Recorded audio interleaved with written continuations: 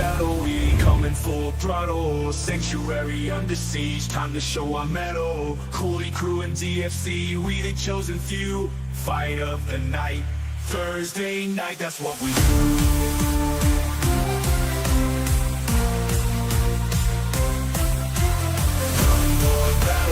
Sanctuary under siege, Cooley crew and DFC, we bring a fight of the night. We ain't backing down, together we rise, conquer the crown. Sanctuary under siege, Cooley crew and DFC, we bring a fight of the night. We ain't backing down, together we rise, conquer the crown. Plan in sight, assemble your might, we ready to fight. Diablo's domain, we bring the pain, it's our birthright. No fear, no retreat, we stand tall and strong in this war zone. We the Lord, we gon' rule.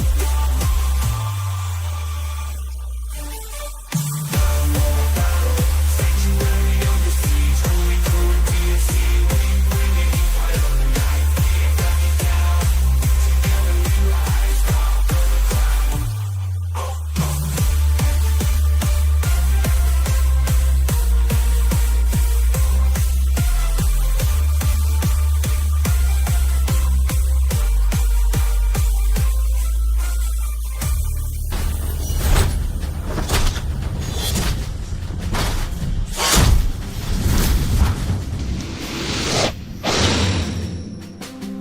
What's going on, ladies and gentlemen? Happy Thursday. It is fight night and people are right rearing and ready to go. Holy shit, we haven't even cracked anything. Big shout out to all of you guys for being here, but also to Mr. Oliver Joyce, programmer, composer, Swords and Sandals too. Y'all are hearing it. Your boy's been immortalized in a video game, by the way. Swords and Sandals Immortals. All right? Please don't DMCA me, Oliver Joyce, out of love and respect. Oh, man.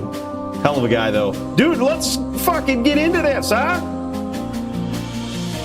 Let's get this fired up. I see some people. I saw some people in the Discord. Toeshank's jamming. Lamp is slamming.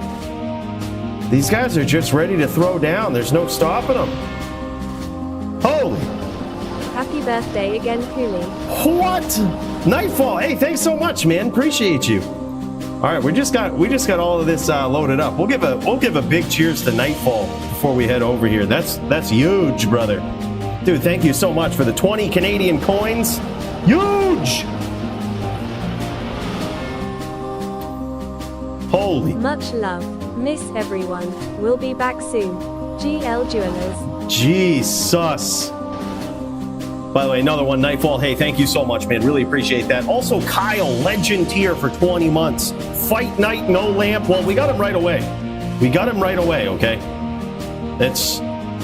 Look, I actually think it's going to be a pretty exciting duel. Big cheers to you, Kyle. Hey, bro, thank you so much for the 20 months, man. And McChatterbomb with the 20 Canadian coins. Much love. Miss everyone. We'll be back soon. Good luck, duelers. Good luck to you, my dude.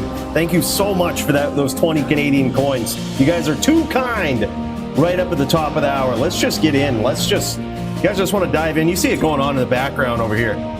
You see it. These guys just bleeding through the ether.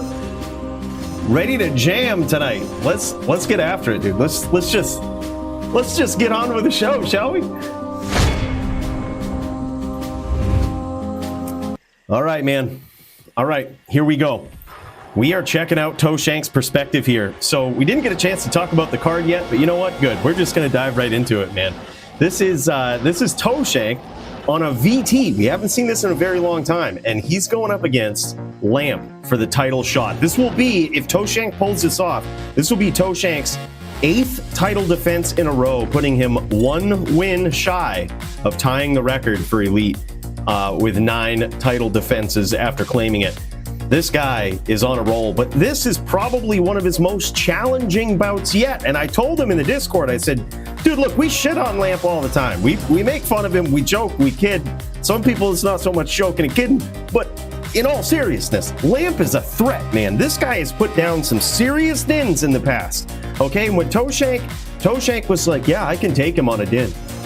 I said, all right, man, I've seen this guy lose to, I think, 1 din Maybe 2 if you count the time Joby got lucky. And I do mean lucky. I actually, you know what? I think that was against Doombringer. Totally different player. So look, the point is, this is going to be a tough match, man. And Lamp is going full-fledged, full Vita. It looks like Blizzsork going in. This is his bread and butter. And these guys about ready to throw down. We've got on CT here, the perspective we're looking at right now is Toeshank on a VT. And look at him, he's ready to go. He was saying in the Discord yesterday, he goes, I need to know my match, man. I've got a 24-hour ritual that's got to get me pumped up in the zone, ready to go. I have to mentally prepare for this. We were talking about this a couple weeks back, man. There really is a mental process for preparing for some of these duels, dude. And I'm telling you, Toeshank, it doesn't surprise me that this is one of those guys that gets in the zone far ahead of time. Toeshank going to slam that lamp. Oh man, I don't know, man. I'm a little worried, Kyle. This is the fight of all fights I'm kind of worried about Toeshank for, man. Kind of worried here. I don't think it'll be as easy as some people think, but who knows? I say that and then watch him just ace in the hole this, dude. Watch him just ace it. I think Lamp might actually be taking a shit. He's out in the moor just AFK. But these guys get a good map. All right, it looks like they're about ready to go. By the way, big cheers to you, Kyle. Thank you so much for the 279 Canadian coins, my dude. That's huge. All right, and we're off. Dude, big hit early on from Lamp, and this is what I mean. Look at this beautiful chain that Lamp wasn't even interested in escaping. See, this is what I mean. He's a very dangerous player, man. He wasn't even interested in escaping that chain. He knew it was coming. He saw it there. Holy shit! Beautiful 3-piece from Toeshank. I guess he should be interested in escaping it. Holy, man. We're getting after it in this, huh? Holy shit! Let's have a good look at that again. Wow, man. Here, yeah, Bill, bring it in. Where is it, Bill? Bill, where's the TV? Where is it, Bill? Oh, this guy doesn't even know what to do. He can't. What do we pay this guy? There it is. There it is. We got it. Yep, Jess v Lamp. Yeah, here it is, dude. Look at this. Lamp was just dancing around in it. Much love. Miss everyone. We'll be back soon. GL You get the whole fight in like 30 seconds here. The whole fight was like 30 seconds. Toeshank going to slam that lamp. That's insane, man. Whole bunch of this stuff coming back through. Let's get back over to the action, man. It's going down. All those other donos getting repeated in that scene there, man, and they should be. Big cheers to you guys. Holy shit, and yet again, dude. Toeshank so quick on the combos. F around, lay around. F around, lay around, man. Oh, shit. Damn, there it is, man. 2-0 so far. Toeshank just flashing his cold res there, and wow, that was savage. I think what's going to have to happen here is Lamp is realizing quickly that Toeshank is one of those Din players where he will capitalize on any opportunity you give him. One would figure, I think there's been cold sorceresses in the past that have been worried about VTs just kind of latesing them and staying on the outside and FOHing. That doesn't appear to at all be in Toeshank's game plan. This guy is getting close in the distance, even some of these hits half-lifing him with Blizzard. And still, he just pushes the pressure, closes the distance, and gets those beautiful 3-piece chains. It's just insane. By the way, another big cheers to you, Kyle. Thank you so much again, man, for the 279 Canadian coins. The two coin tip American. Wow, guys even got the conversion figured out and everything, man. It's huge. Big cheers, Kyle. Lamp says I don't feel good. Oh shit, we caught him on an off day. But you see, his strategy, as you could tell in that first round, was going to be to just sort of stay in those CTs, right? He was going to stay in the CTs, and he was going to try to catch him. He was going to try to bounce back and forth. Dude, I think he probably might, because his first strategy isn't working, but the other strategy is going to lead to essentially that FOH from the outside, the FOH harassment, which will indeed get Lamp to change his strategy once again. As we've seen before, that's not something that a cold sorceress can just kick around and take all the time. Beautiful setup there from Lamp. Another big cheers, Kyle. Thank you so much, brother. Yeah, I often lose control of my bowels when I duel Toeshank. It happens just about every duel. You wonder why I hit the shitter afterwards, dude.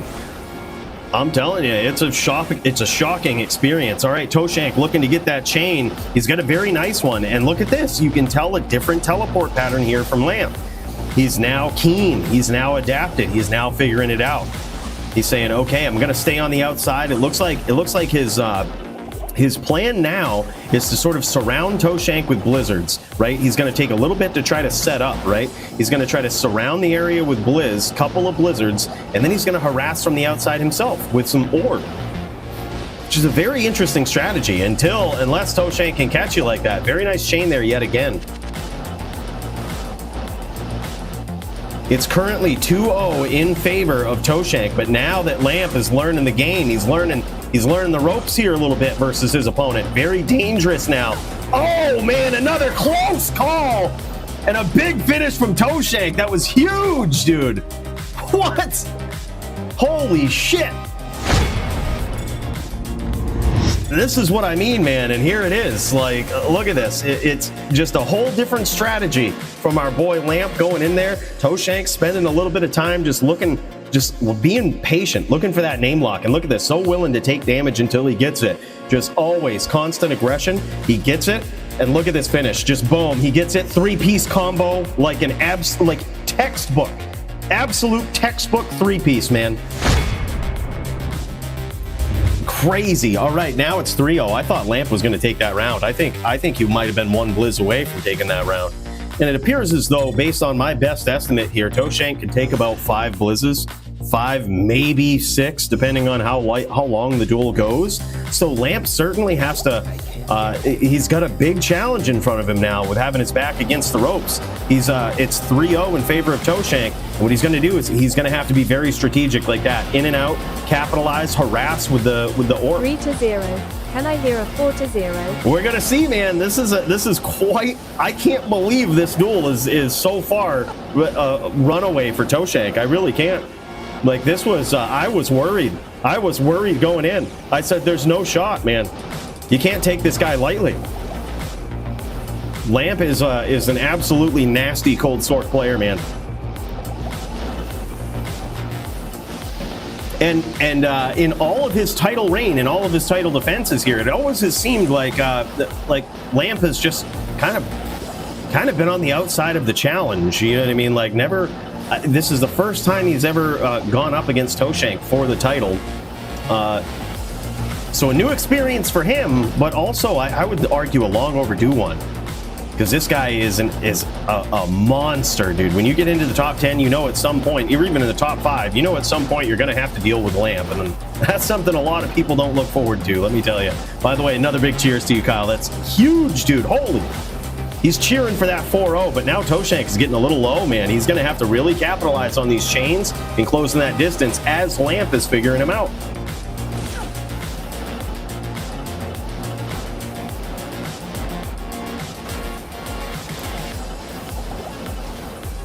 Look at this beautiful casting from the side here of Lamp. He's just figuring out the angles of Toeshank and just laying blizzes down right in the line, right where he knows he's going to be.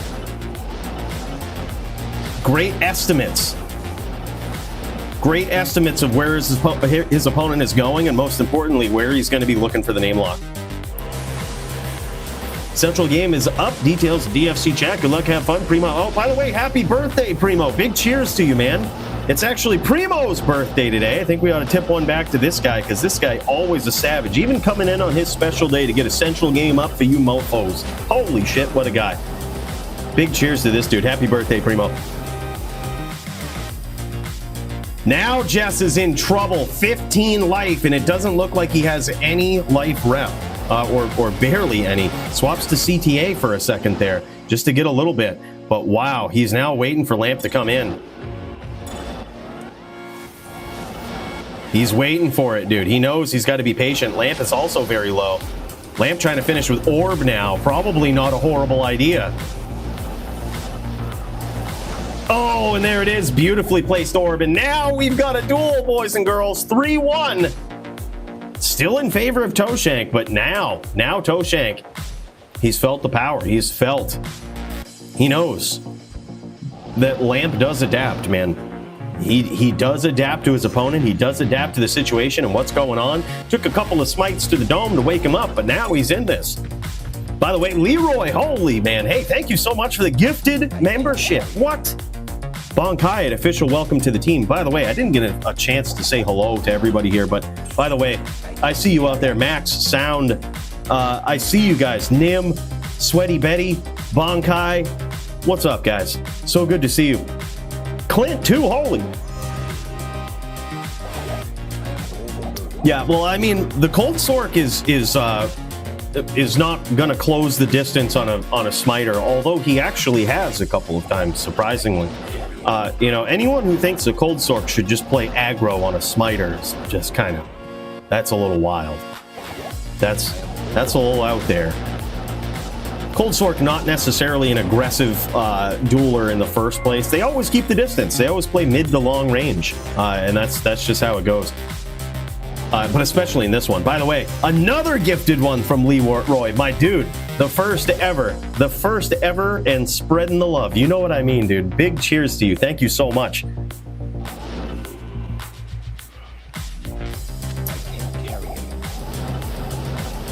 Yeah, that's one for Primo. Holy, that's sick, man. Thank you so much.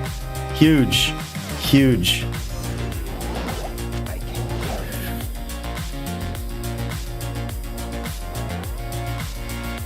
Oh, look at this. He goes, let's go before I swap to 450. Didn't know you used a cold mastery orb. Go, bud. Look at this. You can almost... Toeshank now realizing he's now, for the first time in this duel, he's forced to think about what his opponent might be wearing, right? Like, I think he was just a train going into these first few rounds, dude. He's just a train. And the train goes one direction, right?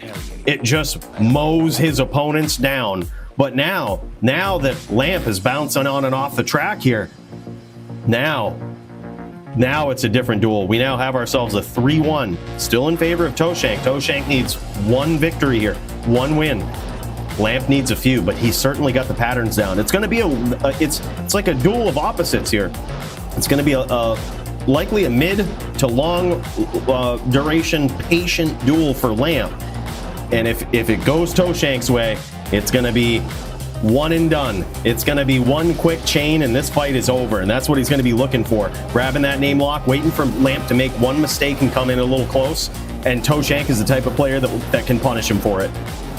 That's what he's waiting for, man. That's what he's getting hyped up for. Now look at this, harassing from the outside. Toeshank changing his strategy a bit. And now Lamp trying to bait him into some blizzards there. Beautiful chain from Jess, by the way. Wasn't able to score any hits with the smite. And now look at this, Lamp running all around. He most certainly is swirled. Most certainly was swirled there.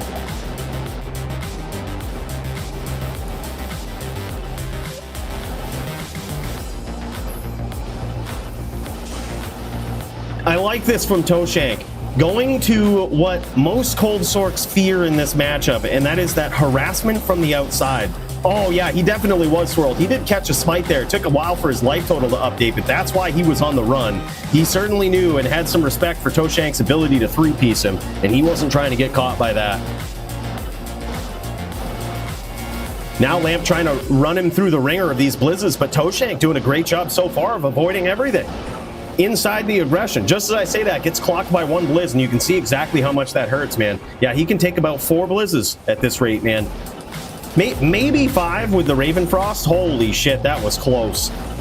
Got in there, led with that FOH, just harassing from the outside. And that, like I was saying, that's kind of the big thing with a lot of Cold Sorks, is they really don't like that. And the thing is, like it or not, if Lamp does continue to run around like that, what's going to happen is he's kind of at this crucial life total where that FOH will actually add up. Like, especially where his Toeshank isn't really hit.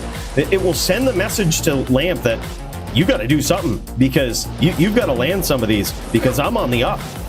I'm on the up and I can harass from the outside. Now, granted, Oak Sage will eat up some of those. However, you're going to run out of those Oak Sages, or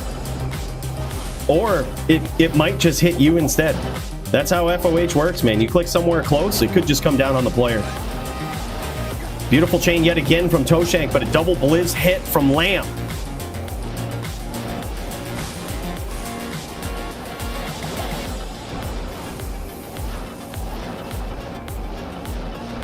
The other thing too is Lamp knows he's got to be very patient in this, and the more that Toeshank FOHs like this, the more it negates all of his life rep, like plus some, right? Like it makes it so that a long duel doesn't necessarily favor a cold sorceress here, right? Like the longer it goes, man, it just gets ridiculous. And now it's 3-2, man. Now it's 3-2. Lamp doing a great job of avoiding all of the chains, is staying out of the line of fire, and now Toeshank making some swaps here. Unbelievable, dude. 3-2. I told you this one was going to be tough.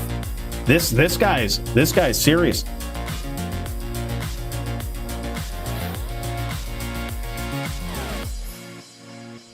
Oh yeah, I could imagine he comes stocked with Oak Sages, but no, it looks like we just got a quick little peek at his gear there. At most, he's got, I mean, if he's probably not wearing 2 Oak Sage rings. He's just he's just got the Nature's Piece with 27. I think in his mind, he's thinking, if it goes longer than that, I'm probably dead.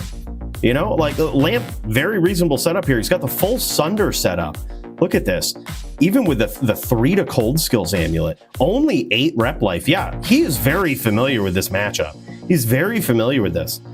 You know, he's saying, look, I got to do some big damage. Like, sure, you know, I've got to be patient, but this duel isn't going to go on forever. You know, a smart VT is going to do exactly what Toeshank is doing, and that's harass me from the outside.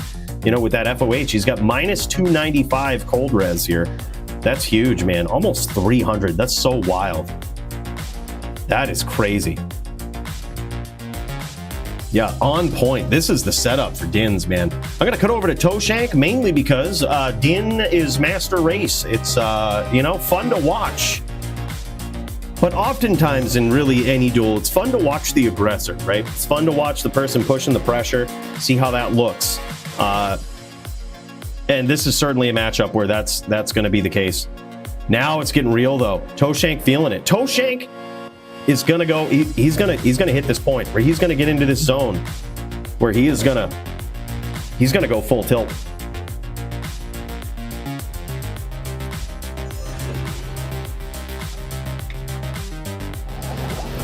All right, 3-2, and here we go.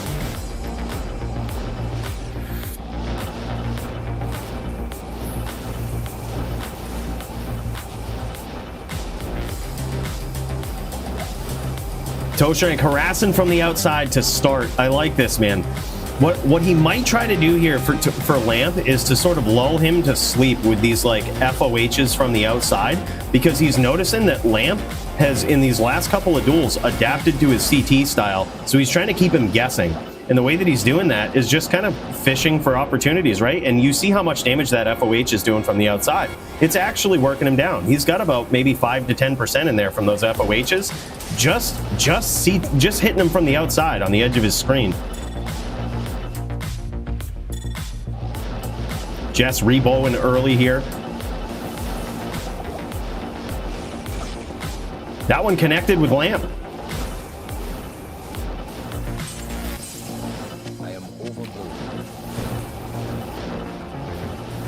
Jess narrowly dodging these blizzards here.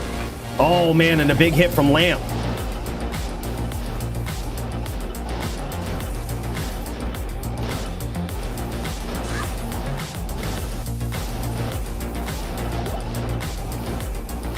Yeah, always tracking. Yeah, good. It's a good point, Darius. Like, he's always looking.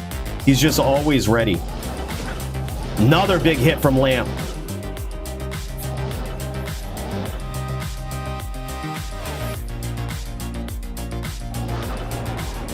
He's kind of kicking back at this point, waiting for Lamp to come find him.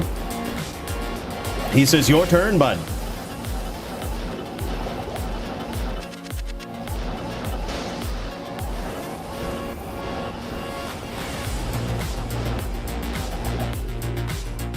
I believe all of this damage so far has come from that FOH. Oh my god, yeah, he's got him about 85 to 90% just from that FOH, just harassing from the outside. Hasn't scored a clean hit yet. Look at this. Look at this. Strategic shit talking right here. Lamp ain't falling for it. Big hits, though, from that FOH. Those are adding up.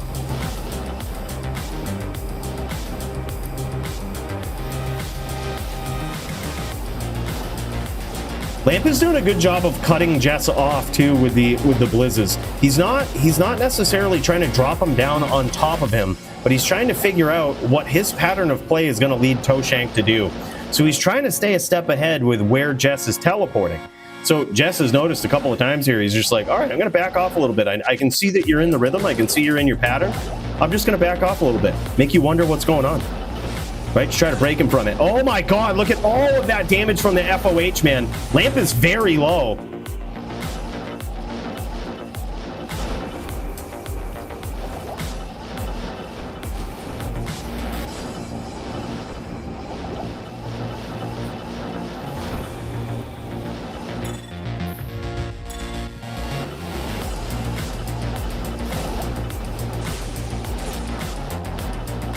Oh man, another close call. Lamp gets out by the skin of his teeth. Ooh. And he continues to take that FOH. I'm sure it doesn't feel good. Sure it doesn't feel good. And Toeshank continues to land him, dude. Continues to land him.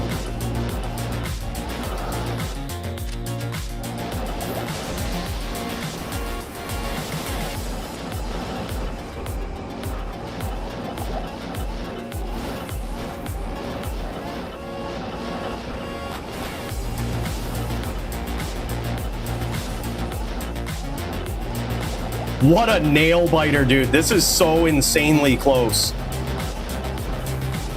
Like, just when you know that Toeshank is still like a couple blizzes away from really being, either having this duel be over or being very close to it. These guys might need some mana here in a second. If anybody's around to join, I believe this looks like it might be Primo's Central game that he posted in the DFC chat. These guys might need it.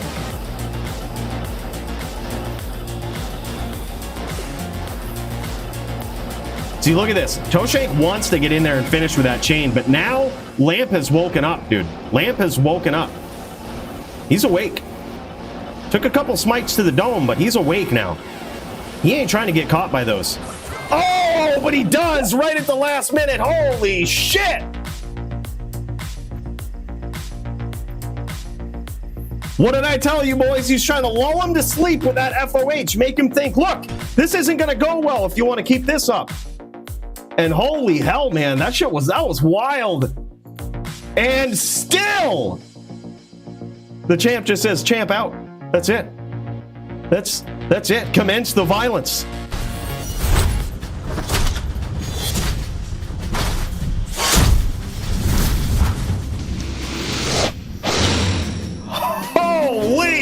And still, DFC champ, man. 8-time defending Toeshank next to DFC will be going to tie the record with Elite for most title defenses in DFC history.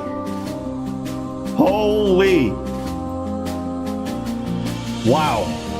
What a way to start the show. Jess says, nothing is wrong with playing high ping. It's when you spike 47 to 109. That's where there's issues. Yeah. Yeah. Holy, man. Big cheers to Jess. Actually, very well fought from Lamp, too. Dude, you got to give him credit. Got to give credit where credit's due. Sorceress, the Cold Sorceress is not an aggressive play style. You have to get into the mind of your opponent and try to cut them off. Try to stay one step ahead. It's really tough to do at a high level, but Lamp certainly does it. That was man, he almost mounted one of the most savage comebacks ever. That was nuts.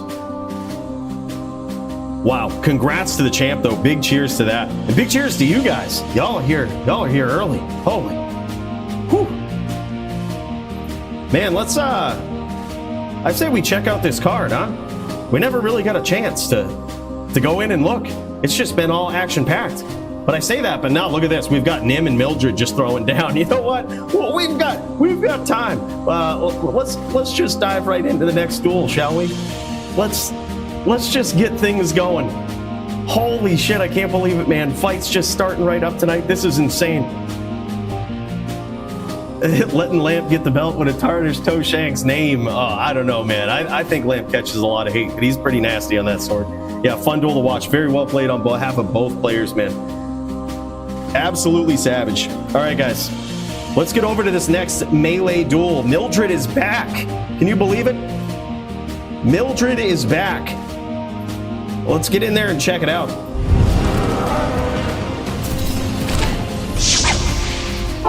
All right, and here we are back in the inner cloister. Oh, man, and down goes Mildred right away.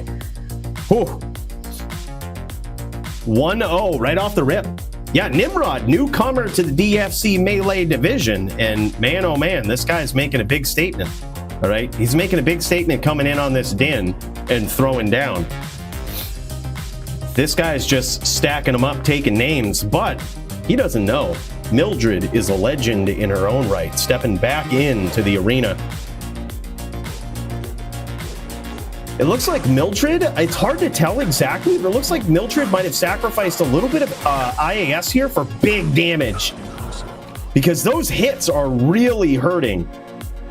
Unfortunately there for her, Nimrod, he landed shot after shot though. That was pretty insane.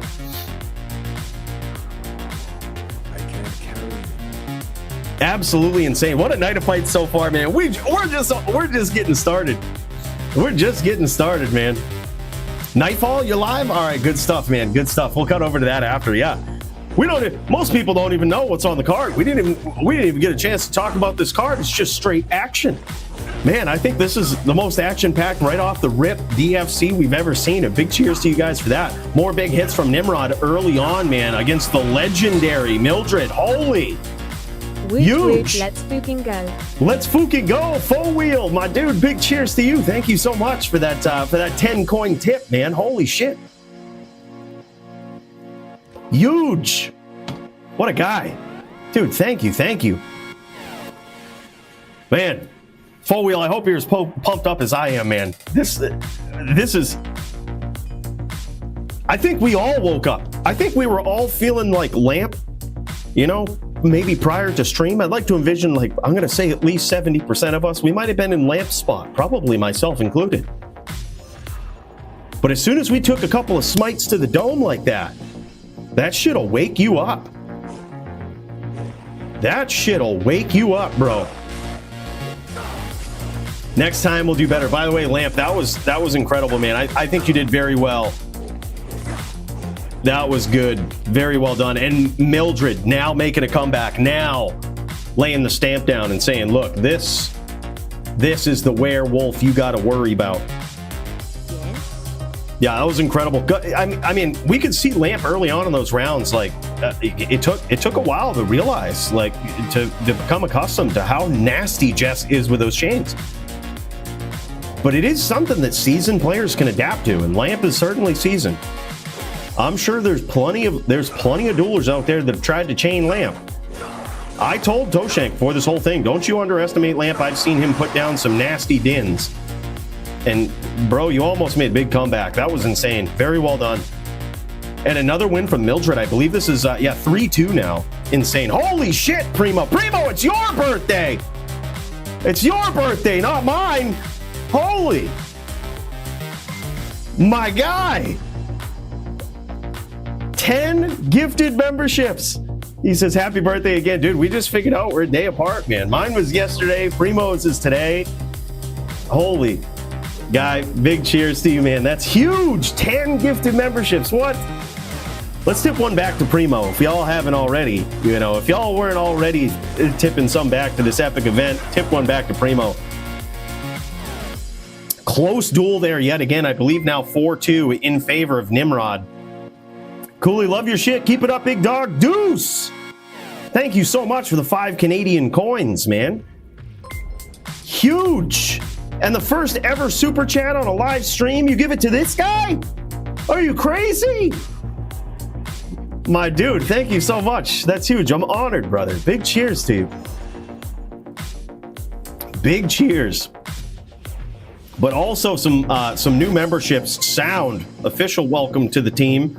M, Wasteland Firearms, Atlantis IRL, Javier, Javito, J-Ma, CJ Reber, Cremencio, and 2:30 AM. Guys, official welcome to the team, courtesy of Primo. Make sure to thank this guy. That was insane, man. That was insane. Big cheers. Can't thank you enough, Primo. Huge.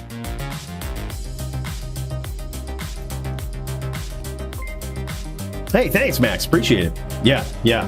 We leveled up slightly. What's up, Odin? Why not party balloons in the spaceship? Look, after a certain age, you try to forget about them. That's what it is. Cooley, I love your shit. Keep it up, big dog. There it is, man. In our spaceship, we travel so fast, faster than the speed of light sometimes. It takes a while for the donos to catch up, but I'm glad they did. There it is. Yeah, Deuce, again, thanks so much, man. Oh my god, dude, this melee duel. Holy, that one could have gone either way. This is back and forth, man. Now 4-3. Nimrod, I think, has his first big challenge in the DFC here. I say that, actually. He really hasn't had much of an easy night since his first day, but I guess we could say this is no exception. Mildred coming in, and as you guys might know, Mildred, she is one of the most savage, most notorious melee werewolves to step in here and start furying. Start throwing those claws of fury at her opponent. And here she is, man, oh my god, huge hit on Nimrod right off the rip. And Nimrod even took out the Oak Sage there in one of those residual Zeal hits, but luckily that big first hit from Mildred was so devastating, she didn't need too many more. And now it's tied up. No, pre-buffing with like battle orders is not banned. You can like battle orders. You can if you're a Zon, you can inner sight. If you're the only thing you really can't do is like if you have like pre-buffed Fade or something, or pre-buffed like Fortitude proc with the chilling armor, you got to get rid of that. Other than that, nothing big. Just the battle orders. Yeah, huge. 4-5 now. Mildred is pulled ahead into the lead. Lamp, holy shit, man. Dude, thank you so much for the legend tier membership, you absolute legend. Big cheers, man. Thank you so much. That's huge. And welcome to the team. Welcome to the spaceship team. Oh sheesh, happy late B-Day, dude. Holy full wheel, man, you didn't have to do that. Holy man, yet again, 20 more coins. 20 coin tip from this guy after on top of a 10 coin. This guy ain't messing around. Big cheers to you, full wheel. Thank you so much, dude. You didn't have to do that. Can Mosaic Sin join melee? LOL, no. Mosaic isn't melee because it ignores attack rating, defense. There's a list of things that can be used in melee for attacks, which is sadly how you have to list it out, because there's a lot of people that think that certain attacks are melee when they're not. Like a lot of people think Whirlwind is a melee attack. It's not. A lot of people think Smite is a melee attack. It's not. Like, sure, Whirlwind probably more melee than Smite, but it's technically a ranged attack. Another big hit. Holy shit! In seconds, those claws come down, and the sacrifices made from Mildred Werecat here are really being put on display. You could tell. It looks as though, like I said, I mean, just based on a quick glance, we haven't seen the gear yet, but it looks like Mildred might have made an IAS sacrifice for big damage. And holy shit, you see the streak. Just a minute ago, it was 4-3 in favor of Nimrod. And now Mildred, without making any real changes, I don't believe she's made any changes to her build. Now it's 4-7. Just big hits. All of these hits are counting, man. They are big damage. Oh, and there it is. There it is. Now Nimrod trying to mount a comeback. 5-7, still in favor of Mildred.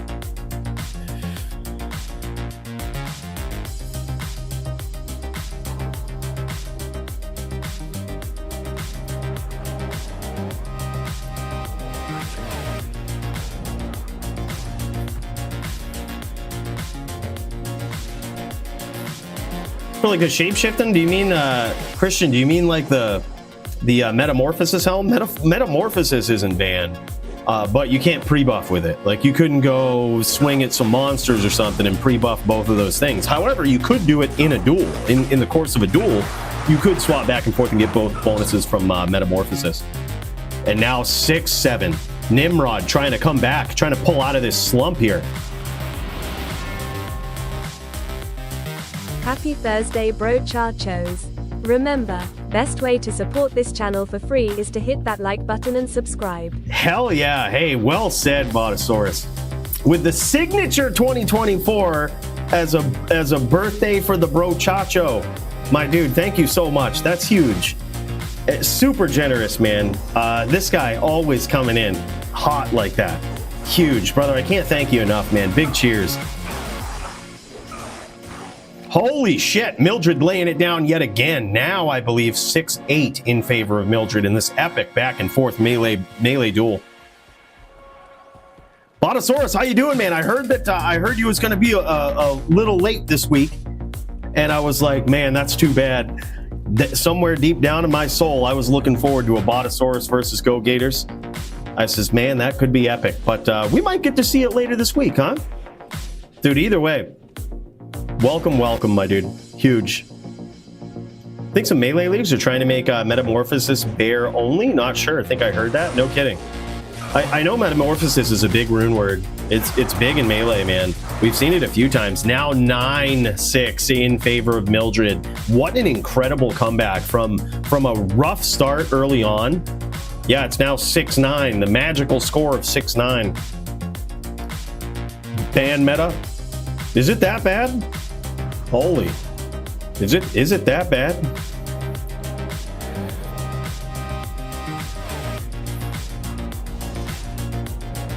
Wow, word. Countess just dropped me a cham. No shit. Is she terrorized right now? I can admit she must be. No, it's Neolithox Temple right now. That's weird. Chamrune is weird. Oh my god, and there it is, dude. Big hits from the Mildred. Damn, son. 6-10. Incredible comeback from Mildred. Yeah, let's check out this gear, man. Let's check this out. Holy.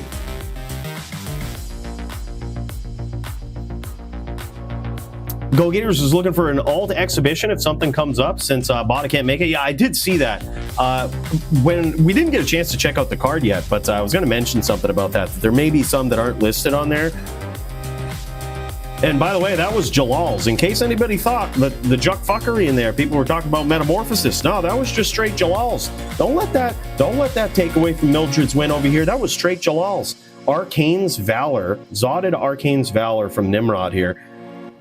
Beautiful helm. We've seen some of this guy's stuff. Matching jewels in those 115s that he's got in that helm. 100 AR, 15 IAS. With a Breath of the Dying. Interesting choice there. High Lord's Wrath as his amulet. 50 ED, 19 Strength Steel Rens. Perfect Raven and a 248-20 matching Raven. Beautiful setup there from Nim. Not bad. Interesting choice with the VOTD. See, here it is. No IAS on that weapon. Very important choice there. I think that's what it comes down to, man.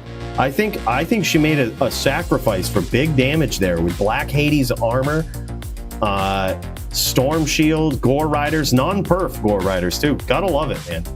Non-perf 28s with dual stats though. The rest of that looks pretty damn good. High Lord's Wrath and dual Ravens as well. beautiful setup and a very, like I said, very interesting choice from Mildred to go. It looks like, I don't know the exact breakpoint of the Druid, but I'm pretty sure she sacrificed some IAS there for big damage to make those hits count against the Din.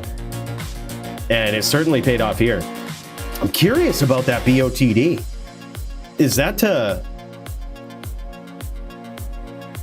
Is that the move? Oh, she was using an Etten before. She's geared, yeah, for real. Yeah. No AR versus Fury, hint, hint. Yeah. Yeah, that's... Usually people don't stack up the AR versus Fury Druids. They say that you don't need it, but then again, some Fury Druids kind of capitalize on that, man. They're like, oh, all right, let's see if we can stack that defense up there. Pretty epic, man. What an epic duel between these two so far. Holy, what an epic card.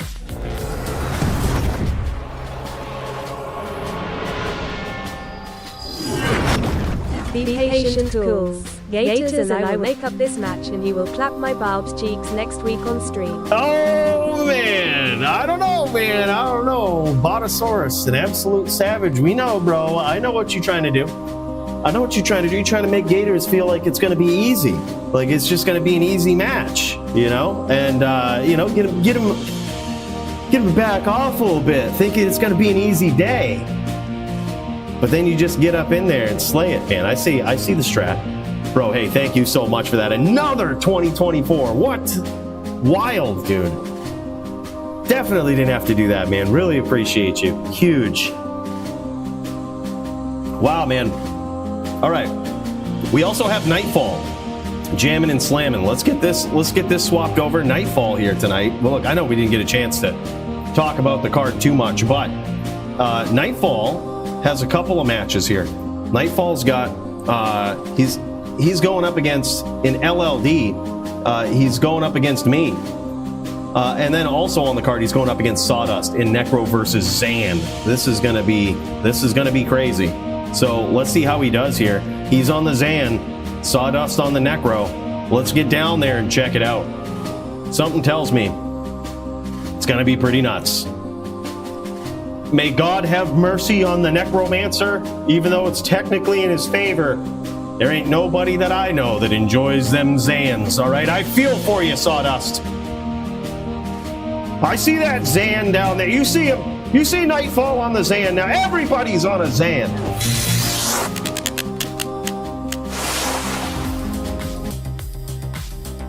Everyone, man. Every one of them. Even Nightfall has been converted to the Zan. What is this? Oh, Bill, kill it. Kill it. We've got some Blood More music going on. What better music do we need?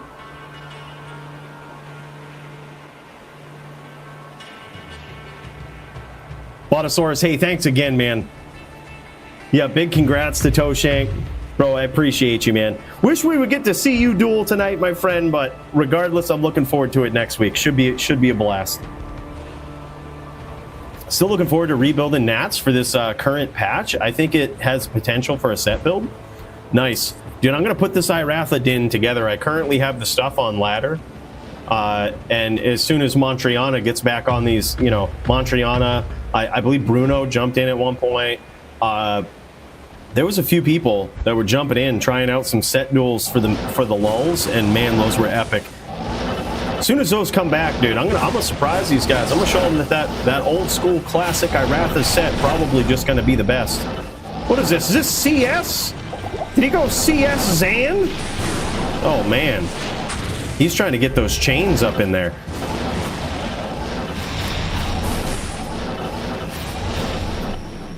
This is actually going to be tough. So Sawdust is going to have to remain evasive here. Yeah, holy shit, because this is big. What Nightfall is going to be trying to do is close the distance and chain. But it looks like one thing that might be working in Sawdust's favor here is that the cast rate of his opponent isn't necessarily like, I mean, it's up there. It's probably 99, I would guess, but it's certainly not like what we saw with Muchez the other day, chasing people around with what's the next breakpoint. I don't even think most people know it. I think it's like 157 or something. But regardless, That's going to give Sawdust a little bit of time to set up these Bone Spirit chains, but that is basically all I would do. If Zon wants to come looking for you, I'd let her come looking for me with a whole bunch of Bone Spirits in the way, especially these CS Zans, man. Holy shit, nice spear there from Sawdust.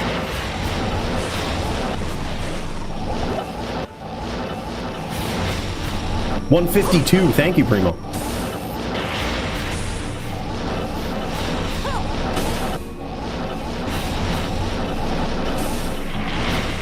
Oh man, Nightfall looking to get in there with a nasty chain lock, even a little bit of bone spells for his troubles.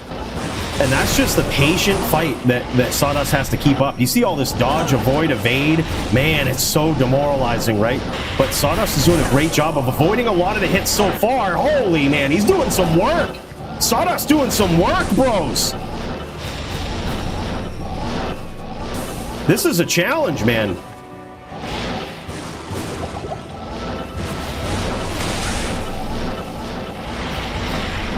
This is a big challenge versus a CS Zon too. Oh my god, close duel. Dude, it happens once every night. Once every night, every once in a while, Sawdust's gonna make a mistake like that. And that mistake is gonna be, he's gonna stomp you.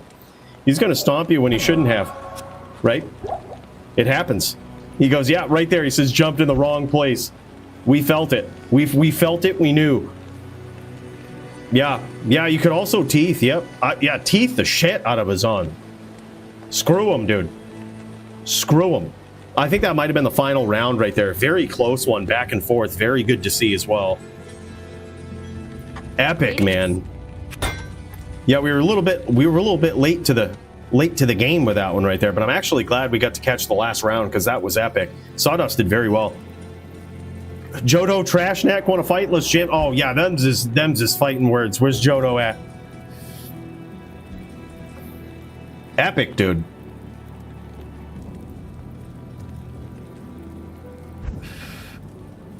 Well, good shit. Like I said, glad we got to catch that one, man. That was wild. All right. Oh my God, Maddie is there too. Look at this. It's just non-stop. It's just non-stop. We've got Bonkai versus Maddie firing up in the background here too, and these guys, I'm sure neither one of them came here to fuck around. So I say we don't either. We just get in there and we see what this Zan v Din has to offer. Let's do the Din ritual, the holy ritual of the Din, sending positive prayer vibes to our boy down there. Someone's got to stop these Zans. Let's get after it, Maddie.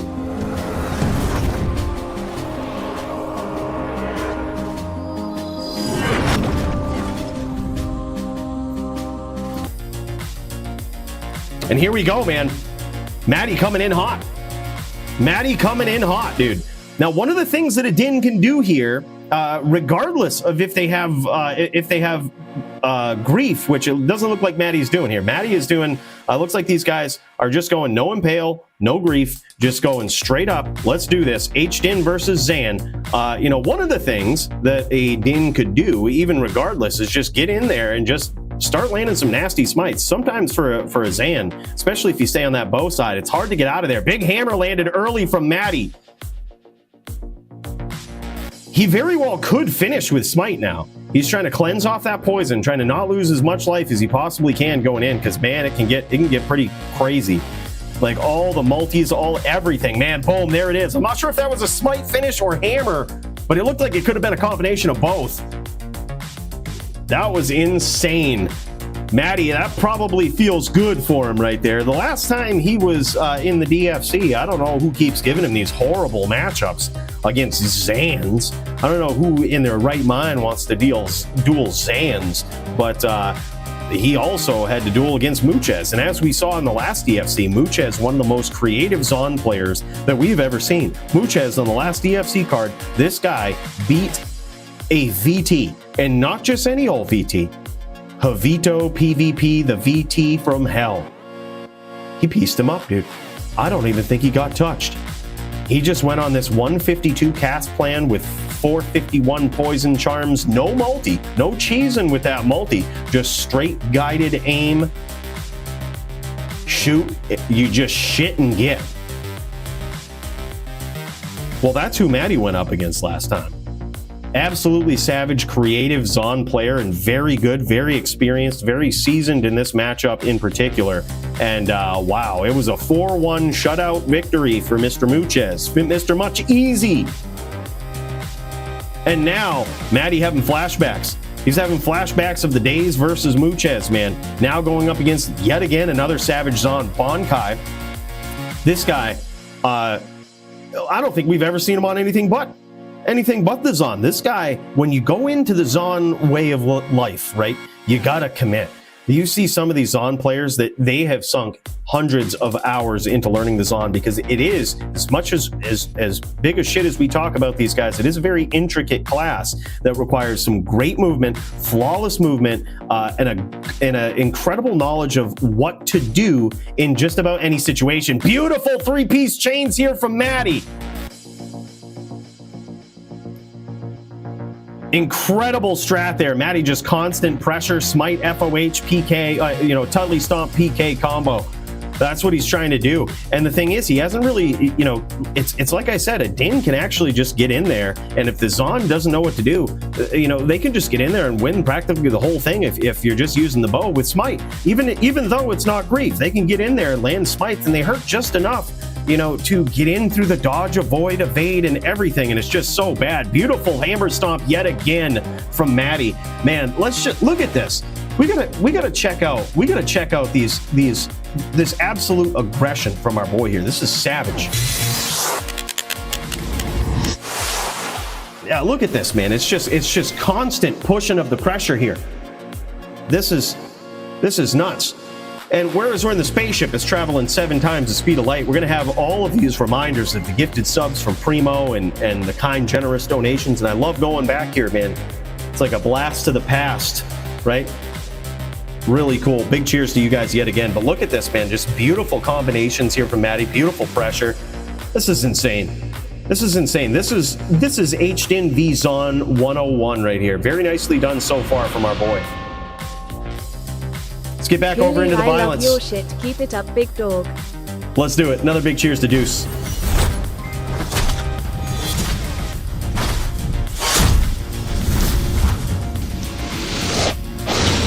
All right, here we go, man. And into the next round. It's now 2-0 in favor of Maddie. Bonkai, I believe, is West Coast. So these guys are dueling in a mid game, I think, maybe? No, it looks like this a whole... No, these guys might both be East here. I thought... oh my God, look at this dude. Just constantly stomping. A dodge on that hammer. That's got to feel bad, especially as a hammered-in player, dude. You work so hard to close the distance on a good Zon like Bonkai, right? You work so hard to close the distance. And when you do, and you get in close, just like this, and you start landing these hammers, and they get dodged, avoided, evaded, it's so hard to get in there and get your shot. You have to close the distance, ensure that the Zon doesn't walk down. You got to set some things up with the smite, FOH, telly stomp, all to just, whoo, she's out of there, didn't matter. None of that shit, whoo. That's it. That's what the Zon does. You wonder why it's so frustrating, man. Holy shit. You just want to get your hands on those Zans and put the stave into them. But holy, they can dodge just about anything in the game. There's only a couple of attacks that they can't dodge. Like basically the always hit ones. So like the mosaic shit, you couldn't dodge that. Smite, you can't dodge that. But impale, you also can't dodge that. But yeah, look at this. Maddie has actually landed some savage hits here in this round, like some savage hammers. But they've all just been juked. Just all been juked. Another thing that Maddie is extremely good at, and the dude clipped on me the other day. He was beating my ass. I was on a barb. He was just bullying me, and he done clipped my ass. All right, you know what Maddie is actually very good at, and you're kind of seeing it here a little bit too. But Bonkai is really good at countering it. But what Maddie's extremely good at is he looks like he's gonna run away, right? Like he'll look like he's retreating. And what he's actually doing is he's going to go right back in. Like he teleports out, and then almost immediately within one teleport, he's right back in. He's closing the distance. and like, boom, he's in the danger zone, just like what happened right there. And he always does these CT casts when he gets in too, which makes it pretty insane. Oh my God, beautiful hammer there yet again. Another, that's exactly what I'm talking about, is these times where you think he's on the run, but he's not. And he just got in there, did that exact thing and landed a hammer. You know, of course it got dodged, but I mean, not to any fault of his own for setting up one of the nastiest sneak attacks. This guy is so good at that, man. Beautiful angle cut there again from Maddie. He's probably going to go rebow here. Looks like, yeah, he's going to need all he can get, all the life he can get. He technically is like one big ham away, but he's going to have to work for it. Holy. Maddie just accidentally opened his cube there and almost got himself killed. I'm surprised he's still around. Maddie was on borrowed time. Maddie on borrowed time here. Is he going to be able to do it on borrowed time? That would be wild if so. I don't think so, though. This man shouldn't be alive right now. Opening up that cube in the face of the strafe. And there it is. Very, very good duel between those guys. Holy. 2-1 so far in favor of Maddie. Bonkai trying to make a comeback here. He's trying to do it.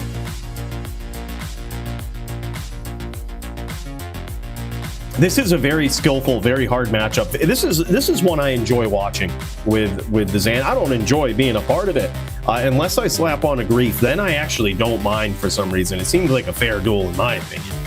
But you know, whenever you see a good Din go up against a Zan, and they're just using that Jodo, just getting in there, stomping.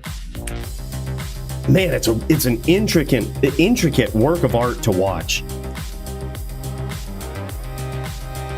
Grief makes it too one-sided. Yeah, that's how all the Zan matchups are, though, just one-sided. You gotta give it to them where you can give it to them, Sound. If they want to be a Zan, they deserve it. That's what I say. That's my official opinion. Maddie has already landed a hammer here. But no, in all seriousness, this is a very skillful duel between H-Din, straight H-Din with the Jodo and Zan. Like it's a really good duel. Maddie looking to close the distance with this FOH. Holy, nice angle cut there too. I'm surprised Bonkai didn't get felled to that. Another beautiful hit there from Maddie, closing the distance. He just stomps at like the least opportunistic times. I mean, it's next level stomping, right?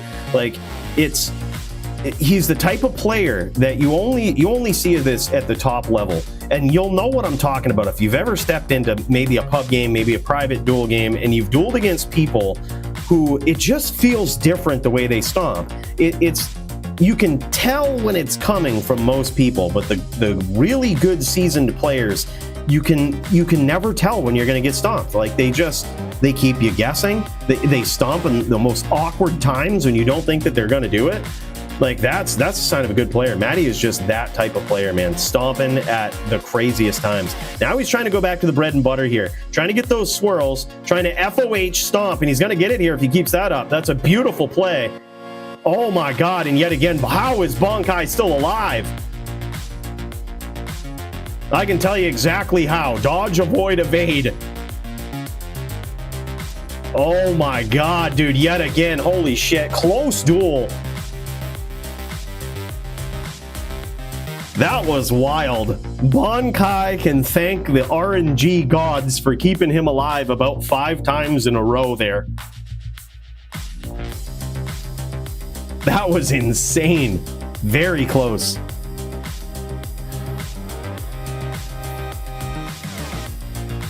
Oh wait, you didn't sign up on it? I saw you signed up on a couple of things. I didn't know what was going on. What was up? Yeah, my bad. Sometimes the sign up gets a little confusing. When I've noticed this, when people sign up for multiple divisions and with multiple classes, I've noticed it pulls the data in a very weird way, which makes it practically impossible to distinguish what they actually signed up on for either division. So if I fuck that up, sorry about that, Nightfall. For HLD, it's always your choice. Oh, okay. What are you talking about LLD? Are you trying to go for are you trying to go on Sork?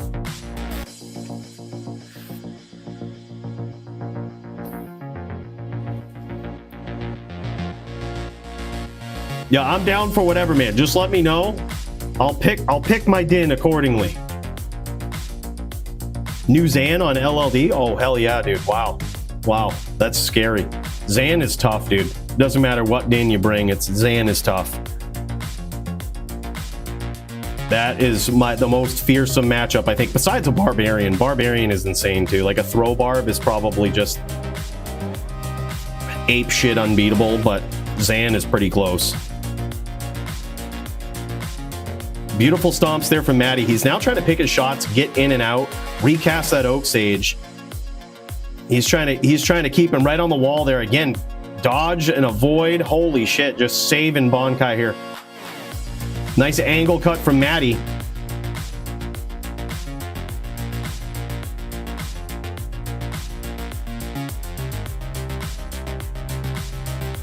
Maddie now trying to get in there with those smites. I think you always have to be ready for that, no matter the life total, dude, because it can really make a big difference. If you get that one smite in there and then just get the opportunity to do that FOH Telly Stomp combo, it's just so good versus the Zon. I mean, if they dodge it, it puts them in dodge animation. If it hits them, it puts them in FHR animation. Either way, once you get those swirls, they are stopping. They are stopping after that FOH. So yeah, there it is. That's what Maddie's trying to do now.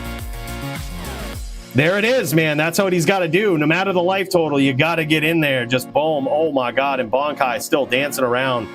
It's a very close duel. I believe 2-2 right now in favor of nobody. Just back and forth 2-2, I think. Oh my God. Huge comeback from Maddie. I told you, man. I told you. He's always ready, always stomping at the least convenient times. Look at this. This guy was on the brink of defeat here. The absolute brink of defeat, and he just gets there. Yeah, let's check this out again, man. Here it is, bringing it back down on the replay. Look at this. Look how low he is, dude. We're talking like sub 200 life here. He's just cleansing so he can maybe survive a multi. And he just gets in there. Beautiful stomp, well-timed, and finally the dodge, avoid, evade doesn't go off. Just nuts. Crazy, crazy duel so far. 3-2, I believe, in favor of Maddie.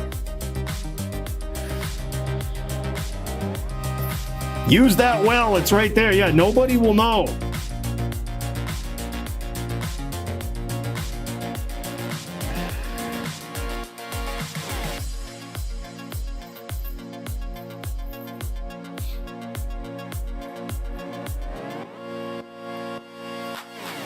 Yep, ban Zan. The Zan ban era incoming. Nah, dude, I think I'm curious to see what the most recent changes would do.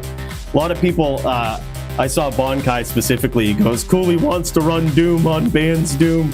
But honestly, I don't think I'm good enough on a Barb, on a dual wielding Barb, especially to use Doom versus a Zan. But I bet there are some Barbs who can. Holy shit, and a quick round there for Maddie.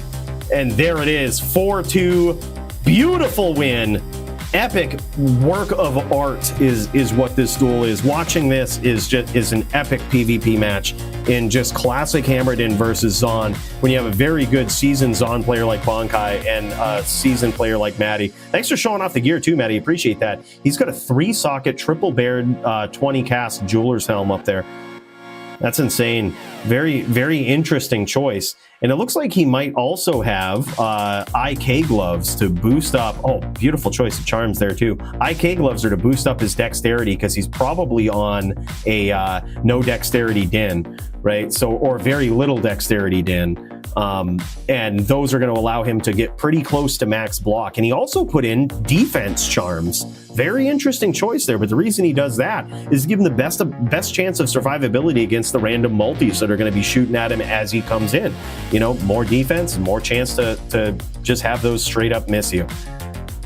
Love that these guys are showing off their gear, that we get to see this. A perfect upped sword back hold there for Bonkai, and some 200 ED upped Titans. Beautiful. Looks like a Faith Matte bow and Nosferatu coil for the belt. Gore Riders for that open wounds. Yeah, he's definitely on the open wounds plan. Really punishing the din coming in. Beautiful 9 min damage ring there as well. 45 120 faster run walk helm, beautiful dual stat knockback 220 gloves. This Zon is so well put together, man. This is what I mean. When you get these Zan players that are really committed, dude, they not only commit to their gear, they commit to the build, the strategy, learning everything. And then because of that, you can see players like Bonkai just put on a show on these Zons, man. And Maddie doing God's work for the Din over here and showing that it can be done. Wow. Epic matchup between those two. What a hell of a fight card we've got here tonight, man. This has been crazy. I think I'm gonna fire it up here in the background because I'm pretty sure we'll have to be throwing down against our boy Nightfall here real soon. But you know what? Let's do something that we've been trying to do from the rip. You know, I say we go check out this card, man. It's pretty epic. But we haven't even got a chance to slow down tonight. It's just been straight non-stop for the last hour, and you know, thank God for that. This is wild. Let's check it out. Let's get up on our feet. We got to stretch it out a little bit. All right, we've been sitting down too long.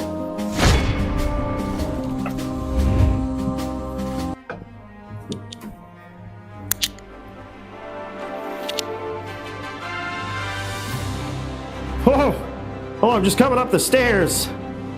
Don't mind me, guys. Don't mind me. Oh, holy shit. Oh, man. All right. Stone stairs up there, a little rough. Yeah, I'm getting a little too old for those, man. A little too many levels, if you know what I mean. Well, anyways, this card is pretty epic. We did see so far Toeshank defend his title versus Lamp. And then, of course, we've got Jin Shin trying to defend the new melee champion. This guy pulled off the upset against Darius in recent history, and now he's going to have to defend it against Green Lungs. And these guys haven't met in the digital arena in a very long time, but we're going to find out tonight what's going on. By the way, Sawdust, my dude, what a guy. Bro, thank you. A big cheers to you. I forgot it down in the lower levels there, but you know, as soon as we get back, big cheers to this guy. Thank you so much, man. And then someone else. We had Nightfall popping up, trying to go for this LLD title again. He's bringing a Zan. All right, he knows really how to tilt me before the duel starts, right? Bringing in a Zan to try to take my title. All right, I don't know how many times I've defended it, but I believe I'd have to go back and look. But it's probably a DFC record after this, all right, for the LLD division. All right, I'm like the elite, like the boogeyman of LLD right now. There ain't no Zan that's going to be taking me down. I'll tell you that. I hope not. Fuck Zans. Move on to the rest of this card. We just saw Bonkai versus Synced, epic duel, man. And then we've got Bruno versus Akina. This is going to be interesting. Bruno always coming in with these Dins that are just off the wall, right? And he's going to be put to the test against Akina. Not sure what Din he's on. Could be a traditional Din. Could be a VT. Could be a hammer Din. You never know. Could be a murder Din. You know, we haven't seen those in a while. But what a card, though. Other than that, I mean, we've got Clint versus Riz.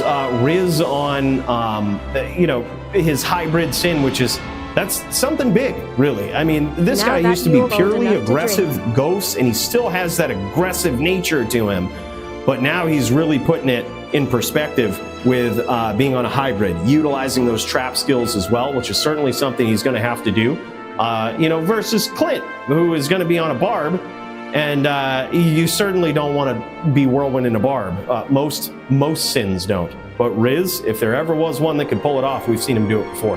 Tough match for him regardless if he's on the whirlwind plan, but an epic FPK match otherwise to watch.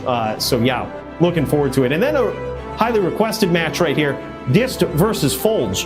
Pretty insane. Can't wait to see. I think we're going to get to see another H-Din versus Zan fight. Folge looking to prove his valor in combat on that Zan, and Dist trying to shut him down. So we're going to see how that goes. Fuzerman versus the Mesa in a traditional classic NVD. We won't see Gogators versus Botosaurus tonight, but I do believe we've got someone popping in, a little surprise someone popping in to go against Gogators. So we're going to see how that goes. Rumor has it you know, they're already talking shit behind the scenes. So we're hoping to see our boy throw down tonight. Harlot and Serenity, last minute addition to the card right there, but glad we got it on. Harlot looking for a challenge, and he can certainly beat Serenity on his sorceress, but Serenity is going to have that Toeshank demeanor in him tonight because Harlot is on a cold sorceress. So another epic matchup. That's the kind of matchup I like watching, man. You're going to be on a cold sorceress, man. Sometimes those duels can drain out to be quite long, but that epic matchup we got to see right off the rip tonight with Toeshank versus Lamp was probably one of the most epic matches we've ever seen played on a cold sorceress. We're going to see if these guys can do it as well. All right, we're going to see if we get a round 2 of that.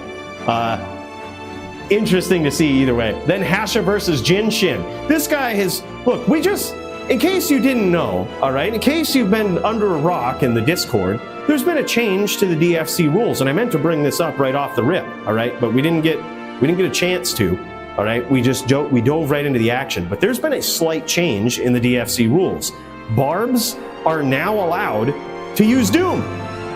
Doom allowed in GM DFC duels for the first time in history, all right, and this is sort of in response to Zons being a little OP, to this matchup basically being unwinnable for a Barbarian.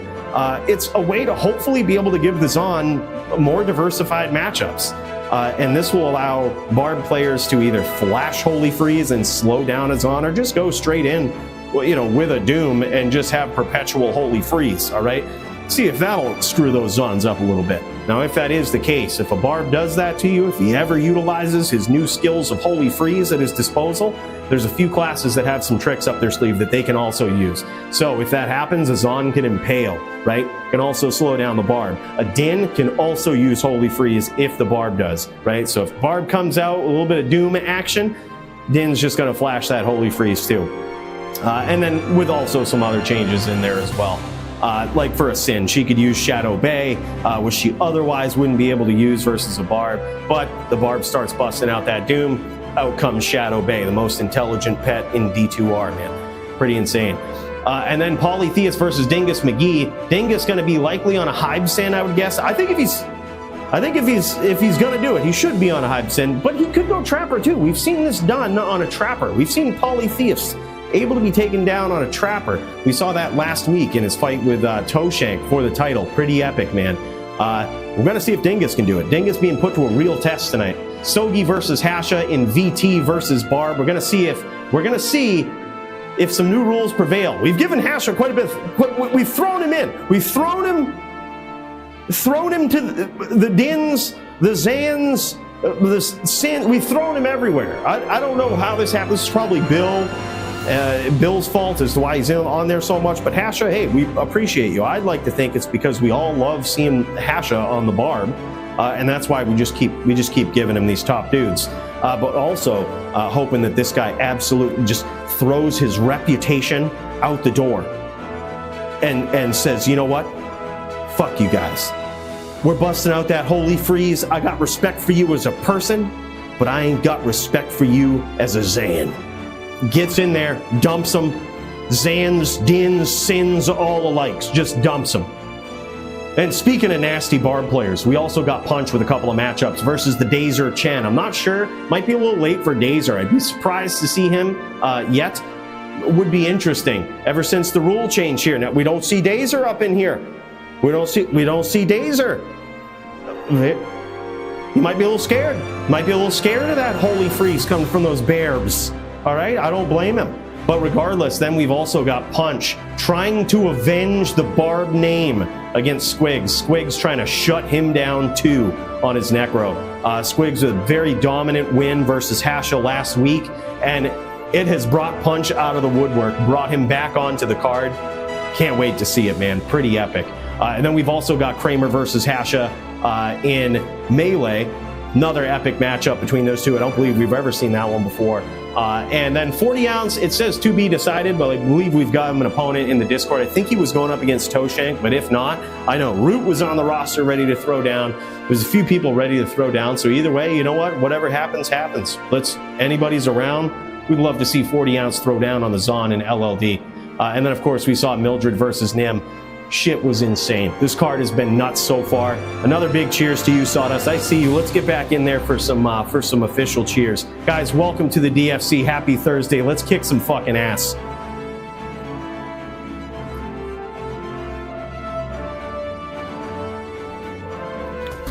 I was always down these stairs, man. Fuck. Stubbed my toe.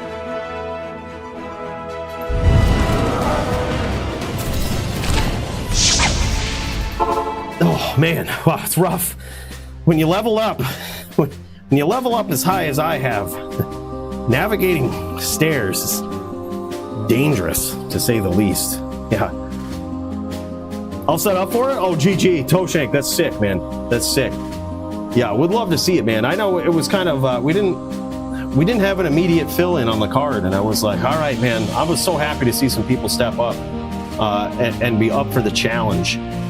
So that should be good. You know what? We've got some cheers though. Let's get in there. Let's get in there to the real shit.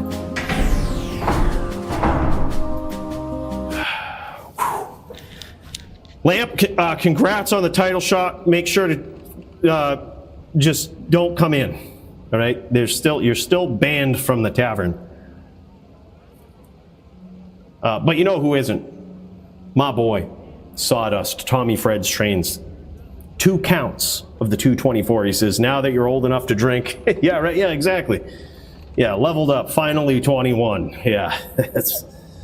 Don't look at the hairline. Don't look that up. All right. Big cheers, man. Thank you so much for that, Sawdust. Appreciate you, brother. Nice job tonight. Actually very impressive against the CS Zan. Tough matchup, dude. I think there was a lot of people rooting for you on that Necro. It's very tough. You had a tough opponent, but you played very well. We always continue to see you improve on that Necro, and holy shit, dude, you're there. You're there. It's nuts. Yeah, welcome to it. Heard you hardcore 99 to IRL. Congrats, bud. Yeah, didn't lie. Someone's lying to you. You think I wouldn't have done something with that? Man, you think? All right, hold up. I gotta get fired up here. In the background, I'm gonna load up. I'm gonna load up my LLD account here because I'm sure Nightfall, chomping at the bit. I'm sure. He might even have a game up, being like called "Give Me That Belt" or something. So I'm getting logged in, but in the meantime, we're gonna be taking just a little bit of a chill break here, sipping in the tavern. We ain't in no hurry. All right, we're gonna keep him waiting, kind of lull him to sleep. Serenity versus Harlot live. Oh shit! All right, GG. All right, I'm getting fired up. Nightfall, you can hear it. After this, bro, let's make it happen. Let's make it happen. Are you on CS, Zan, or BOA for LLD? I would assume it's probably CS.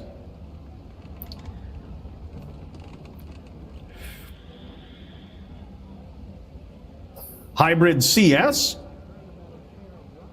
All right. All right, that should be an interesting duel. Holy shit. That should be an interesting one. I don't even know what I'm going to do. But you know what we are going to do? Let's get over to our boys down here. We've got Cold Sork v Din number 2 tonight, and after that first one, I am excited to see the next. Let's check it out. Let's get this fired up. All right, guys, wrap up the drinks. You can leave them on the table. We'll be back. We'll be back. Let's head down there and see what's going on.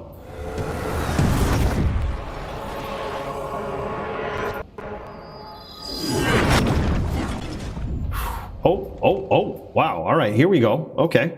We're getting there. We're getting there. A little bit of technical difficulties. Don't worry about that. We're in this. We're in this. We live. We're looking at Serenity's point of view.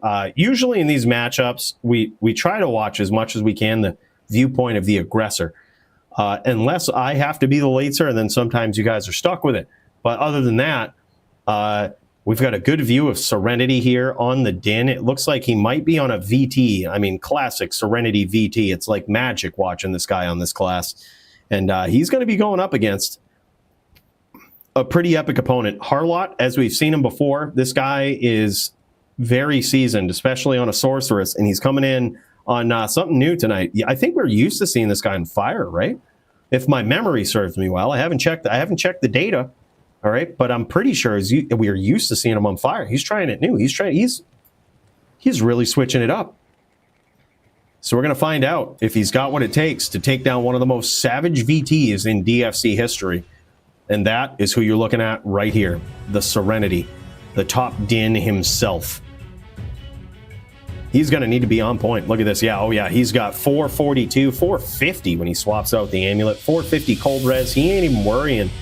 He ain't even worrying about that, about those Raven Frosts, nothing like that. He don't care. He's coming in. He's got his canopy frozen with his helm. He ain't having it. He's saying, look, let's get in here. Oh, nice rep life on this, too. It's actually, he's got incredible rep life. It looks like 29, possibly more, which is going to come into play, as we saw last time. I mean, it can come down to, if depending on how difficult the sorceress is to catch, it can come down to a very grindy duel where you got to stay on the outside and hope to survive.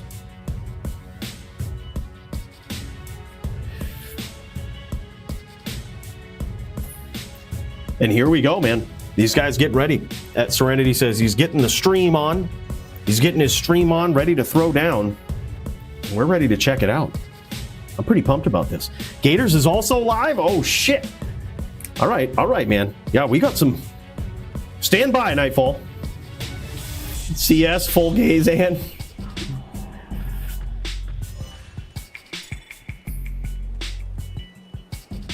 We're going to see how it goes, man. This is going to be tough. Look, if Nightfall gets it, Nightfall deserves it, man. Incredible. Incredible dueler. But we're going to try our best. All right, and here we go. Serenity versus Siren, a.k.a. Harlot. This guy going big on the Cold Sorceress here today. See if his, let's see if his dueling strategy is any different than Lamps, right? Looks like he's trying to, again, bait right into these. He's doing a great job of setting these traps with Blizzard and trying to bait his opponent into them. Big hit there from early on from Harlot. And he punishes him hard looking for that name lock. You see, look at this. This is an interesting strategy. This is sort of what Lamp, to some degree, what Lamp was doing early on, where he's kind of staying in the same area. He's saying, all right, let's do this. But the danger with that is that it can all come crashing down with one mistake, and Serenity punishes him up close just like that. That was actually a very close duel, though. I really do like that strategy. It's like it's a self-blizz strategy, but it's like with added harassment. The smiter's going to come into at least FOH range. So you're like, all right, this is where the duel's going to start. Harlot doing a great job of dictating that right off the rip. But Serenity doing a great job of capitalizing on even the smallest mistake there made by Harlot. Just got caught flat-footed a little too long, and boom, that was it. That's all it took. So much Paladin representation tonight was going to go work out, but every time I try and leave, a new Din shows up. Yeah, dude, I'm telling you. It's friggin' incredible, man. The Din Fight Club is back. Pretty soon, if everybody just signs up on Zans and Dins, we'll have no choice but to match all the Dins with all the Zans. We'll just have no choice. So, this is one more step towards that. Who knows? Eventually, we could just see Serenity versus all the Zans. Just popular classes, guys. No, in all seriousness, though, this guy it's marvelous to watch this guy on a smiter. He's so quick, man. That's a signature move with Serenity right there. He's in and out, right? He's so quick at grabbing the name locks. Like, you'll see a lot of VTs maybe in pub games that they might see people in the DFC. They might see other VTs in pub games. They might see videos online of VTs with the nastiest highlights. And it would probably be pretty easy to assume that a VT is overpowered, right? Say, hey, look, that looks so fun, I'm going to do that. But the difference between most pub Din players, most subpar Din players, when you compare him to someone like Serenity, man, it's so easy to see the difference. Serenity, he gives you no time at all. He's in there and immediately grabbing a name lock. Just, if you're on his screen for even what some might consider a reasonable amount of time, it's too long. It's too long. He's always hunting, just like Toeshank, that cursor always hunting for his opponent. So quick at it, man, and it really makes a big difference. We talk about the 3-piece a lot, but another big piece of being good on a din is being able to grab name locks when you can get them. When your opponent gives you the opportunity, you've got to be ready. You've got to have the ability to so quickly grab them. It's so rewarding when you do. Just like that, man. That's what I mean. Even with the telly down like that, you see Harlot trying to set the trap, but Serenity just too quick.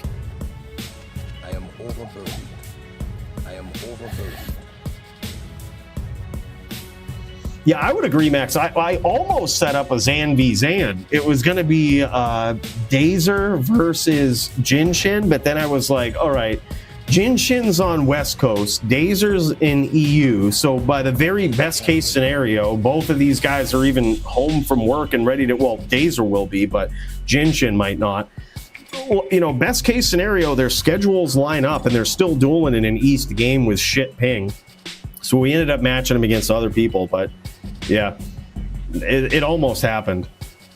Because it theoretically should. Those guys are pretty highly ranked in both Zon mains that don't really play anything else. So it's like, this technically has to happen at some point, but not sure if tonight is the night, especially with all of the rule changes with surrounding Holy Freeze on the Barb. We just want to see it. Yeah, we have seen some more VTPK in recent DFC history, which has been really cool. It's so epic to see those, man. I love seeing that matchup. Yeah, we got to see more of it. But every time you see a din, it's hard to, like, there's usually only a handful of dins that sign up. So you kind of have to, you hate to match them against each other a lot of times.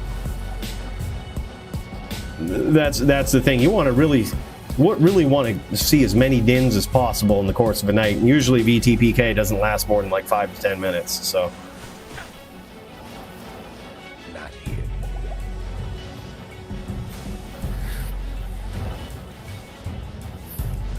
Traditional, no thanks. Yeah, I hear Zan v Zan is pretty miserable, but like I don't think we've ever seen it in like the longest time. We haven't seen Zan v Zan.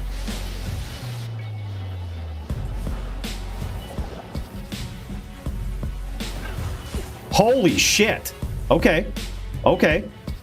Serenity's in big trouble here, but he's still just hunting. Look at that. You see what I mean? So quick at grabbing those name locks.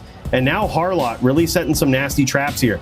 Off to a similar start as Lamp in the early part of the night, where he's kind of down on the scorecards early, but he's doing a great job of staying ahead, of learning Serenity's play style and his patterns here and trying to stay ahead of him. But, oh, that was close. And there it is again, man. Beautiful combinations from Upsmite, aka Serenity. All very close rounds there at the end. Easily one Blizz away. Is it 3-0 or is it 4-0?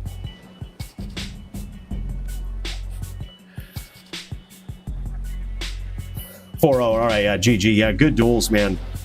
Epic. That was nuts. Yeah, I love to see it. I mean, it's just, he's a different beast. Serenity is a different beast on this din, man. So refreshing to see a VT play like him. And look at this, even on higher ping right here. Probably not ideal for a din player, but this guy still just makes it look smooth. Just consistent, quickly adapts to it. Dude ain't messing around. All right, let's kick over, man. We've got Jodo versus Gogators. It's happened. By the way, congrats Serenity, epic. Congrats Harlot. I know it was kind of a last-minute addition on there. Thank you guys so much for hopping in on that. Sorry for forgetting about you the first time. With Serenity's case, it was actually a data input error on my part that kept you off the card. With Harlot, he actually messaged me, which usually I don't like that, but you know, we try to accommodate. But it forced me to remember that instead of look at a list, and I totally forgot it. So either way, I'm happy we got those guys on the card for such an epic duel. Dude, he's a tough competitor, Harlot. He's a tough competitor. You did well. So close. Those were so close and surprisingly so quick. There wasn't a lot of lates in that, right? There wasn't a lot of like distance dueling. It was like, hey, let's get after this. By the way, look at this. We see Gogators on a Barb here. Gogators on a Barb going up against Jodo on a Necro. You saw the shit talking here that was going, oh my God, beautiful Zerk there from Gogators. Did you see this? Did you see that? This guy is back, man. Look at this shit. Look at this. He just comes in on a barb like he owns the place. All right. And just with the nastiest Zerk chain. This whole duel lasted less than 30 seconds. You saw all the shit talk. These guys, he's calling Jodo trash neck up in here, and now he's out to prove it. He's out to prove it. Saying, look here, Jodo. Just because you beat on Cooley doesn't mean you're going to beat on me, all right? There it is. Beautiful chain there from the previous champ. Holy shit. Absolutely wild. Yeah, a little echoey there in the spaceship. You guys know how it is. It's a big area for all of the members. That's a members-only place. So when you guys go in there, all right, if you ain't a member, you ain't having a seat in that back room there. That's reserved for our boys, you know, Sawdust, Primo, along with anybody who's invited tonight, you know. That's welcome to the membership perks. My boy Nightfall, yeah. Sound, of course, yeah, welcome back there. Lamp is now officially a member. However, I do believe he was banned from that lounge regardless by an anonymous donor. So all members except Lamp. Sorry about that, Lamp. Mad love for you though, bro. Just you can't go into the lounge. Dude, look at this. Jodo now taking some big revenge here, getting some big shots versus Gogators. Gogators looking for a nasty Zerk chain there yet again. And now Jodo going to the teeth plan here, trying to teeth his opponent down. Probably not a horrible idea as his opponent comes in. Holy shit, I don't know how the hell Gogators survived that absolute slew of bone spirits there. Gets off a nice Zerk as he closes the distance. Dude, there was an argument last week for Oak Sage being overrated versus the Necro. Now, I would say this. I've jammed a lot of games on a Barb in pubs, and I gotta say, I would almost agree with that. Except for when you go up against a good Necro, oh my god, dude. From the brink of defeat, Jodo says the same thing. Oh my god was his reaction. From the brink of defeat, from teeth PK life total,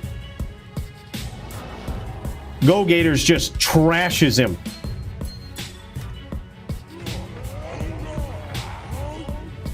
Where's Bill Set? He's in the dungeon. We don't let him out of that. He's got a job to do.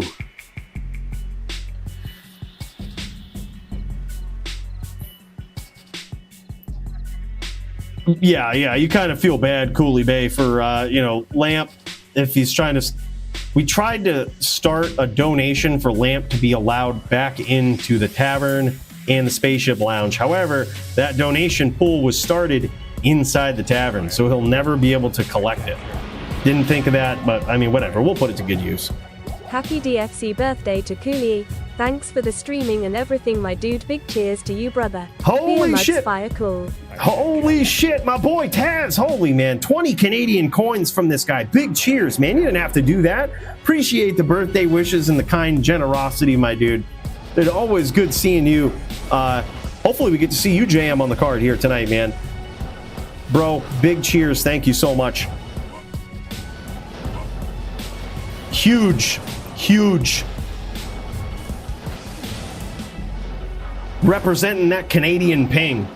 And this guy out of Zan too in recent history, all right? Look, we still love you, Taz, even though you've gone to the dark side with the Zans, all right? We still got love for you, all right? Even though there's a lot of Zan hate in the Discord, and by Zan hate, I mean there's at least one outspoken person that's not a big fan of Zans, okay? I can't remember who it is, but the point is, we still got mad love for you, Taz. Huge, brother. The respectable Zan player. Zan and Sin play. This guy's a savage. Multiple threats on this guy's roster.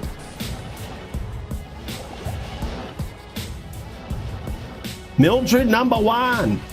Wait, I thought those donos were to get him a mouse pad so he can stop those 2-inch tellies. Oh yeah, the specifics of that really just have escaped me because he can't collect it. So it could be for like a, fund for like braces or something. You know, he ain't getting it. So, by the way, it's now 3-0 in favor of Gogators. So rare to see Gogators on a Barb here. Speaking of like multiple threats, this guy, FPK Kingman, coming in with, he's usually, Druid is like his main. Druid is the most scary character that that he could possibly be on. Like if you run across Gogators on a Druid, he's just so next level, top tier good on Druid. He's probably the best Druid player, hands down. We'd have to check this, but it's probably true. Top in the DFC for sure, but probably one of the top of all time. This guy is just savage Druid player, but also some insanely good skills on the Necro. Like also top tier, top of his game on Necro. Two of the most powerful classes. This guy's got him on lock, right? But now we get to see him on a Barb. Only a couple of times in DFC history have we seen him on a Barb. But his skills that he puts up on this thing are also extremely impressive. I think he's well on his way to just mastering the art of the FPK characters. And this guy is just really showing and proving. Kind of nuts. Yeah, top trap also. Yeah, true. Yep, main Zan now. Like I forgive you. I don't hold it against you, Taz. I won't judge you publicly. All right, no, in all seriousness, man, I think you're good on that Zan, brother. That class, it's, dude, you went to a whole new level on that Zan, man. I can tell you enjoy playing it, and it shows, man. It shows in the success of your duels, the way you duel. It looks good, looks clean, looks smooth. Holy shit, a smooth 4-0 for Gogators.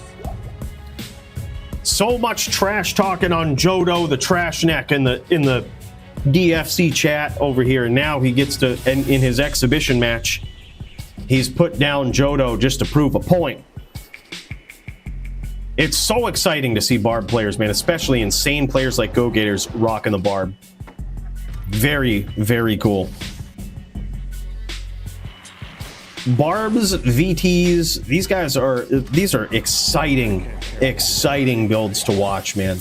And when you get a very good pilot like Gogators here with those nasty kills, those nasty from the brink of defeat kills, it's really cool to see. Let's see what this looks like from Jodo's angle here real quick. This is, we were looking at from Gogators with just the pure aggression, but now you get to see how this looks. Now, ideally here, the spears don't really feel that great versus a barbarian, right? But the thing is, it's very hard to get those off. It's very hard to get those off against a player that's really going to pressure you every step of the way, right? And that's what Gogators does. He doesn't really give you the time to set up with your look at these beautiful chains, man. Just feels bad on a Necro, right? You just get caught. Oh my God, you just get caught like that and you can't get them away from you. Just absolutely no room to breathe. Beautiful chains from Gogators. Great spears. I really think that's where it's at. Like the bone spirits are great, but a lot of times, like they get eaten up by the oak sage. But additionally, I think sometimes they miss. Like it's really weird. It's hard to explain, but like they're kind of weird, especially as the Necro teleports away. I think that's what causes it. But either way, the spears are just too quick, too devastating. When a Necro starts using those, man, it's savage. Also, Bone Prison is a very good thing to use there, but it's very situational. If you have a Barb player like Gogators who's just going to chain zerk you, that Bone Prison isn't really going to do much. But if you got someone who's overly reliant on just CT whirling you or something, those Bone Prisons can go a long way. But yeah, nothing you can do when you've got a savage player like Gogators right on top of you. That's insane. Not at this speed, exactly. Just too much pressure. That was insane, man. All right, let's get over to this. I think we just got this fired up. Big congrats there to Gogators. Incredible show to put on, man. I say we get down to the din violence over on this account. Let's fucking jam it, boys.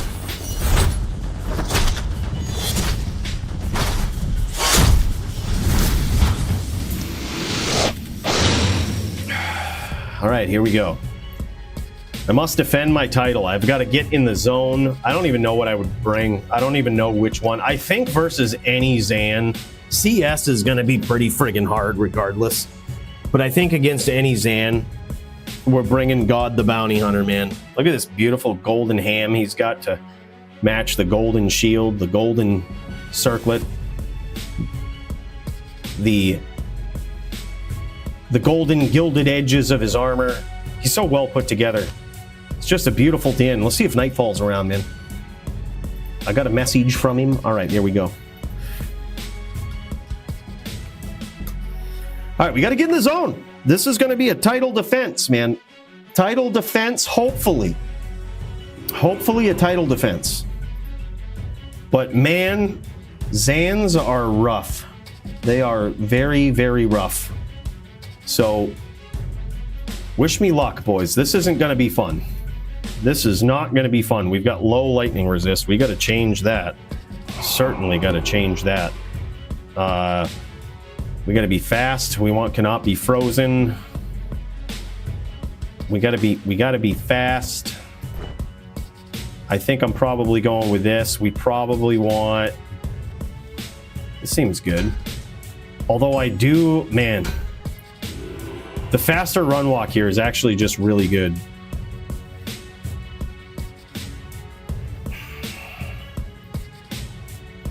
The setup for this is going to be nuts. I actually don't know what I'm going to do. I got to think about this. Might just go with Spirit. Actually, that'll probably solve a lot of problems. Do I even have one, or did I move it over to my other den? I might have moved it. This'll work. This'll work just fine. I don't think I'll have max block, which could be a problem. But we're gonna jam it.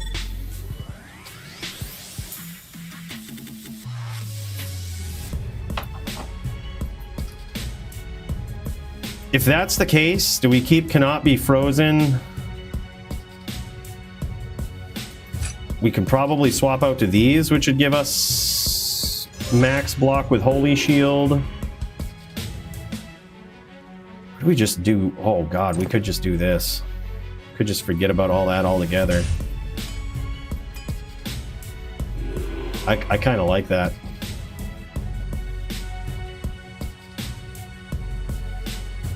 Big damage.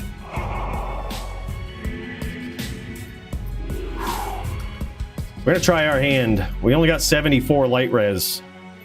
We're gonna try our hand. CS Zan. Holy shit, man. Holy shit. Hello. I'm a little nervous, guys. Good luck, brother. All right, let's wipe the sweat off the hands. Let's get into this. Let's make this count.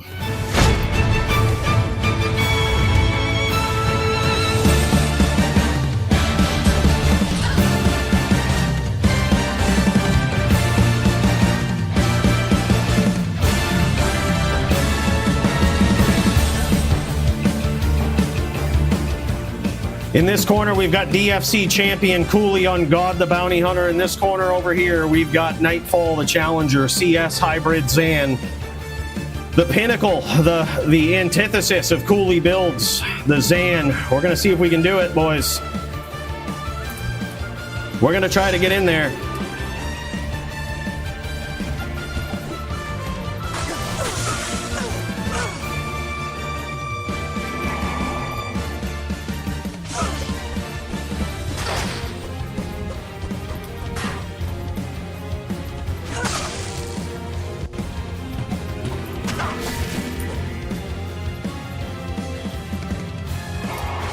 Oh my god, close one, man. Holy shit. Good duel.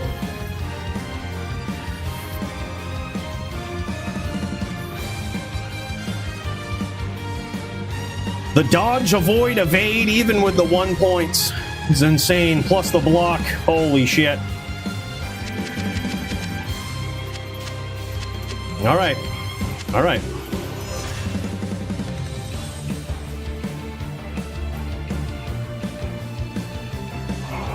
I'm gonna try something different.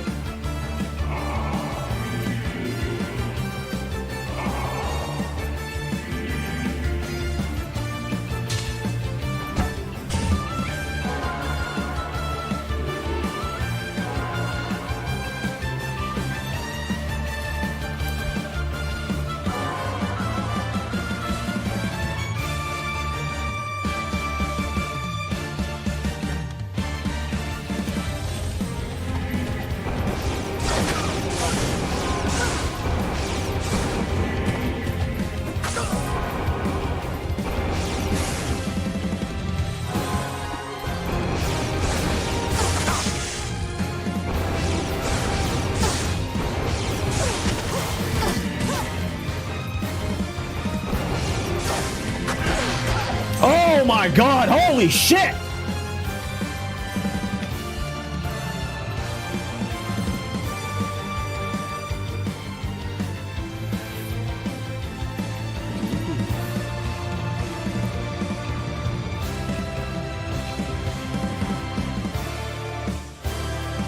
Whew!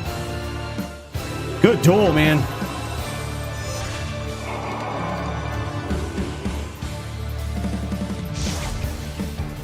One.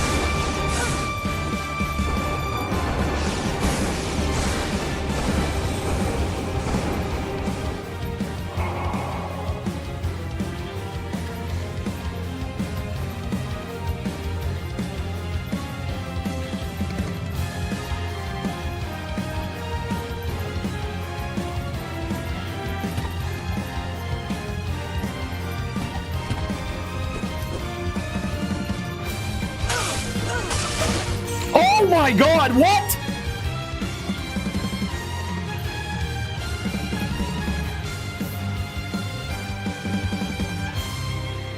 Holy shit. All right.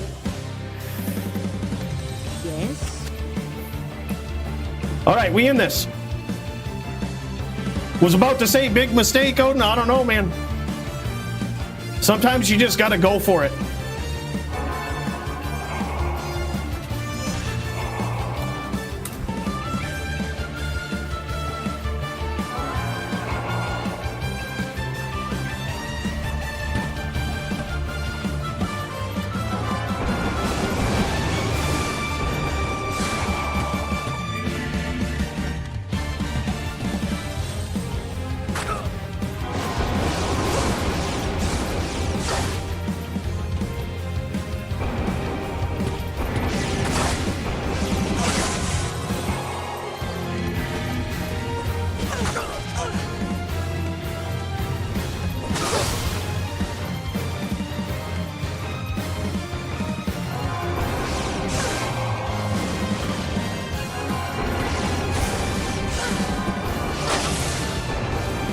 Not enough mana.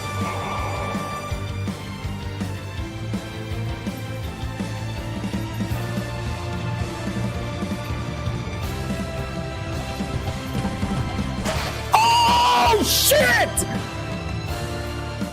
Oh my god. Wow. I was dead to rights.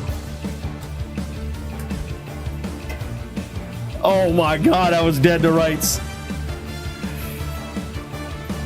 The order welcomes you.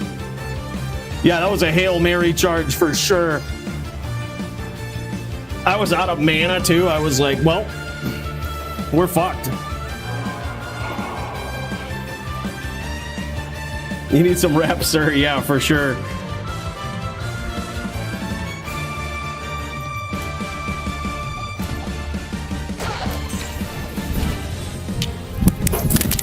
That's what happens, baby!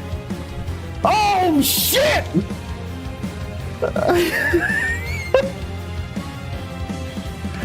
Woo! Mad hacks, boys. Holy shit. That was wild. That was fucking wild. Good fucking duel, man.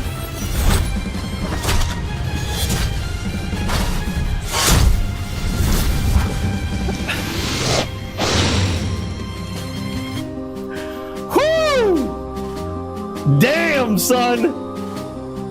Every single one of those rounds, with the exception of maybe that last one, was pretty savagely close.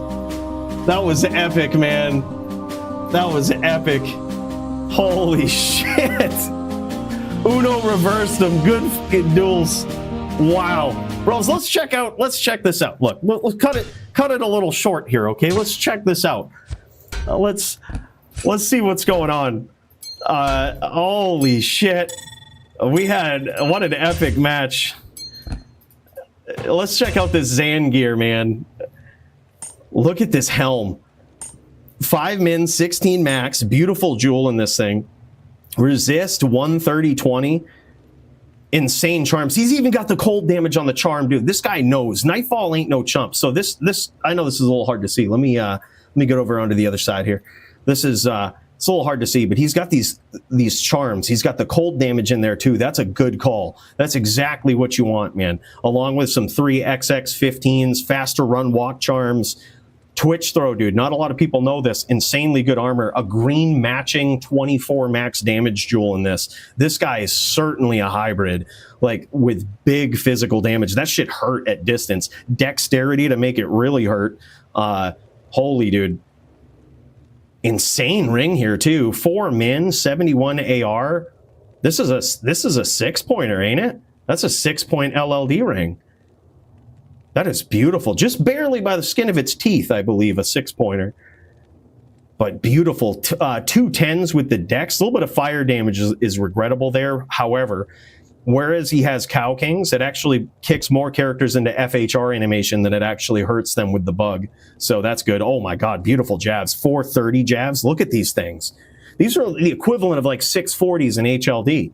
These things are insane. They're also ceremonial javelins for like big base damage, a little bit of enhanced damage, max damage on them, AR. That's insane. This guy is decked. Yeah, this guy is decked, man. Big AR on these jabs too. This is, wow. Yep, withstands round shield. Oh man, Eldrune for the block rate in there. Very well built Zan, man. This is this was incredible. Like very good duels. I actually am surprised I got that. I knew a lot of these were going to be Hail Mary hits. It's what it comes down to, dude. You got to put that dodge, avoid, evade to use. You know, you got to really test it. And holy shit, that is wild. Very good, man. Yeah, RNG failed me. Dude, I'm telling you, so that last duel, I was like, I painted it in my mind. I was like, what if I just go in and charge and the first fucking one connects and it's like crit and it's just done. Like on the hammer side and everything, it's just done. And it totally happened. I was like, what? Dude, by the way, shout out to Toeshank for this hammer right here, man. This thing is savage. Like, this was on his Barb before. He had 2 hammers on a Barb. He sold me the whole thing. And like one of them was cool. I think it was an E-Rep hammer. Maybe it was just big damage, like 2-socket hammer. Either way, I saw this hammer and I was like, bro, I've been looking for something like this for my Din for the longest time. Nice E-Rep jab there too. Oh shit. Oh, look at this, dude. He's got an E-Rep jab. Holy shit. 139 enhanced defense, min damage, AR, no additional like elemental damage. Holy shit. Bro, I'm a little jealous of that. That thing is beautiful. Look at this. A little point about this that I actually appreciate, but probably a lot of people wouldn't, is that it's level 26. Back in the day, we used to have level 27 chargers. There used to be, way back in LOD, there used to be this rule that if you ran a charger, you couldn't go to level 30. You had to be level 27 because they thought chargers were OP.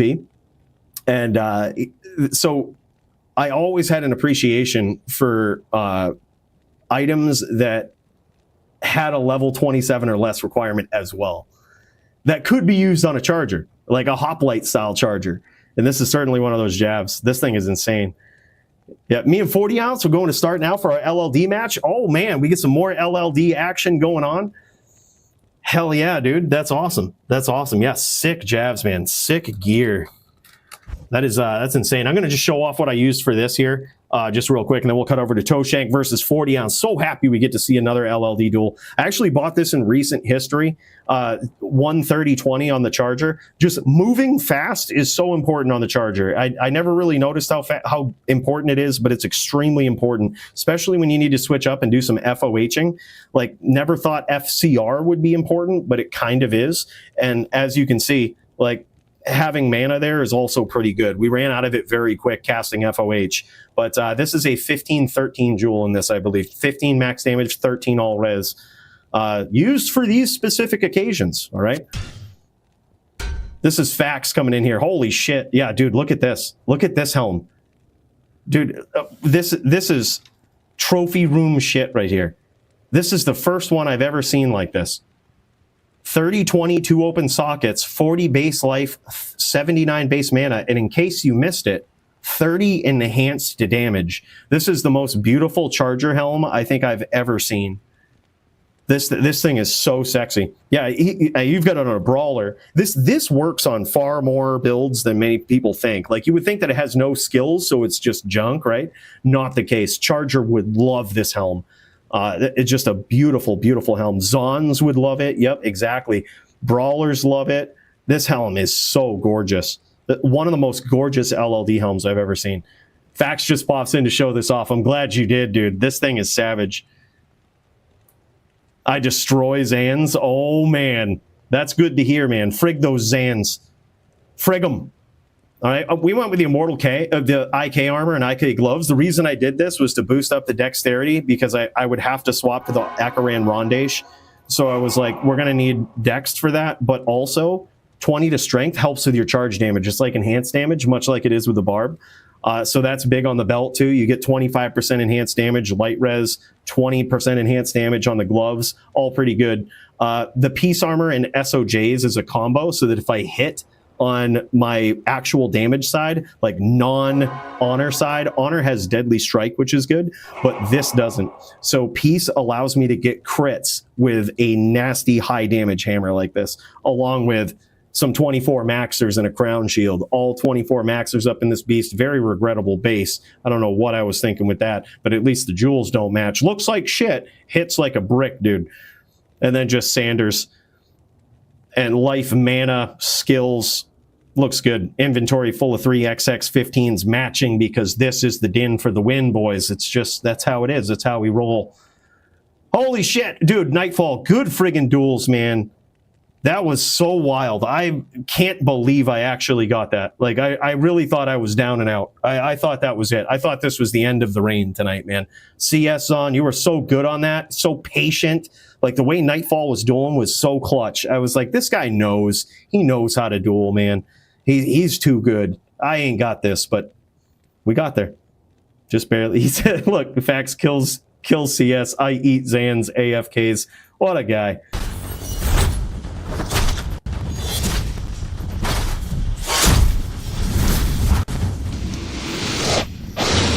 All right, here we are. These guys throwing down. We're now looking in this corner at 40 ounce on the Zan, going up against Toeshank on a Barb. Toeshank threw his Barb back together for this matchup right here.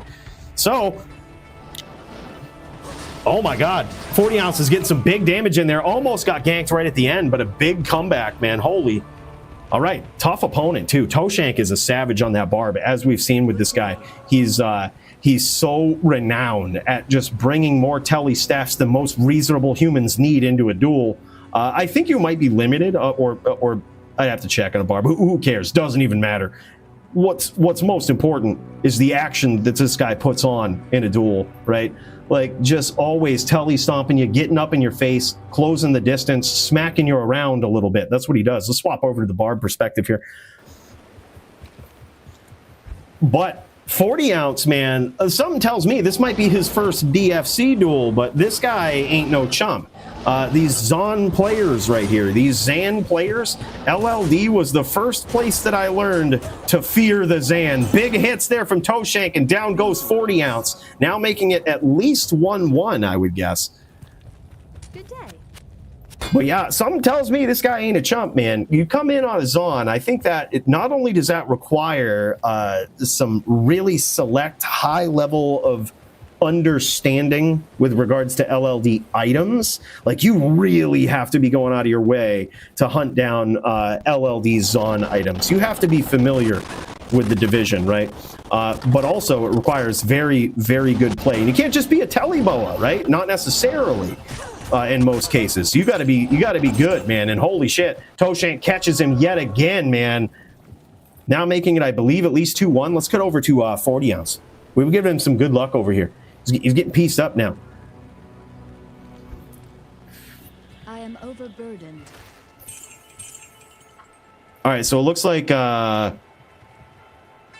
they might have got another round in there. Hard to tell. So what is it? I think it's at least 2-1 in favor of Toeshank.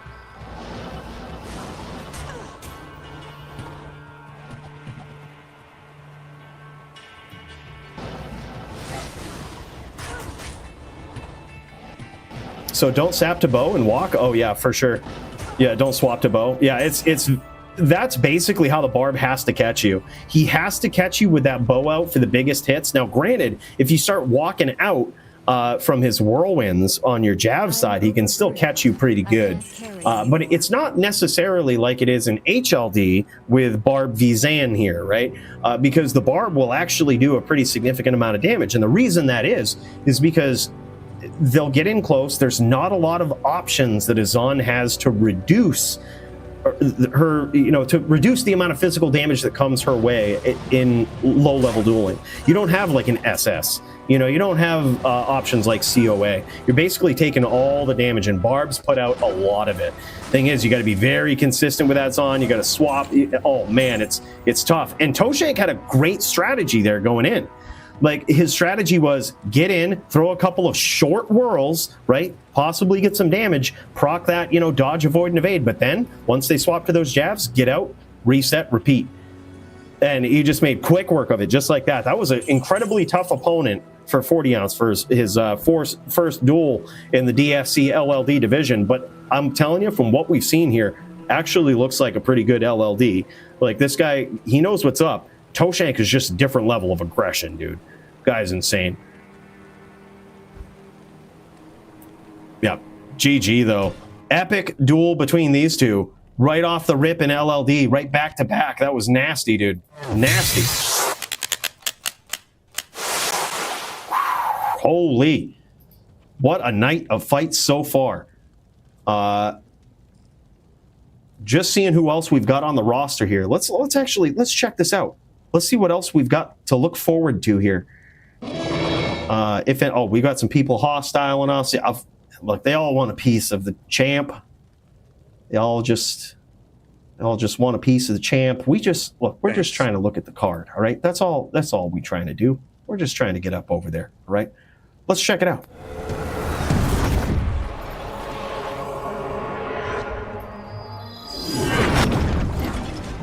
Whew, man.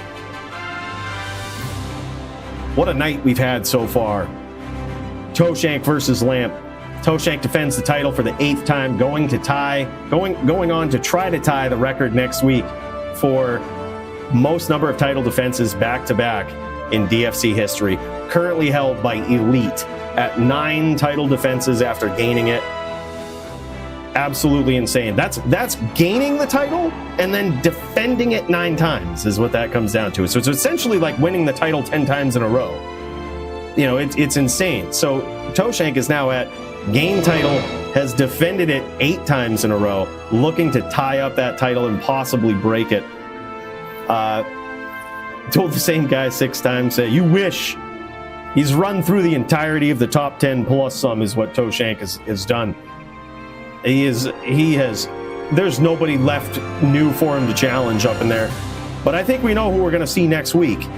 I don't like to say things a week early because you never really know, who's going to sign up, who's going to be there, how it's all going to shake out. But man, Gogators looking real good, and what a hell of a challenge to actually defend that title, right? Or to defend his title against, but also to gain a record with. That would be certainly a prove it story right there, and very difficult for anybody to replicate at that point. But yeah, also we still got Jin Shin on the card. Looking forward to seeing this melee match between him and Green Lungs for the title. Cooley also defending his title, luckily against Nightfall. Didn't think we had that one in the bag, man. That was crazy. Bonkai versus Synced, we saw that. Also, still got Bruno on the card. Still waiting for this guy, man. Still waiting on seeing what kind of surprises await us there. Clint versus Riz, Dist versus Folge. This was supposed to go down. I know these guys were looking forward to throwing down. So we're going to keep our fingers crossed for that one. The Foozer Man versus the Mesa. Epic NVD right there. Would be so good to see that. Gogators versus Botosaurus. We didn't get to see that, but we did get to see Gogators throw down versus Jodo. Epic matchup between those two. There was some shit talking, but it's all in fun. Those guys know each other. They have some great duels. That's the PvP community for you. We all talk shit, but at the end of the day, most of us appreciate each other, with the exception of Lamp. I think for whatever reason, I don't know, he's done some lifelong tilts, and it's because of the Cold Sorceress. Cold Sorceresses might get you wins, but they don't get you friends. All right, take it with you. Take the free lessons here on the Cooley channel. All right. No, in all seriousness, it's all big camaraderie, and man, there's still some savage fights to see. Jammy Jams versus Javito. Are we looking at the right thing here? We gonna be able to see this? We seeing this tonight? Din or Drew? I can't believe we haven't seen something like this between these two absolute savages in a while. That's why I look at this in shock and awe and surprise. Two vicious duelers, probably trying something new. Like Javito, if he's on a druid, would be a very interesting choice. Some say free for the sin, not really. Especially with the rule change, Sins can't use the Shadow Bay versus the Drew, so it makes that matchup a lot closer. Traditional FPK style stuff, right? Very fun matchup to watch. Hope we get to see that. Taz versus Montreana. That one's going to be epic. Man, looking forward to that. You never know what Montreana is going to bring to the table. Taz, so clean on that Zon. Going to be nuts. Jodo versus Muchez. Ooh. Going to be a challenge for that Muchez Zan player. That creative Zan player. Can he take down the Jodo Necro? Does he have the tricks up his sleeve? I guess we shall see. What an epic night so far, man. This has been good. How do you guys feel? Gators versus Toeshank NVD Mirror grudge match next week. Wow, we might have to make it happen, man. Make game, I show the prize. All right, yeah, let's do it. Let's get in there, dude. We'll get in there. Let's get over to the throne, shall we? Let's get back in there.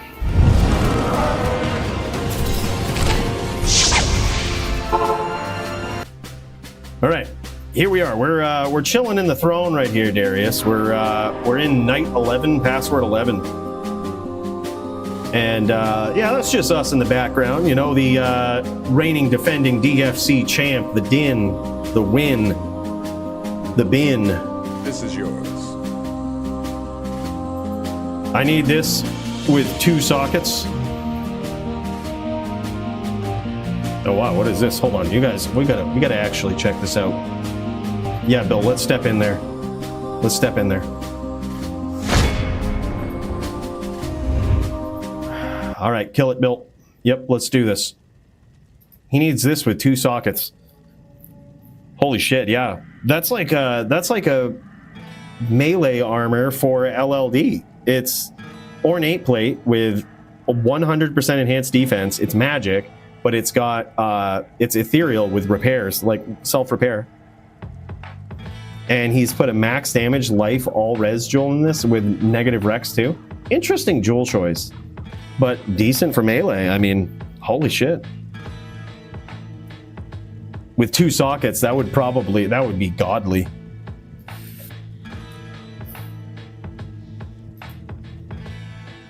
Look at this honor. Fanaticism, Blessed Hammer, Holy Shock. Interesting honor divine right there. I think we on our din we've got a similar one. Those are rare, man. Those are rare.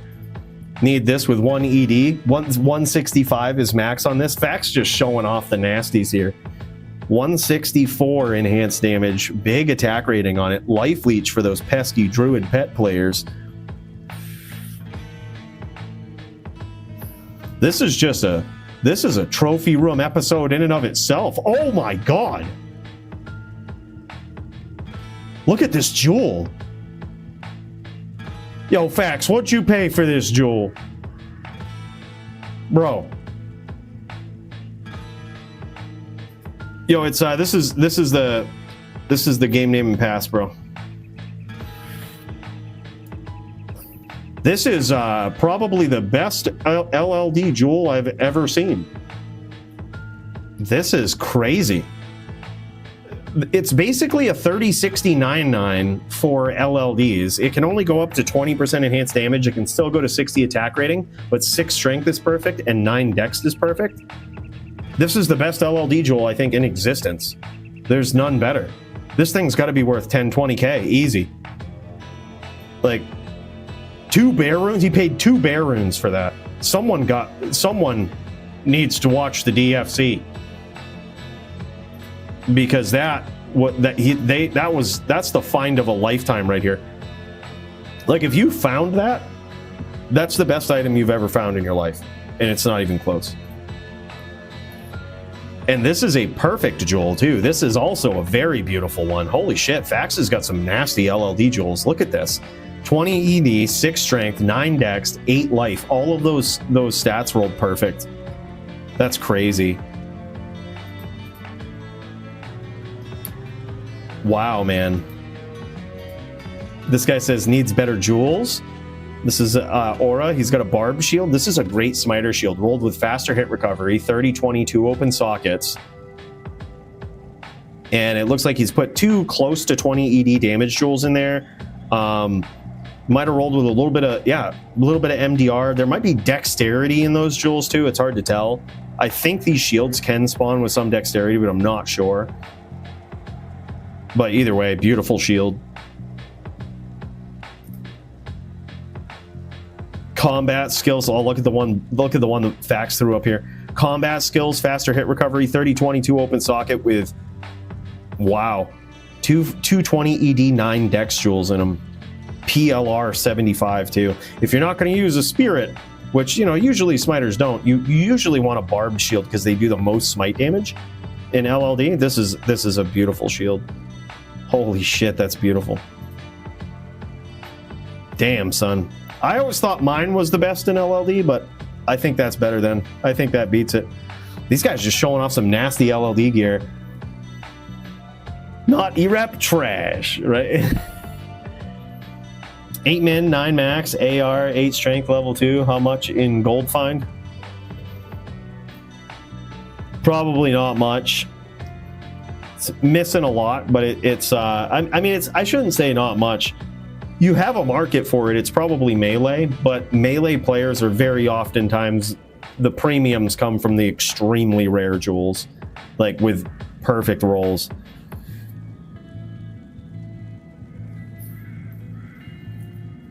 This is beautiful. 16 min, 13 max. So but we used to be under the impression that this was bugged. Is that still the case, Fakz, where like this damage works differently? Where like min max is just weird, like it just adds damage in a weird way. This has got base life on it, E-Rep, 2 sockets, minus 30 requirements. This might be the best ornate plate in existence. 87 enhanced defense. Holy shit, that's insane. This is a beautiful jewel too. 10 min, 9 max, 9 dex. Beautiful.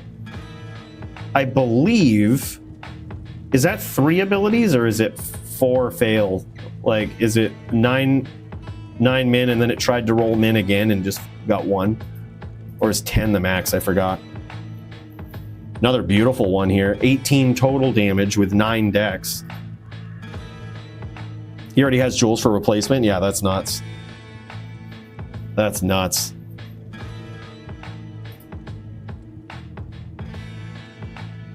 By the way, I think did we hear Gators was throwing down? We missing something here? I think Gators might be throwing down. Hold on 1 sec. Let's kick over. Y'all might hear it now. I think Gators be throwing down. Let's kick back into this in just a minute.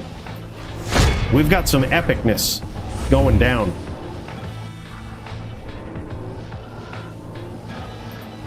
We've got the Gators going up. Sin versus Jodo. He's just picking on Jodo tonight. Look at this. He's just picking on him. He says, you know what? I beat you on a barb. I'm going to do it on a Sin. Look, Jodo, I hope you get there. I hope you get there, because Gogators also, this guy is now so well-rounded in all the FPK classes. Barb, Trap, Sin, Necro, and Druid. So, although we don't see often a Gogators on a Sin, we can see that he's certainly got the skills, man, pushing the pressure. That's the difference between, you know, a mediocre Sin and a very good one, is when you're dueling them, you know. And here's the way that you know. You don't have any space. You don't, there's always traps up wherever you are. It just feels like you have no way out. No matter where you go, just no way out. It's crazy. So wait a minute, is that Darius? That's what you were showing the prize armor right there. Was that yours? Was that you, Darius, with that Maul Bear armor, the ornate plate? Bro, that thing was sick. That might actually be, yeah, that is so nasty. That might be the nastiest LLD ornate plate I've ever seen. Those are extremely rare, man.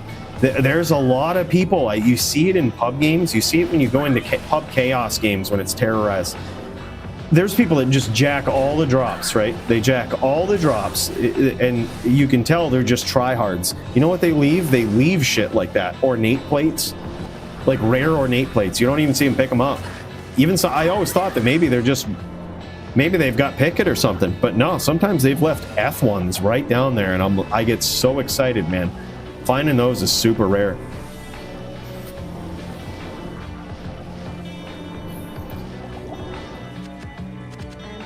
Three-man matchup, Fakz, Cooley, Toeshank. Dude, I'd be down. I'd be down for a three-man free-for-all. Let's friggin' go. I gotta switch Dins real quick, but you know, I mean, only because I hate to ace these guys, you know? Hate to just put an ace in the hole tonight, but I'd do it.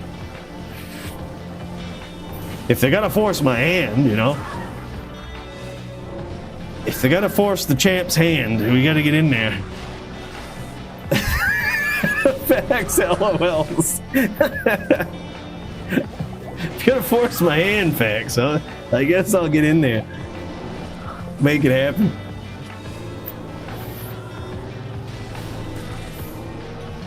Look at this. Even low on life here, probably like, you know, one spirit, certainly one spirit, one spear. Depending on how many points are into, you know, are into the bone spirit from Jodo. Dude, he's still just, you still see Gogators pushing the pressure, like closing the distance. You just caught a spear right there.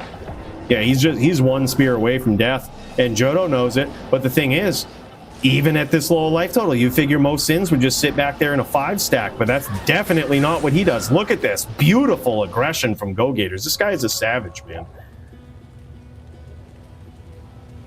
All FBK characters, this guy just knows what he's doing. If you find an Ethornate, what level should you be when you imbue? Good question. Fakz might know this. My guess would be, hold on, let me think. My guess would be probably 41 or 42. 59? Okay. 59 is what you want.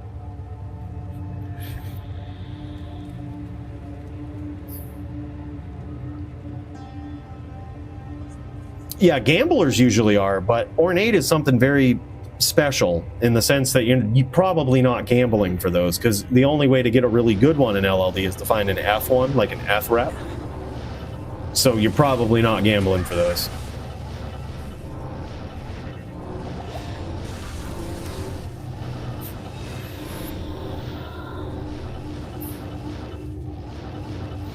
Yeah, I say we jam it, dude. All right, after this round, we'll give those guys some time to warm up there. They're going to have to get practiced up. Meanwhile, I'm going to go get the right din. BRB for FFA. Just got to let people know. Let people know that the top din will be in.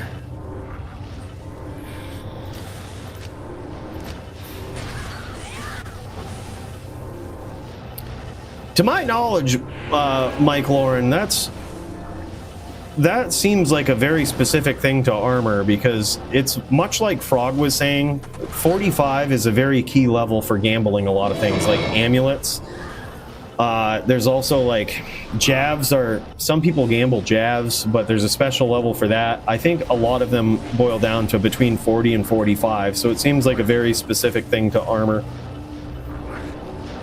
Maybe something else that I'm not aware of, but 45 is usually the magic level, especially with amulets. Amulets and circlets for sure.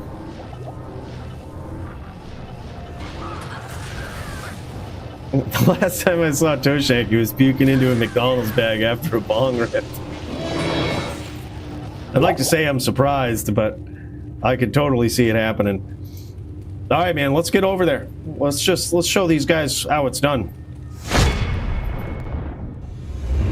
All right, so these guys basically just want a piece. Oh, wow, holy shit. We got 2 hostile up in here. Let's make sure we've got enough. We've got this, we've got this. All right, yeah, we're good. I'm ready. These guys want it. All right, here we go. Let's let these guys duke it out. Just let these guys duke it out a little bit here. Yeah, that's what Fakz is doing too. Fakz is just trying to try to clean us up with the barb, bro.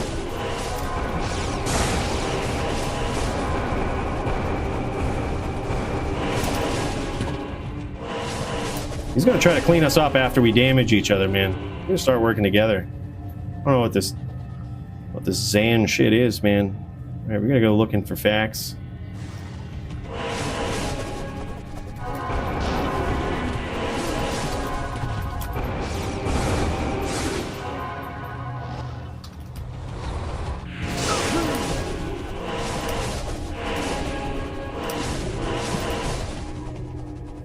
All right, just gotta.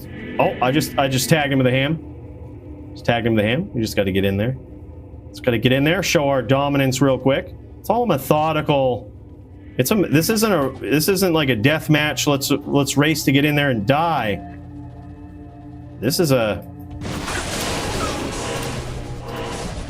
hey, let's do this right, you know? Let's get in there, let's do it right.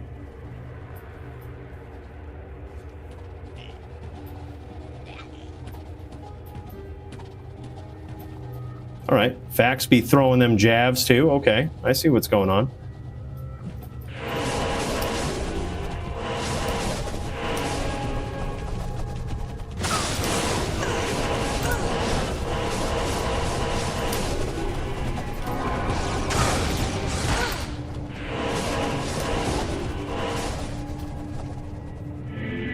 All right, we're getting up in there. We've landed a few hams.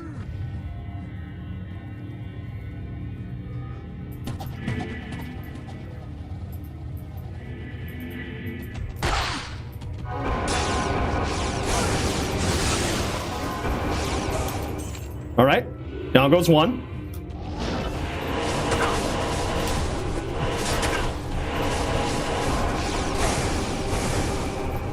All right, let's get some mana back. Let's do this right.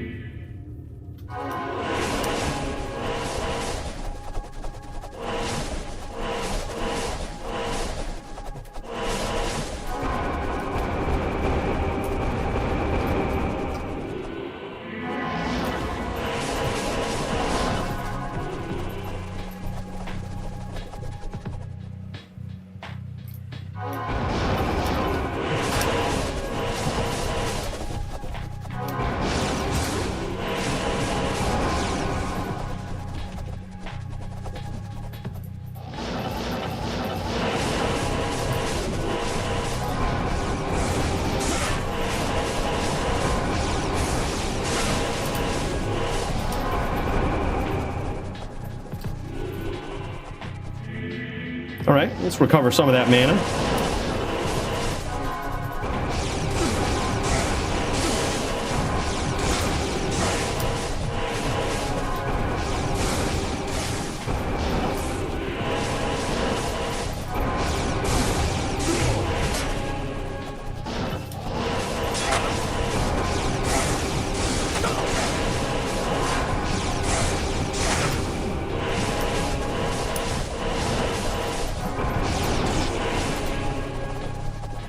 Close duel, man. Close duel. Holy shit.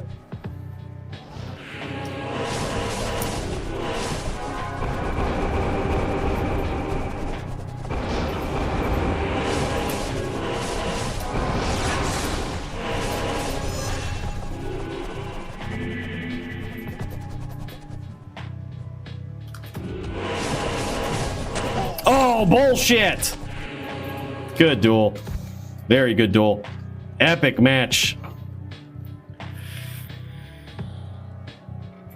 Yeah, he was one. He was probably 5 or 6 FOHs away. That was literally good. That was GG. That was an epic match. That was fun, man. It wasn't necessarily as quick as I thought it was going to be. That was like a very methodical, like, you really got to think about this kind of. That was actually kind of fun. Bro, we need some of this shit. We need more of this. All right, epic. I will gladly continue this. We've got Bruno throwing down, bro, and I cannot wait to see what he has brought to the table. You guys want to check this out? I'm pretty pumped. All right, okay, all right. He's got himself a din. The real question is, what kind of din? It looks like he's going up against. Is this Nino that's also streaming up in here? Is that? Yeah, okay. So it looks like Drunken Noodle, aka the Four Wheel, going up against Bruno. And this guy. This is gonna be a match. All right. So it looks like Bruno might be on some sort of FOH hammer variant here. Definitely doable versus the Smiter. But man, you got to be quick. You can't ever stay in the same spot for too long. You always got to be kind of moving, right? Eventually the VT, what it'll do is start FOHing you down. Yeah, and what you got to do is you got to be good at getting in there and cutting them. Just, you got to cut underneath them, right? Like, but not too close. Like, you can't do it too close because you're just going to take a smite. That was perfect. That was perfect. Now Bruno's going to keep that Oak Sage up. GG, dude. All right, here we go. Got to keep those hams spinning. Like, always hams. Always got to have them hams. Oh, man, he gets caught. This could be bad. Oh, there it is. Holy. Dude, Bruno actually played that very well. That was, dude, I got to say, the fact that we see Bruno with some hams here means that we've got the creative style of Bruno that we always see, that we're so used to seeing with his Din builds, but he's also got that big KO power with the hams. Now, something tells me, I've had a conversation with Bruno before about just random things that you can set up on a Din, and I think one of the questions from back in the day was, what is the least amount of hammer damage that you would suggest doing on a Din that's still pretty devastating? And the answer to that is about 8k. But still, it looks as though he's really committed to hammers here. So these could do a lot. Now, if he does do 8k, it's actually very possible for a Smiter to just go in willy-nilly, not give a shit about the hams, and just chain smite. That's the drawback to, like, if you have gone hybrid, like to the point where you've actually nerfed your hammer damage quite a bit. If you have gone hybrid to that degree, it gets pretty rough. Yeah, I would guess those are 8k hammers.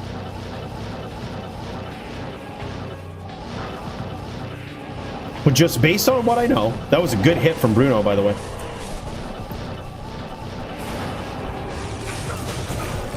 Holy shit, big hits from Four Wheel. That's all right. He's just got to stay in there, teleport, keep that Oak Sage close, and keep them hams a-spinning, dude. Keep them hams a-spinning. That's what you got to do when you're going up against a smiter in VT versus HDN. You've got to, dude. You have got to just keep the hams spinning. Keep more hams spinning than you can count, dude. There's just always got to be hams in the more. And usually I don't stay in any one spot for longer than to throw one hammer. After that, it's just you're gone. Because if you stay in that one spot, a smiter has enough time to like cut an angle on you and, you know, undercut you and smite you once. All it takes, that's literally the duel. It's just slight undercuts from each player landing, you know, nominal damage here and there, and eventually it adds up. It's big. End of the day, 300 life won't beat good gameplay though. Oh yeah, with 3.1k life on some setups with that barb, yeah, that's insane. 1400 on my VT, that's wild on a din. That's actually huge. Yeah, 1100 is like the standard, hey, you've got a lot of life on a din. 1400 is unheard of. That's insane, man. Faux wheel doing all those FOHs, man. That's certainly the name of the game for the VT. Is they'll often start chucking the FOH from outside, and that's their way to harass the din, because the VT needs to close the distance, right? And look at this; those hammers are, dude. I can tell he's hybrided this thing, right? Because those hammers, it seems like Faux Wheel's losing respect for him. But that was a good hammer hit there from Bruno. Very good hammer hit.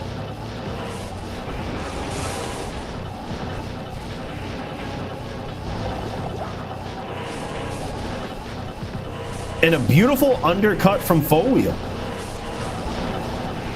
Bruno has landed a pretty significant amount of hammers too. Like that's at least 3 hammers, I'm gonna guess.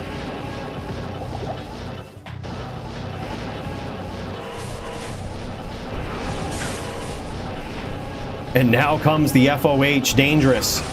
Dangerous.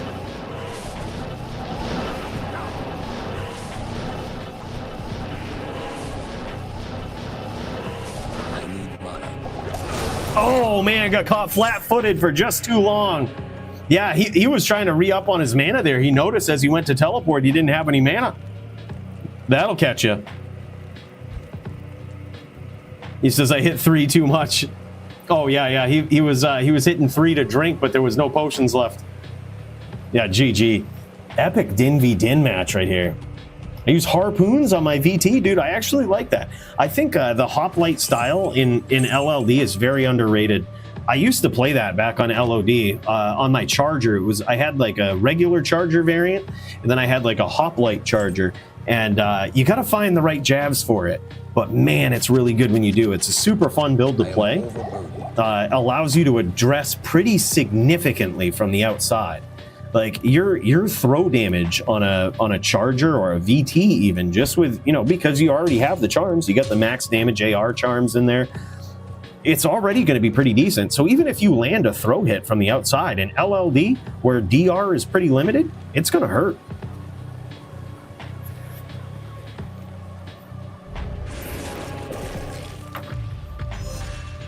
Yeah, Toeshank already dueled. We're now watching Bruno versus Faux Wheel, aka the Drunken Noodle. And it looks like this is a very interesting match. I would guess an uphill battle for Bruno, because we were curious as to what kind of din he would be going up against. But he's going up against a very good VT, right? Like Faux Wheel is nasty. And dude, the thing is, Bruno appears to have made, like, it seems as though this Paladin build is it's a very interesting one, as you would always expect with Bruno. They're never like the cookie cutter builds. It looks like he's designed this to be able to do a variety of different things, right? Like for a variety of different matchups. And in which case, sometimes you compromise hammer damage doing that.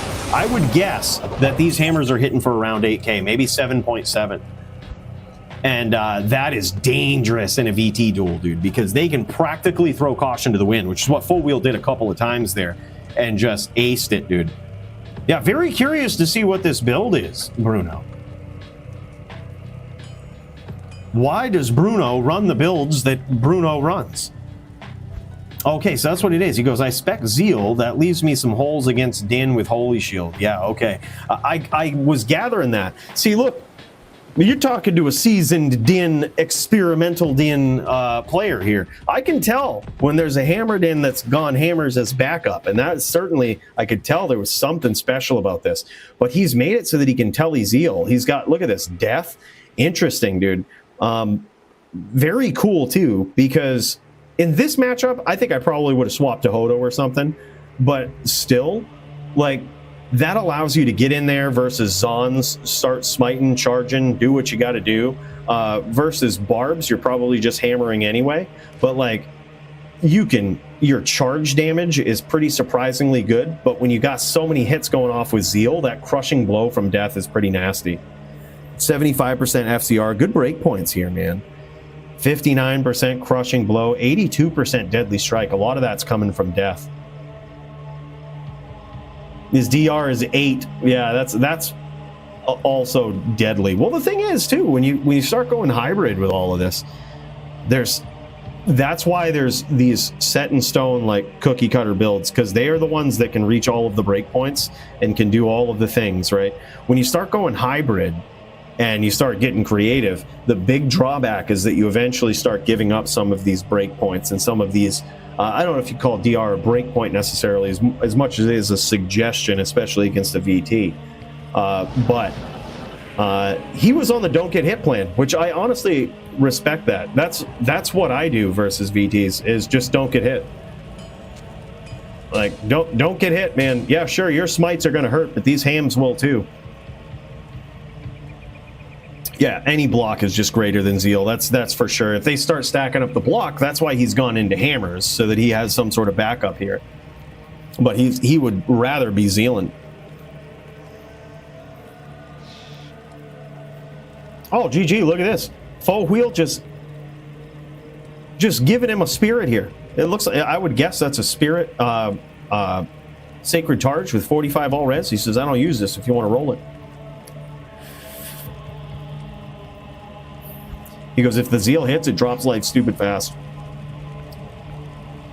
Yeah, great camaraderie between these guys. Interesting Din, as we always see from Bruno. And a big shout out to Bruno, a speedy recovery. This guy messed up his hand pretty good. So speedy recovery to this guy. He clearly would have won this if he had his hand at 100%. Curious to see what it looks like in future matches, especially this very creative Din. I love seeing Dins like this that are just outside the box, so different. And Zeal Ham is really cool, man. Really cool to see. GG. Let's get back into the violence.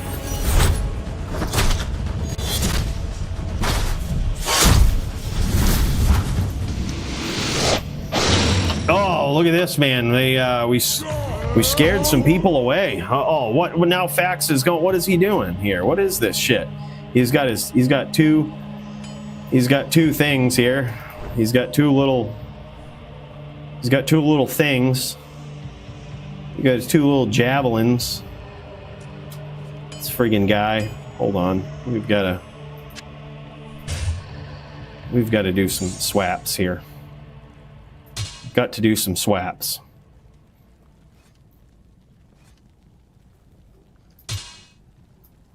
All right, here we go. These are the swaps we want. All right, this ain't gonna be fun, dude. Good throw barbs are the bane of my Din existence. I'll be quite frank and upfront about that. I smell an insight. You don't smell nothing. You didn't see me pissing anywhere.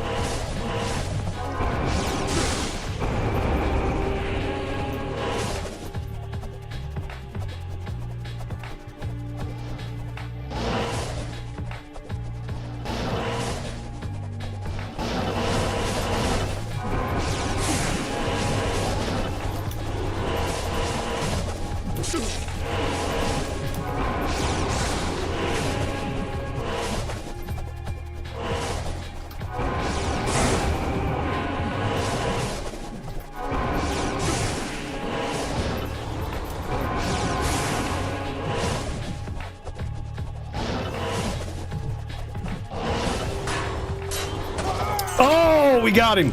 Good duel. Good duel, man. Tough match.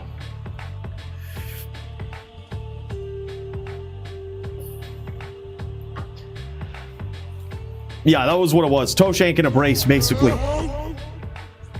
Yeah, Barb is nasty, dude. A throw Barb is probably one of the biggest threats in LLD, I think. I think it's by far, like, the most S-tier character in existence. It's really good. There's so few builds that I think can answer it. You know, there's just a lot to deal with, man. So 1-1, best of 3. Let's jam it. Exhibition match, all right. If Fakz shows up for an exhibition match, all right. The king, all right. The king has already defended his crown, all right. The exhibition. Don't y'all be saying. Don't y'all be that Fakz ain't no champ if he wins. Big if, right.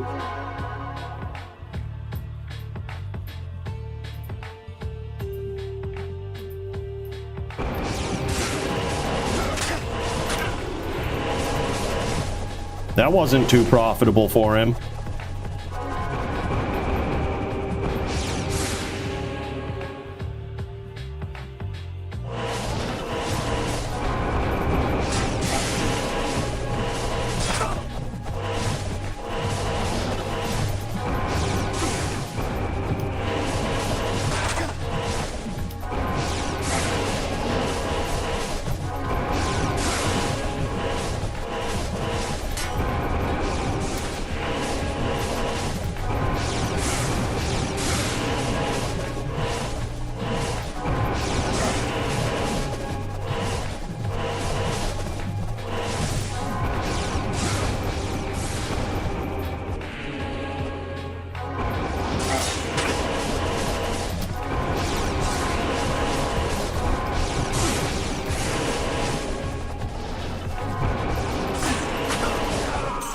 Good duel. Holy shit.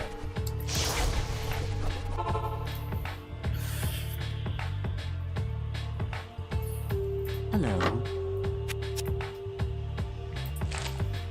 2-1 Cooley. Darius keeping score. I didn't tell him to do that. All right. I didn't tell him to do that.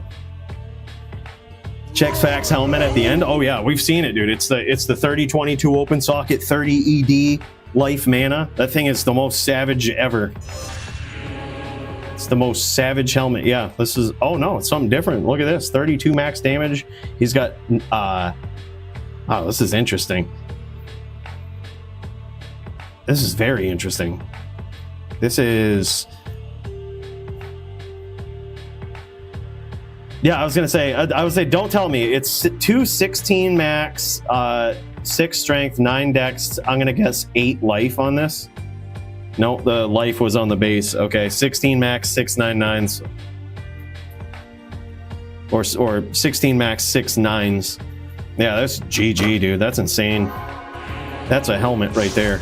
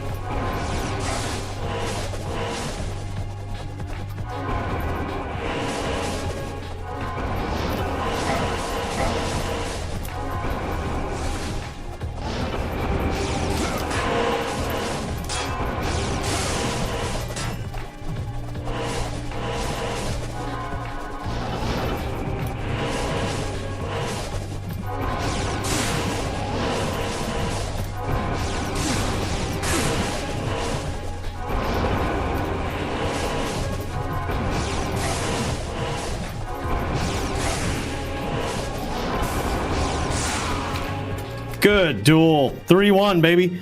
Were you keeping score? Yeah, that was he pretty much I think he punted that at the end. I think he came in and he didn't need to, and I got lucky and caught him with some hams. The Order welcomes you. Because I think he was practically winning that duel.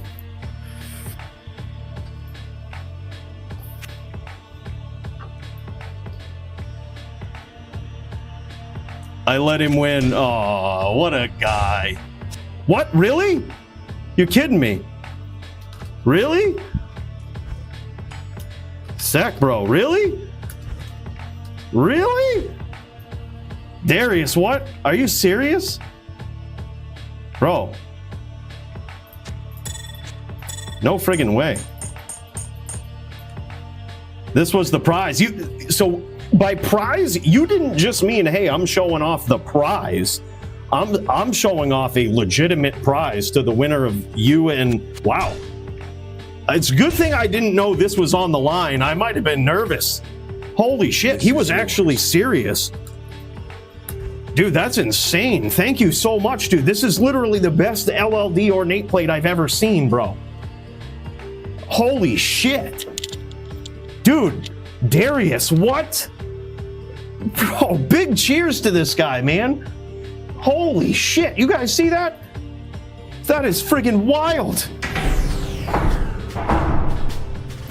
When you've got the skills of this Din, it's all uphill, right? It's the strong become stronger, thanks to Darius. Well, I'm trying to get a good view of this. I might as well just put it on. View in the background. Oh, we can't even do it. We can't. We'll just let you see it over there, ominously in the background. Dude, I feel this is sick. Cooley, check your blood pressure. It's not time for that yet. All right, I still got another 27 minutes. Bro, holy shit. Thank you so much, Darius. Big cheers to you, man. That's fun. You didn't have to do that. That's wild. Bro, I couldn't even quantify it, man. I couldn't even quantify it. This thing is, I don't even know. It's certainly the best one I've ever seen.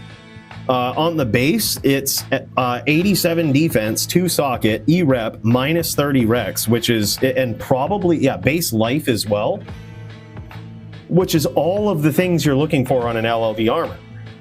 Along with cold res in there too, just for shits. Unless those are coming from the jewels, which I highly doubt they are though. Because the jewels appear to be min, max, AR, strength. So, dude, whatever it is, yeah, this base is just insane. The jewels are freaking expensive. Yeah, I was gonna say, like, even the jewels in this is insane, dude. I can't even believe this. So what do I put this on? Like, what is really gonna love this? I would impulsively throw it on my Barb versus Fakz just because. Yeah, it looks good in game too. Like, look at this. Look at the graphics of this dude. He's like pure red. Oh my god. We could go into goblin mode legit. Like, look at this. If I put this on my here, let me swap this out. I'm gonna put this on if I have enough strength. Let me be right back. I'm gonna put it on my charger and go into straight gobble to 4-5 mode, dude. Check this shit out. Do you have any E-rep nouts? I don't. Always looking though. Look, dude, you could like jam this and then you could go full gobble 4-5 mode. Look at this friggin' goblin. Look at this goblin looking GG savage. That is a pretty looking Din, man. That is a pretty looking Din. He says, let's PK. Yeah, dude, let's jam it. I'm down for some PK.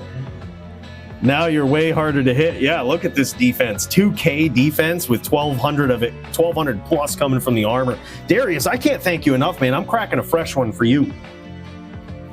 We're putting that down. Big cheers to this guy. Wow, man. Like, literally, this armor is so godly. I'm kind of glad that I thought you were joking, just like showing off a prize. Like, I thought you just meant a prize armor. But he legit meant winner of Fakz versus Cooley gets this armor. It's a good thing I didn't know. I would have been super nervous. Like, because this armor is the most godly LLD armor I've ever seen. Like, this is insane. Thank you so much, man. Big cheers. Yeah, we might have to. I wasn't even recording my duel with Fakz, so I'm gonna have to go back and grab it. I just figured. I was like, all right, I just figured this would be a sparring match, but dude, there was a lot on the line. No Fakz versus Cooley shorts again. No. No,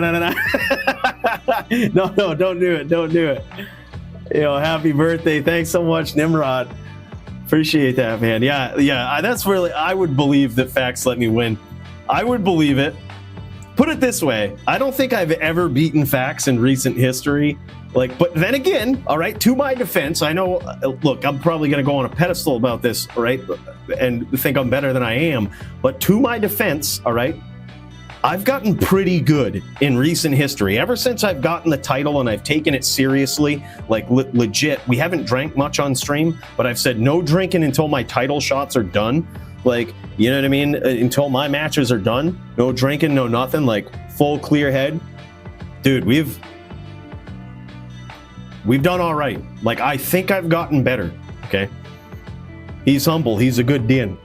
Oh, not always humble, but,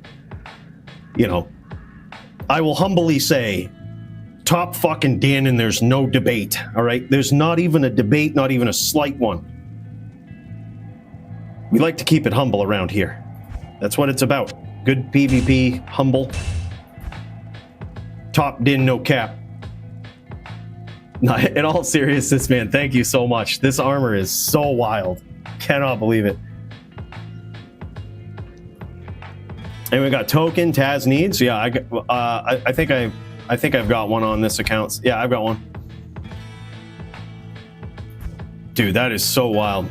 Cool. What rings? For this setup, SOJ, but I think I have some pretty decent ones. So I've got this right here, which isn't bad for a charger. Strength, Dex, massive mana, and AR. And the other one is min-max, AR, mana, cold res. I think I have some more.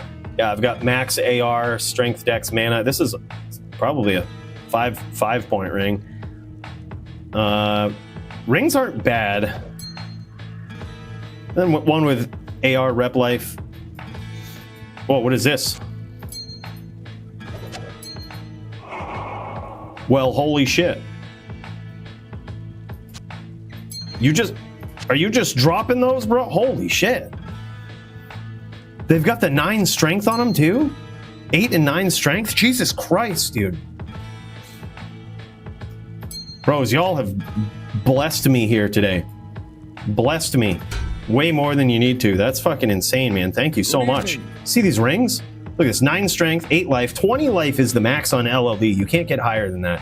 120 AR is the max too, technically. You could get an ability that gets you to 130, 145, but it takes up another ability slot, which isn't worth it. So like 120 is max. 90 mana. Mana is so big on a charger, dude. You run out so quick, especially if you start doing tricky shit like FOH. You run out so quick. So mana, strength, AR, min-max damage. This ring is like min-max damage bug. This thing is sick. And it's got the light res versus the FOH cheesers and those Zans. My gosh, bro, thank you. Let's keep string on instead of res belt. What, versus Zans? Versus a CS Zan? Bro, no way. We go versus CS Zan, you just go in there with full ham damage. Just chuck that ham in the face. Oh, versus Trapper? Oh yeah. So you and I are about to run it? All right, thank you so much for the heads up, Hasha. That's going to be an epic match, man. Looks like these guys are streaming. Dude, big cheers to Fakz. Can't thank you enough for these rings, dude. This is incredible. I thought my rings were good before. I was like, no need. And he just drops the nastiest rings. Like, I was like, no, I don't think I can get much better than this. Apparently I can. Happy birthday, dog. Talk soon. Dude, big cheers. Thank you so much, Fakz. appreciate the birthday wishes and the birthday gifts here for not just you, but also Darius, man, with the savage armor. You guys are too kind. Like, that's nuts. Big cheers. Let's get over there, man. Let's check out this match. Let's get it all set up. Wow. You guys are insane. You guys are too kind to me, man. Too kind. All right, let's do this.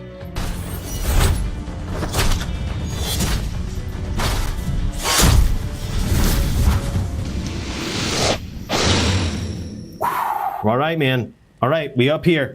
We got Hasha in this corner going up against Sogi on Din on a VT. Now, theoretically, new rules.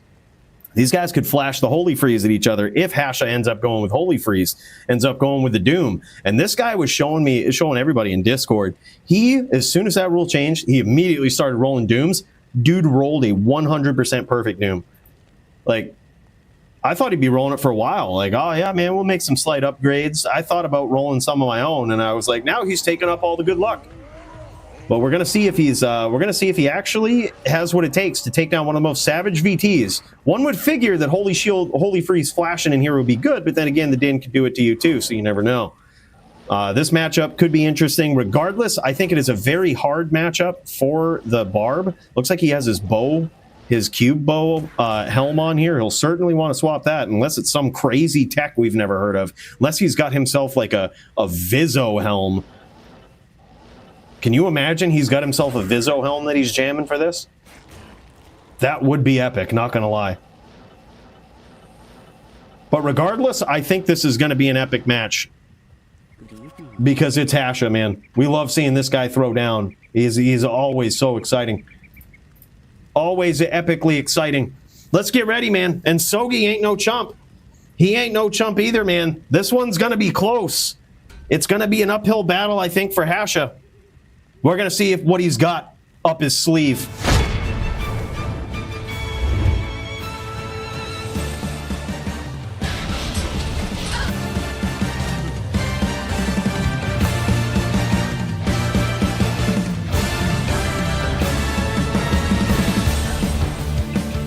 In this corner, we've got Hasha on the Barbarian. Whole bunch of tricks up his sleeve here, but how many will he use? Or will Sogi show him some tricks of his own? Sogi is the Din with the signature move, and you know what I'm talking about. This guy is a VT main, but he will throw hams just to throw his opponent off, to keep him guessing. After he gets those swirls, sometimes you get hit with those hams and get stunned. It's pretty wild, man. But both of these guys, super good at their craft. Super good. Beautiful whirlwind there from Hasha. Beautiful whirl yet again. Holy shit. All right, but that time he got punished by that smite a little bit. This is definitely a tough matchup. Now, there's one thing that the Din is usually allowed in just about every matchup, but certainly not this one, and that is life tap. So, life tap, very useful against many builds. The Sin, the Zan, there's a lot of things that the Drax could come in handy for, but versus the Barb, just kind of tilts this match way too heavily one way. So, he's going to have to get there with some well-placed smites and some FOHs. And it looks like Sogi has chosen to use... Look at this. There's signature move, man, chucking those hams. He ain't tricking nobody. Hasha knows about these tricks. It also looks like Sogi has chosen to go with Grief Phase Blade as his main weapon. A very interesting choice versus a Barb, but I might argue makes it a little more fair. I think he might have also made that choice in fear that Hasha might Holy Freeze aura him. And if that is the case, that's going to make it so that he's going to want all of the IAS that he can get. Now it's getting very close. Sogi trying to finish. And there it is. Actually a really good duel there, though. I mean, we haven't seen this matchup in a very long time in the DFC. I think the last most notable matchup of VT versus Barb that was like so high profile was in DFC Season 2, back when there was seasons in DFC, where we would have an epic tournament over the course of many weeks. We had a title bout showdown for the winner of the whole season between Joby and Punch. Punch on his signature Barb, Joby on his signature VT, and what an epic match. We did see Punch take that one. It was wild, but it was on a whole different game, LOD, man. And man, have things changed since then. So good to see an epic matchup between these two. And here we go, round two.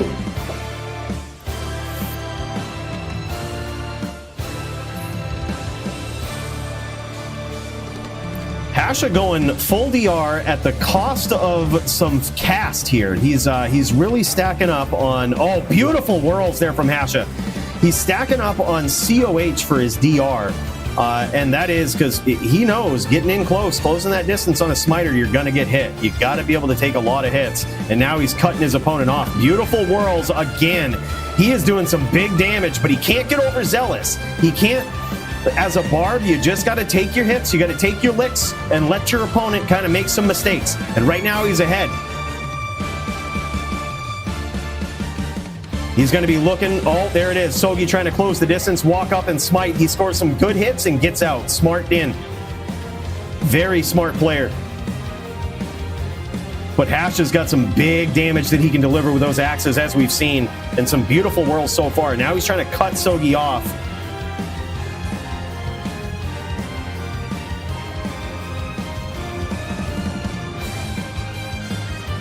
Yeah, Hasha has to be very careful, and essentially you see that Sogi is giving him these windows, charging around, teleporting, sometimes swapping to FOH. Basically, Hasha's job is to try to hit him when he's least expecting it. And the thing is, the reason why Sogi is playing from the outside like this is because he has he's got a Grief Phase Blade.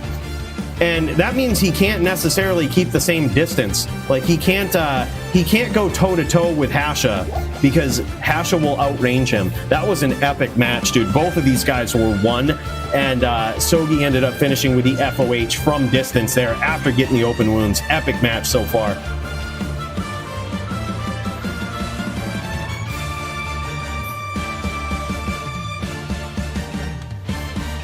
Yeah, and good point, Frog. What we did was there was a big debate as to what we should do about Zans in the Discord because they're so divisive in their matchups. Like they're 100 or 0 in a lot of them. And what we could settle on in the immediate future, instead of changing the Zan necessarily, was that there was a suggestion, I believe, made by Bonkai that was echoed another one that was made in the past. And that is, whenever something gets OP, see what you can lighten up on other classes.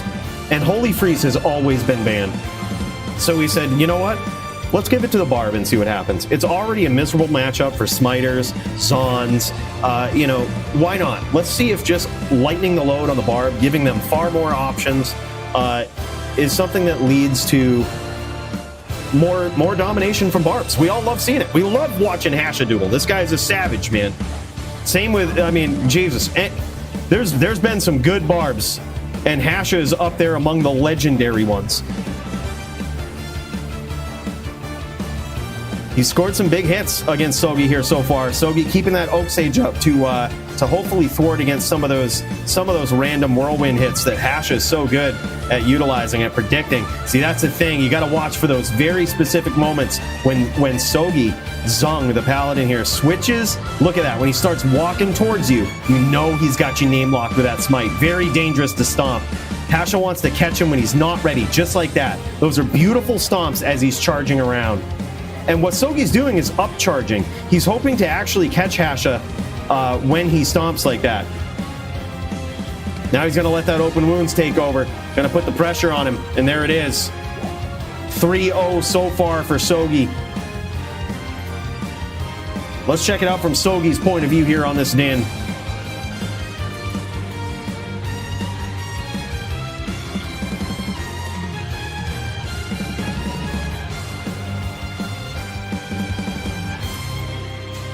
Punch is technically on the card tonight, man. I'm hoping we get to see some duels from him. And here it is, the signature move, Din. Sogi chucking those hams just to throw his opponent off. He even has concentration aura statted. This guy ain't messing around with his fake outs. Really ain't messing around. Can you imagine how many fighters might have seen this guy in the Bloodmoor with the concentration aura up, spinning hammers, and assumed that they were a Din? Assumed that they were going up against a hammer Din and made a crucial mistake. Just gives him the distance that he needs to get in there with a smite. Beautiful hits from Hasha early on.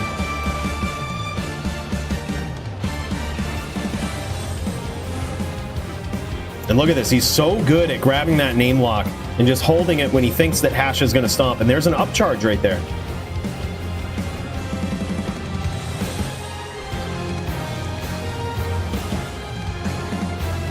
See, what Hasha has to do is manage the distance, and usually in this type of matchup right here, sometimes the Din will just sit there and wait for the Barb to come in. And especially if you have a Grief Phase Blade, that's a very fun fight for a Barb. They're going to outrange you all day. But Sogi is looking to play a different game here. He's looking to actually be in control of the distance. He's looking to make Hasha make some mistakes by making bad movements. That's his point of moving all around here. Just get his licks in here and there and just keep confusing him. Keep making him guess on his angle. A very interesting Din strategy for Smiter versus Barb. You rarely see Smiter with a Grief Phase Blade in this matchup.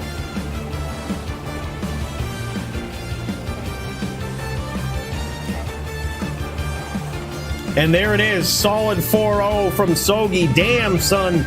We knew it would be an uphill battle. Tough one for sure. But damn. Great fucking skills you got, brother. What a hell of a... Dude, Hasha's a champ, man. Even courteous in a loss and complimenting his opponent. I think the PvP community could learn a lot from this guy, man. Even courteous in a loss. Complimenting his opponent. What a hell of a guy. Stand-up dude right there.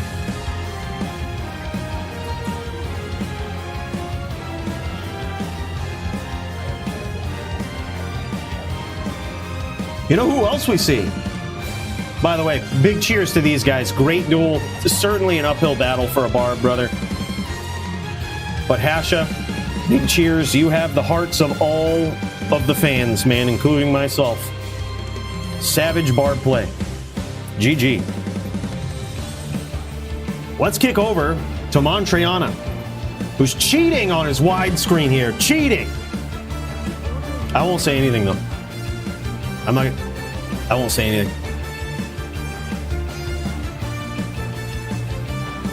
We probably should say something. All right, yeah. We probably should.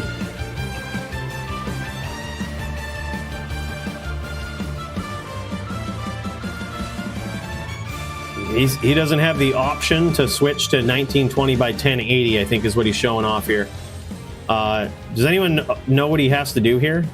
Is it... what does he have to do to fix that? Does he have to go windowed mode and then swap it out like that? By the way, what's up, Laser? Day's been good so far, man. Day's been really good. It's been fun. This DFC has been one of the most epic. It's 1920 by 1080 should get you there, by the way, Montreana. If you go 1920 by 1080 or whatever works, yeah. Yeah, there we go. 1920, 1080. There you go. Good shit, my dude. Now, you might also have to lock your... Whereas you're in windowed mode, like if it helps, lock your cursor into your screen. Like, that way you don't accidentally click out. I used to do that in LOD all the time. It's under gameplay, if you wanted to do it. It's under gameplay, and then you'll see an option right in the top that says, yeah. He says, thank you, Cooley, topped in. And Heartthrob. Hey, big cheers to you, man. Yeah, under gameplay, right in the first screen, I think, you're going to see, kind of towards the bottom, it'll say confine cursor under gameplay. Yeah, confine mouse cursor. Right up on that first screen, like way up at the top. You'll see a checkbox at the top, but by the bottom of the, or mid-screen, underneath Legacy, and it says confine mouse cursor.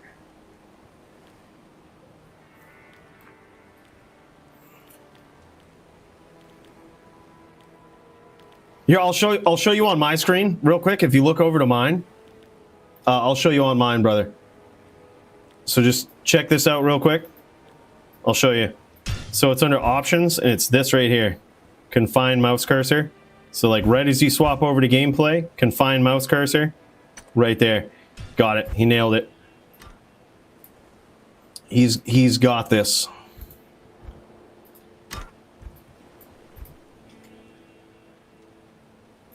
Yeah, that makes it so that your cursor won't leave the screen. So like even though you're in windowed mode, The problem with playing in windowed mode, especially if you're on like a big monitor and you switch down to like 1920 by 1080, is like you'll start moving, you'll start trying to CT or something, and then you'll click out of your screen, which really sucks. But if you confine it, you can't click out of your screen. It just won't let you, unless you Alt-Tab out of it.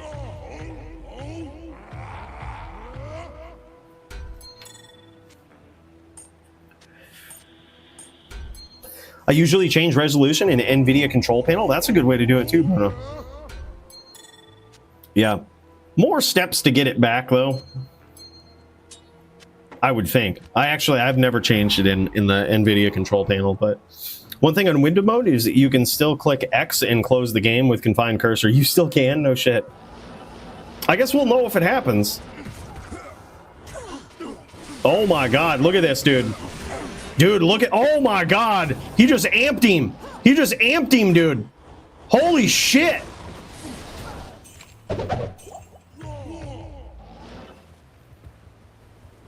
With the signature battle cry of Montreana. Holy shit. We just saw Montreana take down Taz on some sort of weird barb, and I can't say I'm surprised with Montreana. He procced amp. Somehow he procced the amp and got up in there. Holy. There is no such thing as cheese in his on, Bonkai. There's no such thing. Because whatever cheese you have for a Zan, this is their answer to it, right?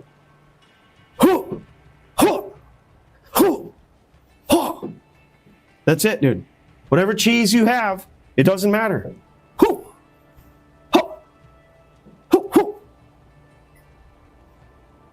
That's it. That's the ultimate cheese. Look at this. He's got... That's sort of a non-bow there. I hope that amp doesn't proc and then life tap procs. That would suck.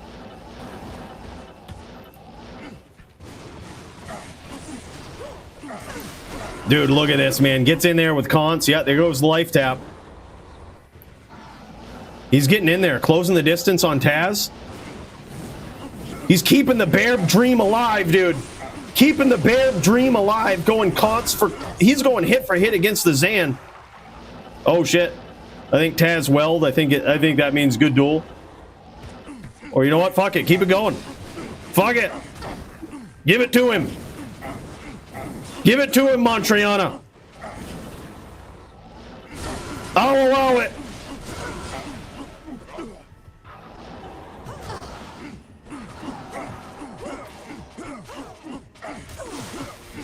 All right, there we go. He actually just let him have a hit there. That's what Taz did. Good dude. He let him have a hit and then continued.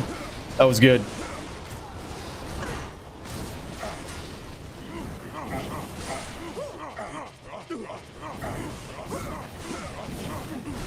Oh, man.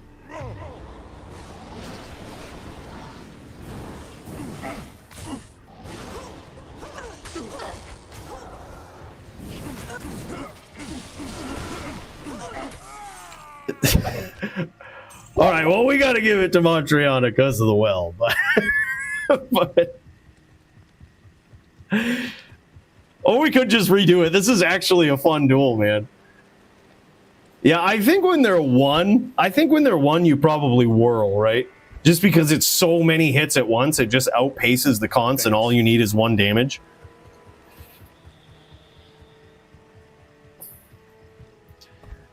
Yeah, totally accidental. We could just redo it, dude. I could watch this duel all night. This is epic.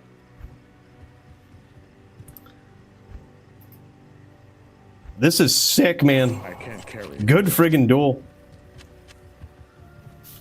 He says, nah, he's good. He's just gonna give it to him. He says, all right, we'll give it to him.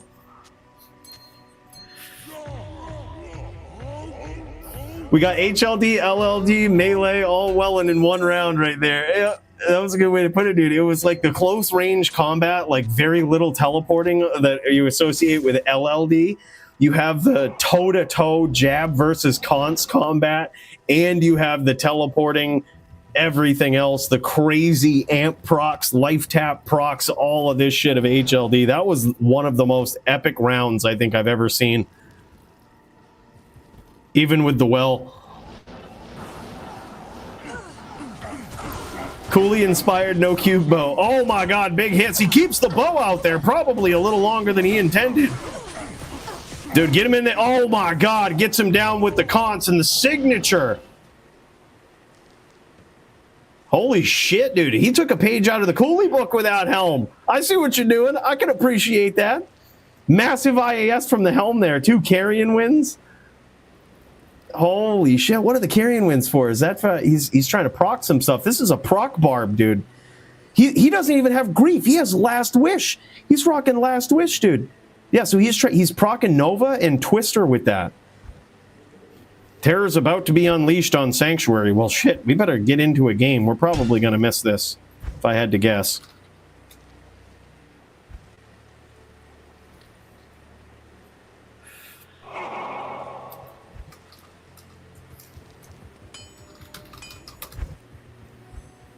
No, we got Terror's about to be unleashed. All right, it just got unleashed. I'm on my LLD and certainly can't beat it. Certainly can't beat Diablo.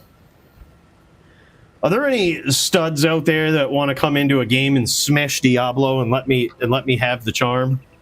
I'll give it to you if it's not 100% perfect, and I do mean 100%. It could be like 2026 and it's yours.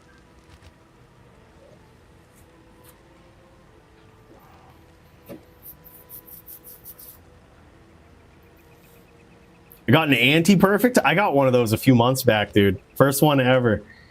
Followed up by a perfect one a couple streams later. 100% like top tier roll perfect. 2010 felt good, dude. El Bonvillain, that's awesome. See, I don't mind getting a bad Annie if it's an anti-perfect Annie. Sin when creeper allowed? I don't think he's creepering it. Oh man, look at this. Montreana just going to fight DClone here right in the den. I don't think he casts creeper with it. Unless it procs. Does it proc?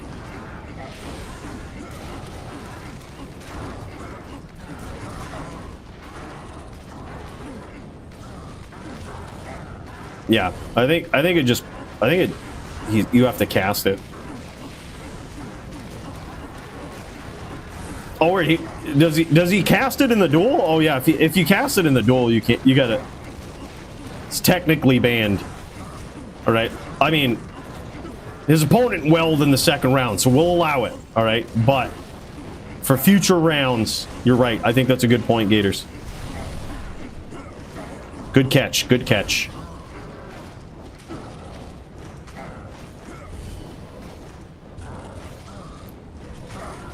DQ last round, creeper present.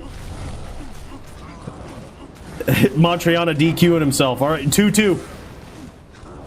Justice for Poison Creeper. Dude. He's going up again. Dude, this is a good duel against DClone right here. He's not even using Grief. He's using, like, Crush and Blow, Last Wish, Proc Barb here. Yeah, I was going to say Whirlwind seems like the way to crush and blow this guy down. Quill Rats give me anxiety. Yeah.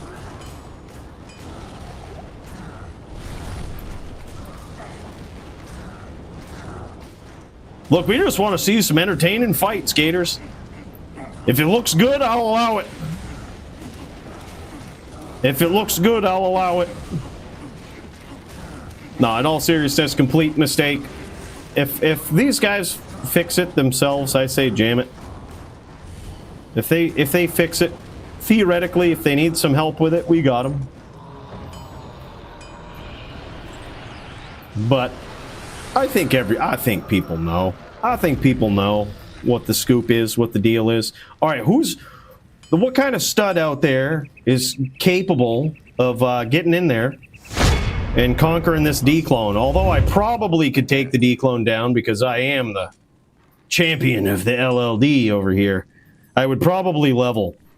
So I've got the pass to this game. If anybody wants to conquer it and let me jam the Annie, just let me ID it. If it ain't 2010, it's yours. This is the game name. I'm gonna need some help. ASFH, password HH. Bruno's got this. What a hell of a guy. Yeah, and then rip Cooley P K-vids if we, you know, we can't be the top din jamming if all sick. We got a lot of people coming in. Jam this dude. Much appreciated. All right, a little bit of lag going on here. That's my fault. I'm switching to axe. All right, I'm gonna leave. I'm gonna get some room to pick this up. I think is did Montreana ID his? Is DClone down? I don't want to get experience. Yes.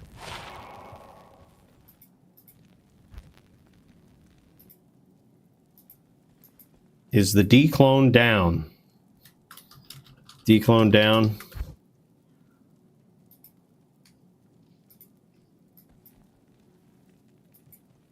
A1 chest. Oh shit. All right, cool. All right, we get to ID it here. Oh shit. Thank you guys so much for coming in. All right. Great. Here it is. We won't be able to use it, but 11, 15, 6. What a clean Annihilus charm here. That's what a clean one. Gosh, what an insult. You know how much collaboration went into that Annihilus charm? Dag. Thank you guys. Well, dag. All right, let's get back over to Montreana. I'm going to see if I can make another game. If these guys are popping Annihilus, by the way, usually it isn't one and done with these guys. A lot of times they'll go in there and they'll be popping this stuff for multiple times in a night. I've seen it happen before. All right, so I would just highly suggest having yourself a hell game up and getting ready, man, just in case they pop it again. That's what I'm going to be doing. All right, here we go. Holy shit. All right, now it's 3-2 because Montreana DQ'd himself in that last round. He says, look, no, I used Creeper. I got to DQ myself. Now it's 3-2 in favor of the Barb player. Good day. Yeah, it won't spawn. Yeah, good point. It won't spawn same game. So if you've already spawned it in your game, you're going to want to make another one. Spawn it, jam it, slam it, make another game.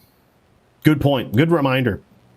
10, 10, 7. Not even anti-perfect from Bruno. Damn, son. So close to it, too. That's rough. There's a little bit of feedback. That's not on you guys' end. I think it's... I'm hearing it from... I shouldn't even have pointed it out, because I bet some people wouldn't even have noticed it.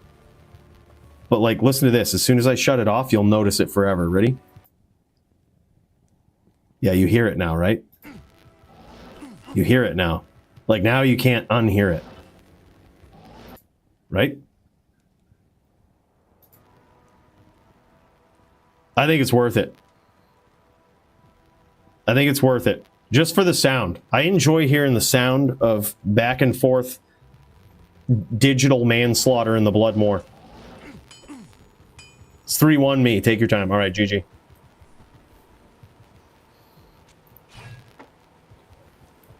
By the way, I think I saw Polytheus. Did I see Polytheus pop into another game down there?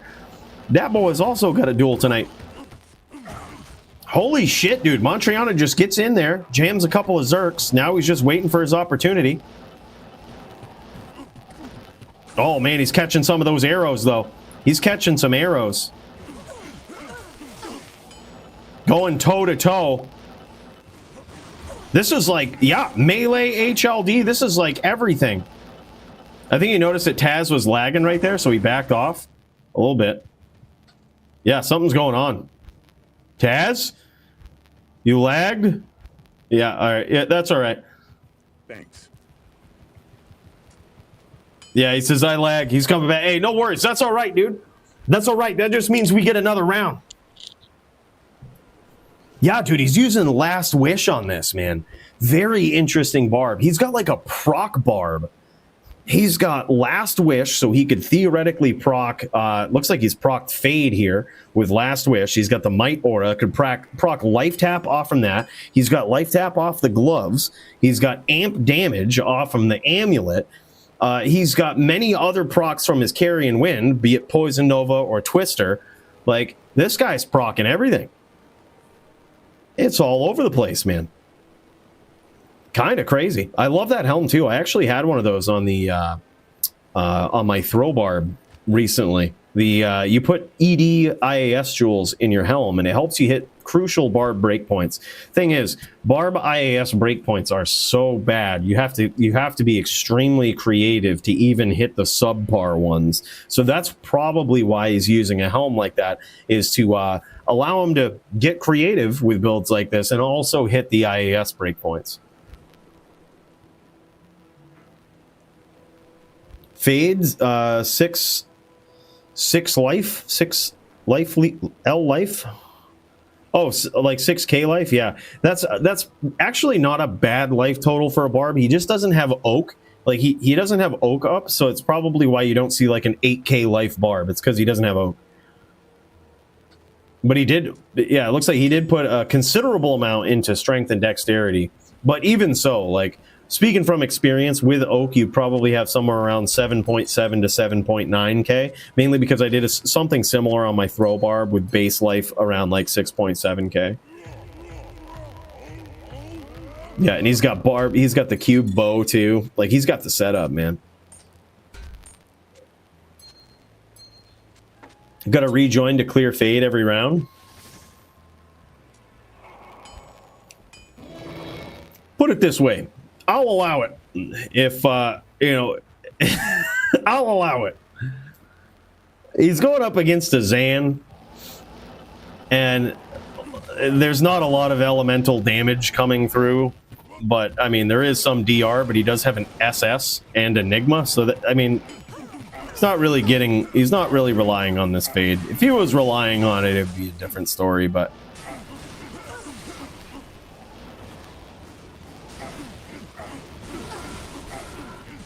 Yeah, Barb worst class for sure, dude. Easily worst class. Holy shit, he catches him with that bow out. Dude, that Poison Nova is a really cool proc, and you would figure that when his opponent is at 1 life, it would finish him, but it doesn't. Very, very interesting. I was going to say, he's got to get up in there with that whirlwind. Short whirls. Cons is, when your opponent is 1 like that, man, that's a tough one. He says, that's what I'm talking about. Good switch from bow to SS. That was sick, dude. Yeah, good duel. 3-2 so far for these guys. This is epic, man. I love this proc barb. This is the thing about Montreana. We say it all the time, and sometimes the way, you know, we'll say it first, and that is he's one of the most creative barb players that we've ever seen in the DFC. Now, that being said, oftentimes it's in very subtle ways, right? He'll be very subtly creative. Like, you know, we might see him run Hasara set for something. We might see him run just some, you know, subtle weird item on his build. But this build is filled with weird items. I mean, he's using Last Wish as his weapon. He's using Last Wish. Atma's carrying wins. It's crazy.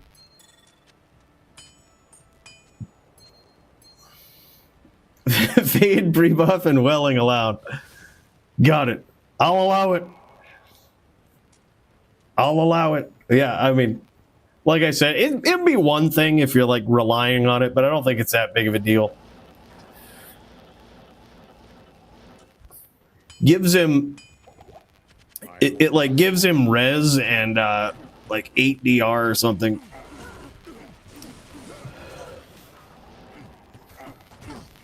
Whatever the proc for Fade is. But yeah, technically.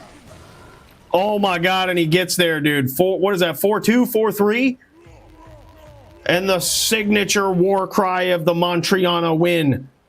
GG's, bro. Good duel, man. That was epic. So cool to see this done on a barb with a Last Wish versus a Zan.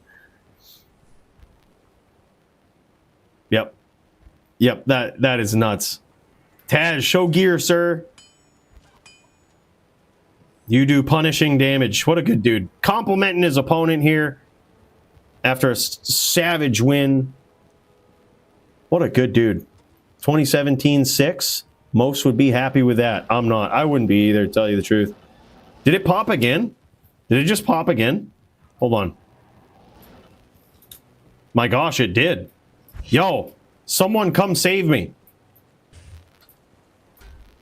I should actually just swap accounts. Hold on. All right, these guys are showing off gear. I'm going to swap accounts while they show off gear.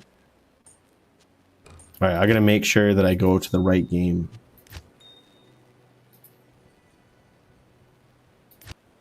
Going to swap the accounts to the main account so that we can actually gank some shit. Atmas, yeah, we've seen that stuff. That is really good, man. I am so impressed to see this done on such a creative Barb. You can't help but root for, you know, a very creative Barb like this. And he's got some nice max damage charms in there. Non-perfect torch, man. Mucho respect. Non-perfect torch, but he does have some nice charms. 10, 67, 44. Like, you know, 10 max AR life charms. And like high life on those too. Fortitude. Interesting 15-15 joules in that helm. War Traveler for the min and max damage. A lot of people don't know why Zons use War Traveler like that, but that's the reason, man. All right, I'm going to try to get up there in this game now. We're going to try to get up in there. Get this D-clone. Baird Storm Shield for that massive DR. Perfect Raven. Well, this guy didn't come here to mess around. High Lords. 220 with rep life, strength, and knockback on the gloves. Yeah, this Zon is actually pretty nasty. Perfect PvP, Annie. 2020 Zan Torch. Upped Titans. Beautiful Zon build, man. That is really good. Impressive. Dude, Taz is decked out. He's a natural on that Zan. He just gets in there and delivers that straight up Zan punishment. Even though he was lagging a little bit there, dude, he was still jamming it. And a Faith Grand Matron bow, perfect one. Oh no, it's missing the 15 fanaticism aura, but you know, other than that, he's got the 2 to skills. Very nicely done. GG, man, good matchup between you two. All right, speaking of matchups, let's get in here and have a matchup with DClone. This is a bonus match here tonight. Now, this could be very tough, all right? It's, oh, it's over. And we were going to commentate that, but it didn't last long enough. All right, let's see what we got. Good evening.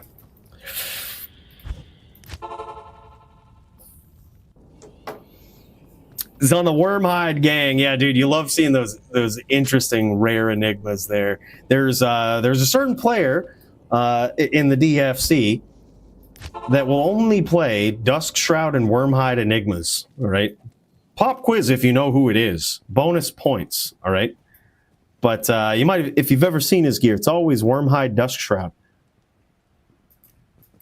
Stay a while and listen. Dusk or bust. Yep. All right, here we go. We didn't put on the jabs, so this is not perfect. It's I'm not even excited. Yeah, it's such trash. Wow, holy shit. All right, we're going to the next, man. Going to the next game. Just in case, man. What if they go on a spree, popping some mad D-clones? We got to be ready. All right. That being the case, who else is up here in the Discord? We've got, oh my God, you'll never guess. You'll fucking never guess who's jamming right now. Let's fucking get it, man. Pure violence.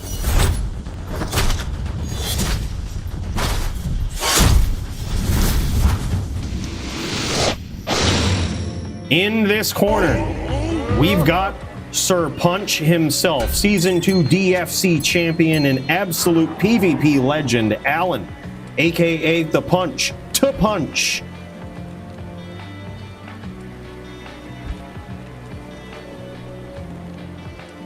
This guy's ready to throw down, man. He's ready to get after it. Now, he's got a couple of matchups here tonight. One of them was versus Dazer. The other one was a bit more of an honest one. All right, let's check it out.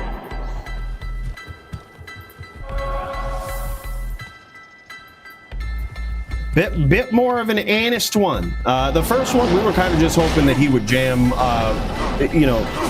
Holy shit! Yeah, this is versus Squigs, I think. I think this is Squigs. Possibly. I see Squigs' Necro in town. Okay, yeah, I was gonna say, like, this is a warm-up. Holy shit, all right, all right.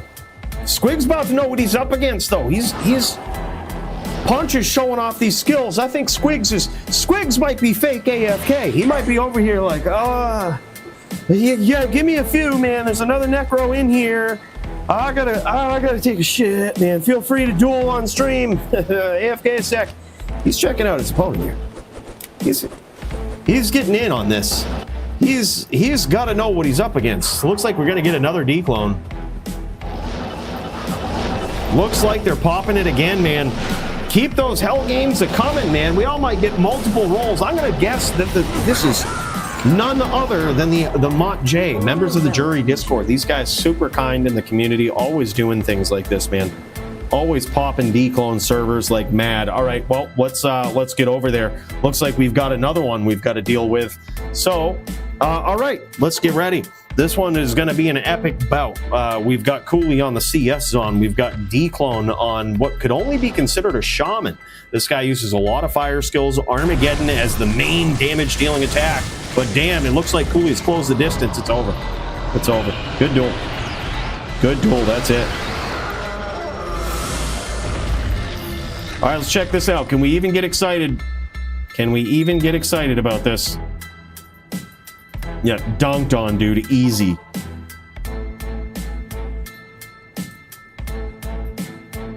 Me love Zans? Nah, dude. You just have to... I feel like to understand the juck fuckery, you have to build one. You know what I mean? So that's what we're doing. We're at level 96. You have to be the Zan to know the Zan. This is not perfect either. I wish we could get excited about something for once. 17, 17, 9. We might be able to give it away. It's possible, but that would be it'd be tough. There's probably not a lot of people looking for something such shit like that. Wild. All right, these guys still practicing up. This is Punch versus Sal. He's getting the reps in versus the Necro. See, we haven't seen Punch in the DFC in a while. Dude, and I gotta say, okay, look at this. You see what he's doing? All right, never mind. I was gonna say, I thought that he was purposely making a choice to not have Oak Sage. Holy shit, dude, from the brink of defeat. Squigs has got his work cut out for him, man. I thought he was making the conscious choice not to use Oak Sage, and dude, I gotta say, I'm actually coming on to that ideology of Oak Sage being a little overrated in Barb v-Neck. Good to see you.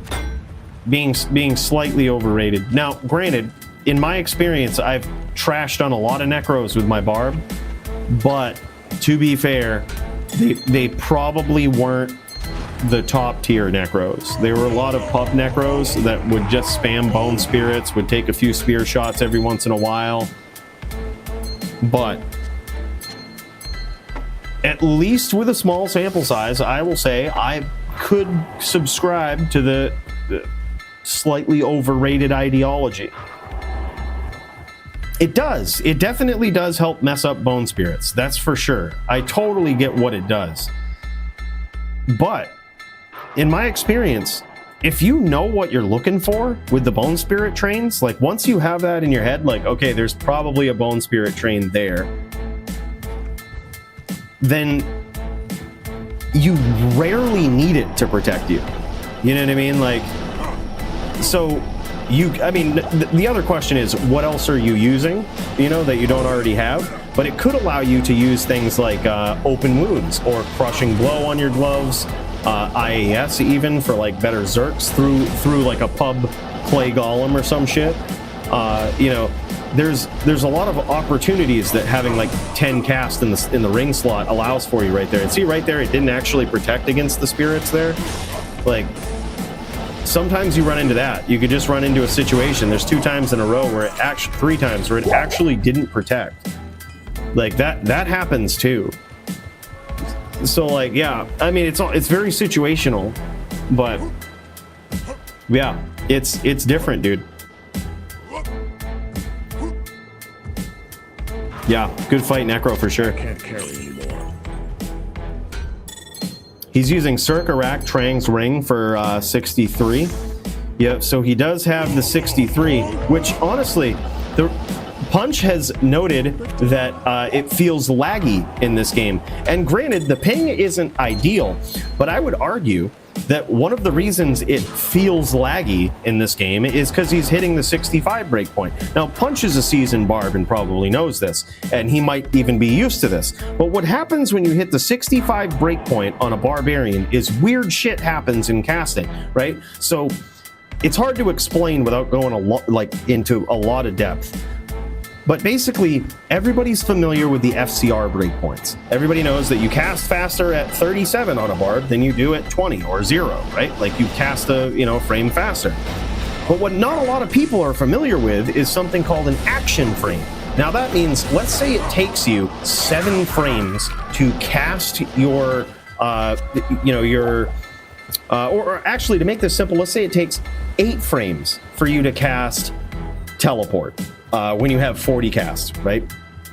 Takes you 8 frames, your dude swings, and on the 5th frame, or on the 4th frame, you teleport, right? Like, or you cast teleport in the 5th frame is where you actually teleport, right?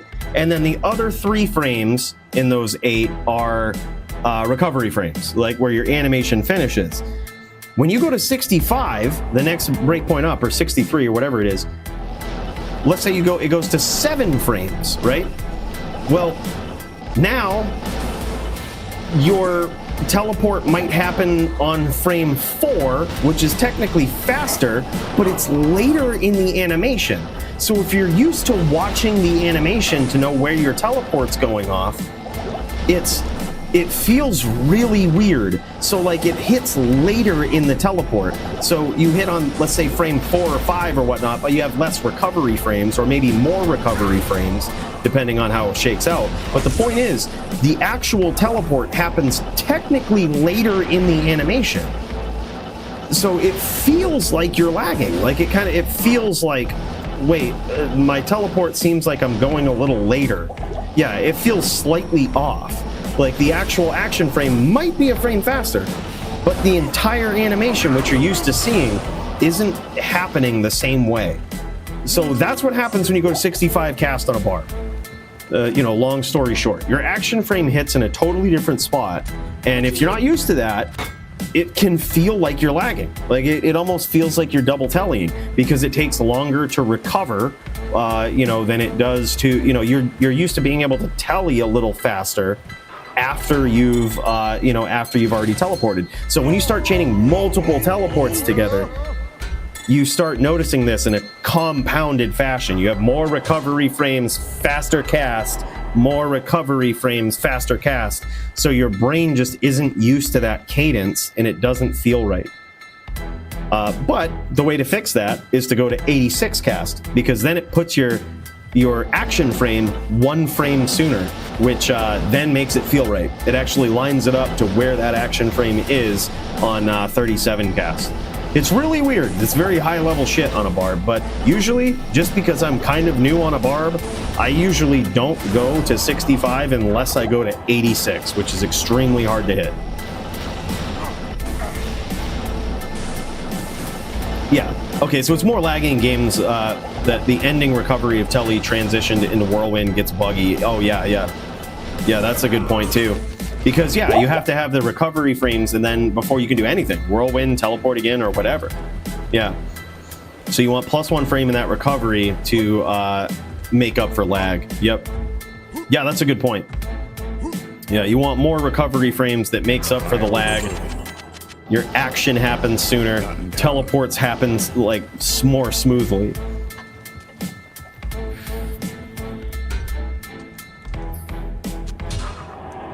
Yeah, I think these guys are still practicing it out, which is really cool. It's so cool to see Punch just like jamming, slamming, throwing down. Really cool, man.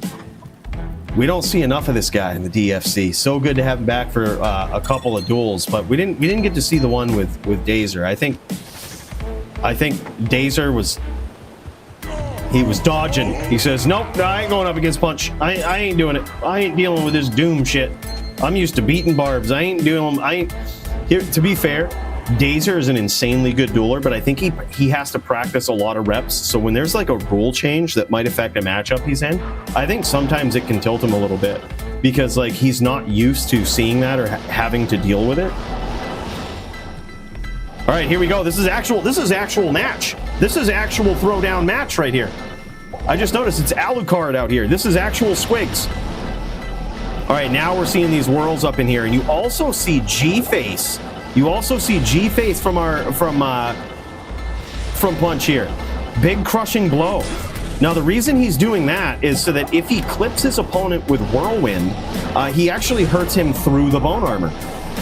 The crushing blow, not only is it nasty, you know, when you connect without bone armor, but if he nicks Squigs with, you know, with his bone armor up and doesn't actually do any damage, the crushing blow will still do vicious damage. Like it'll go through. It doesn't need the bone armor to be gone. Like it will actually hit the life total through the bone armor. A little bit of a screen shake here going on for Punch. Oh my God, and he catches him there. Beautiful play, even through the Diablo spawn screen shake. Cinematic victory. Yeah, that was wild. Look at this, just cinematic victory. Oh, you couldn't script this better. Just the screen shaking from Diablo. Man, oh man. And there's Punch. Look at, oh, DClone has spawned. You would figure this would mess up most duelers. You know, you would figure this would absolutely tilt most lesser barbs here. But Punch, he's almost like a chicken with the way that he's probably in there adjusting his head, man. He's probably in there adjusting his head every frame. He's in there every frame. Stabilizing. Image stabilization built right into Punch. Yeah, Earthquake KO. That shit was wild. Just stabilizing, man. Beautiful whirl there yet again from Punch. Bring back that audio, Bill. Let's jam it.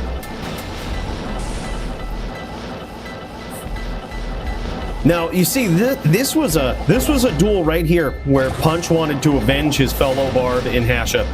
He says, look, man, you can't let Squigs treat us Barb players like that. Give me a shot at this guy. But I think what Punch is noticing is that Squigs is a different kind of Necro player. Like, look at this, man. He's really setting him up good.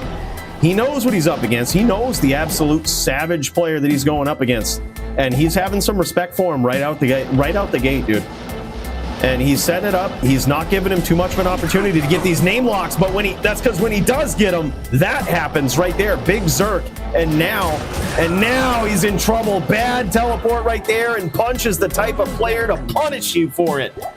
You can't make a mistake. Yeah, basically he says, put me in, coach. Put me in. And I think that was it. Holy shit. I think that was 4-0. Savage 4-0 there from Punch.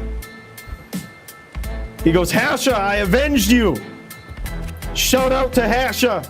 I have avenged. I gotta say, I love this, dude. I was actually doing this on my throw barb. What he's doing here with his helm, with his G-face helm, I was doing that on the throw barb. I actually love that, dude. Just cuts right through the bone armor. Cuts right through the bullshit. That is a beautiful play. I love that. Was it? Oh, it was 4-2? Okay, all right, GG. Thank you. I think it took me a while to notice what was going on there. I thought he was still practicing for a while. Yeah, 20-27, and he's got 1-3-20-20 in the inventory. Those things still holding a lot of value even this deep into D2R. Last we checked, I think earlier we learned on stream this week, still somewhere around 5.5K. Those things are insanely expensive. Good duels, got to go. Big cheers to you. Good duels, Squigs. Tough opponent, man. A different type of Barb player this week. Love to see Hasha avenge Squigs, my guy, but these are savage Barb players. Yeah, for sure, man. Squigs is a good dude. Very good Necro, too, man. This guy's insane. Number 1 SVS Cold Sork here. He says, come at me, bros. Let me know. GG. Big cheers to this guy right here. So good to see him back, man. So good to see this guy jam it. And look at him. He's showing off this sorceries here, too. He's got nasty matching 5/5 cold facets up in here. And he doesn't, this is true PvP, true SVS gameplay right here, all matching, but you notice he doesn't put on death. These facets aren't on death, they're on level up. Not only are those cheaper, but they're not as cheap in dueling, where you get like the free cast when you die. A lot of rule sets, especially SVS, don't really encourage that. If you're going to use facets, no on death, right? Pretty cheesy way to win when you kill your opponent, right? Like, especially if it's an otherwise very close duel. But yeah, very nice, man. Sick. Good duel.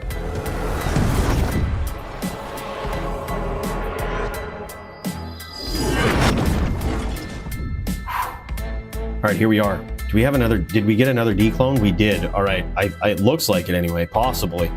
We're going to have to go in here. Yeah, we got one during that last duel. We got to get in here and pick them apart. There's no dicking around. We've got another duel. All right, round 3, man. This one's going to be a little harder. I think D-clone's probably learning what the tricks are. Nearly takes out the mercenary. What's up, Trucker? Hey, good to see you, man. It's Trucker Gut. Dude, how you been, man? All right, we just killed D-clone. We're gonna go ID this Annie. We already have a 20-20-10 in the stash, so this one's got a long ways to go to be impressive. Yeah, Trucker got legendary melee player right there. So happy to see him come back in recent history to melee, and this guy really shook the game up, dude. Came in with large charms, best in slot large charms, 6 max damage, 48 AR, 35 life. Those things were savage. We didn't re-equip the Jeffs. This is junk. This is absolute junk, man. We can't get a good Annie for the life of us. All right, next game just in case. So far, shit rolls though.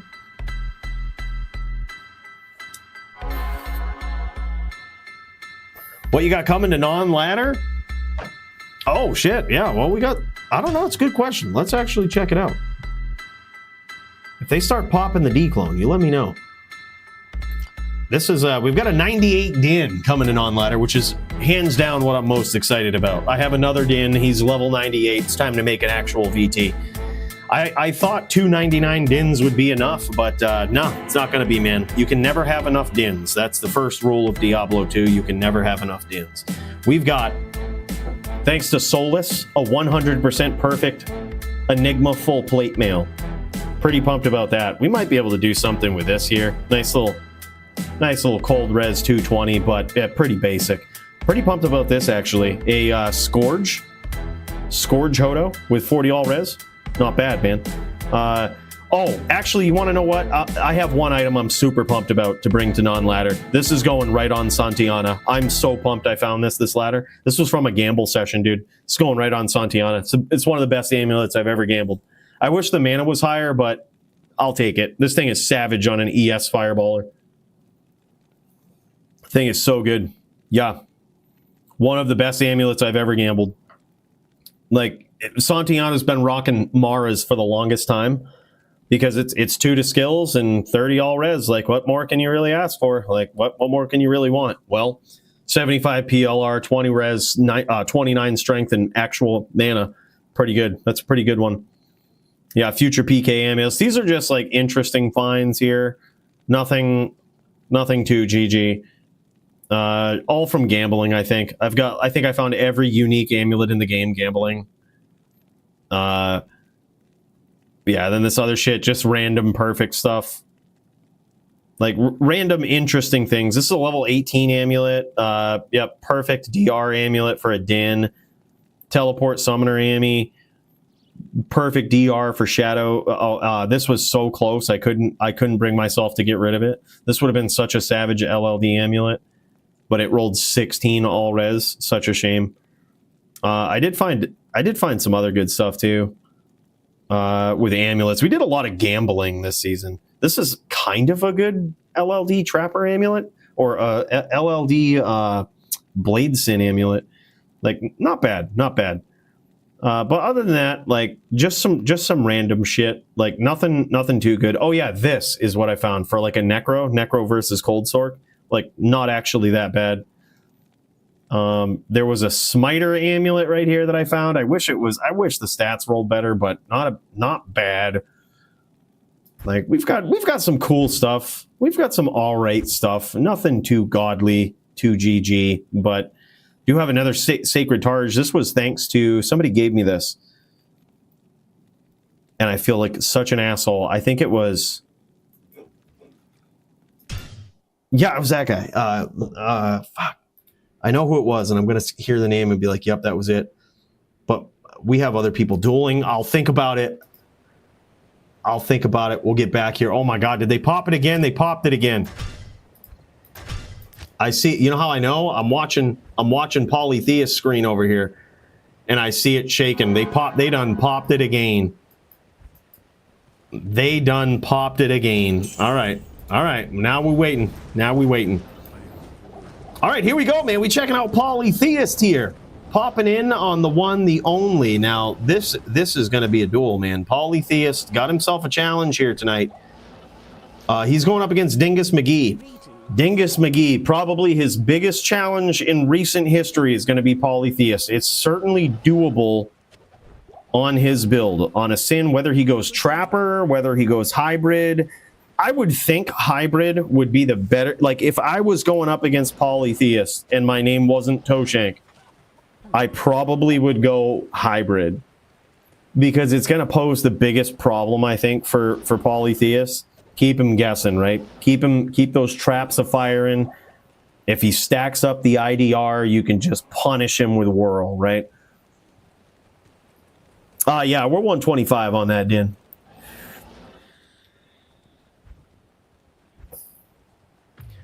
Yeah, we won 25. That's just the...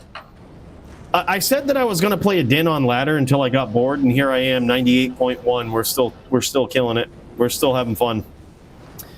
Beautiful traps there set so far from Dingus. Very tough matchup, like I said.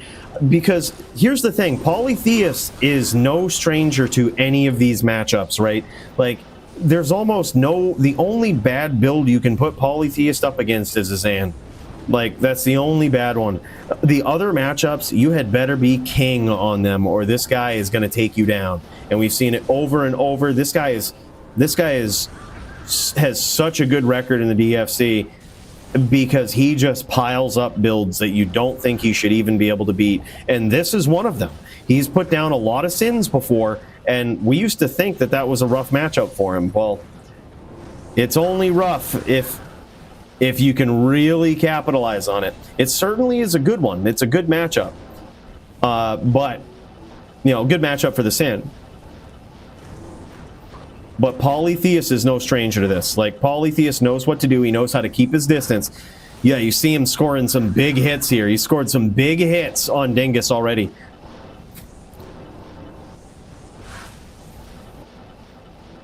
Hey, yo, Bruno, you need some gold, bro? I got you. I got you, dude.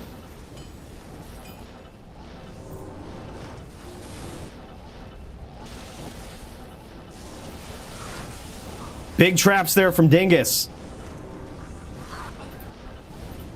Yeah, this is big right here. This is big. He's going to need to stay consistent. He's going to need to give Polytheus the respect that he deserves. Be opportunistic with those traps. But you got to look out for those name locks, too. That's what Polytheus loves doing. And what we saw Toeshank do every once in a while was close the distance unexpectedly. And it looks like that's certainly something that Dingus is interested in. But here's the thing with Poly. Is if you keep doing it, if you get into this pattern and think that you have his number, right? You think if something works for you once in one round, he takes a mental note and he's like, okay, every time I look for this name lock, he's going to come in, he's going to close the distance, he's going to fire blast, he's going to kick, he's going to do whatever, right? Maybe he's whirlwinding if he's a Hybson. So he'll have a molten boulder waiting for you. He'll switch something up and make it very, very difficult to do that, right? Like, he'll change it up, man. And that's what I mean by this guy is so good at adapting to your play style. Beautiful traps there from Dingus. Dingus now giving him the distance and respect. Holy! And a surprise close of the distance. Big hits there from Dingus, and down goes Poly. Damn, son. Huge.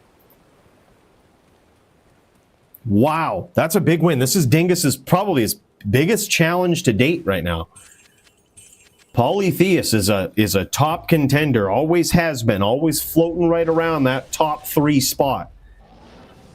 Plenty of title challenges, a title belt on his waist. This guy is a decorated champion, dude. And certainly a tough opponent for Dingus. All right, and here we go, back into it. Dude, I'm plugging both of them in here, man. We're going 2 ears plugged in. I want to hear these fire spells. I want to hear the digital violence.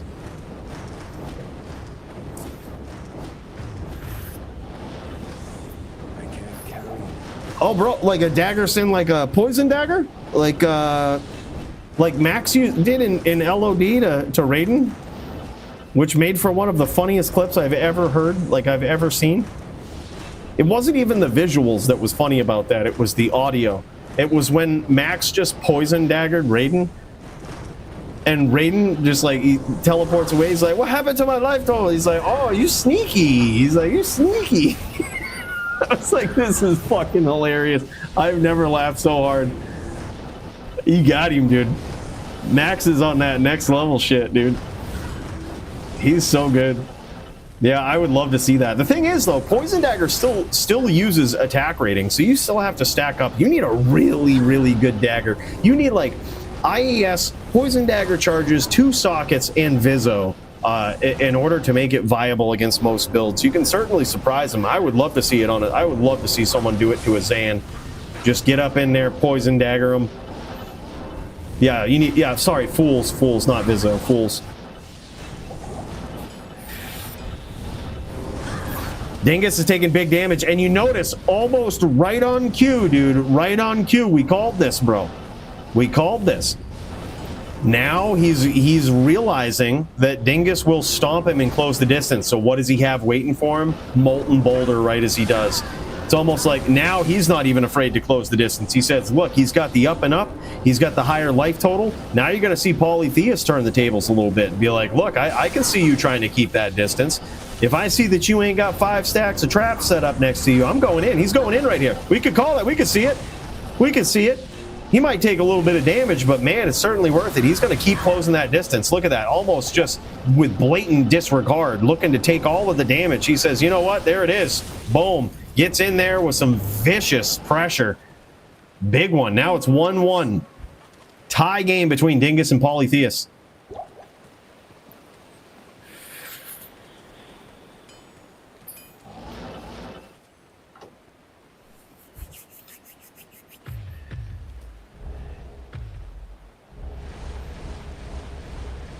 I think Bruno and Montreana also throwing down on their wild builds tonight. Gosh, that might actually be something. I'd be interested in popping over to that, checking that out.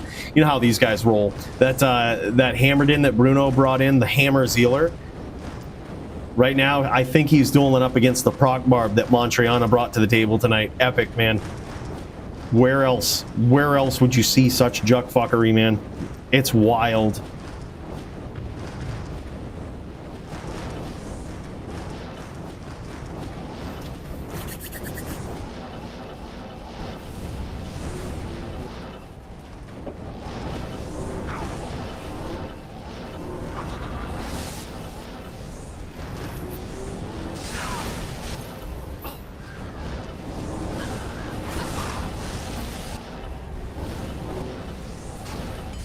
DFC getting anti-meta. Dude, it's been anti-meta for a while. The fact that Polytheist has been on top with a build that most top duelers don't even want to duel against, man, because it's so different.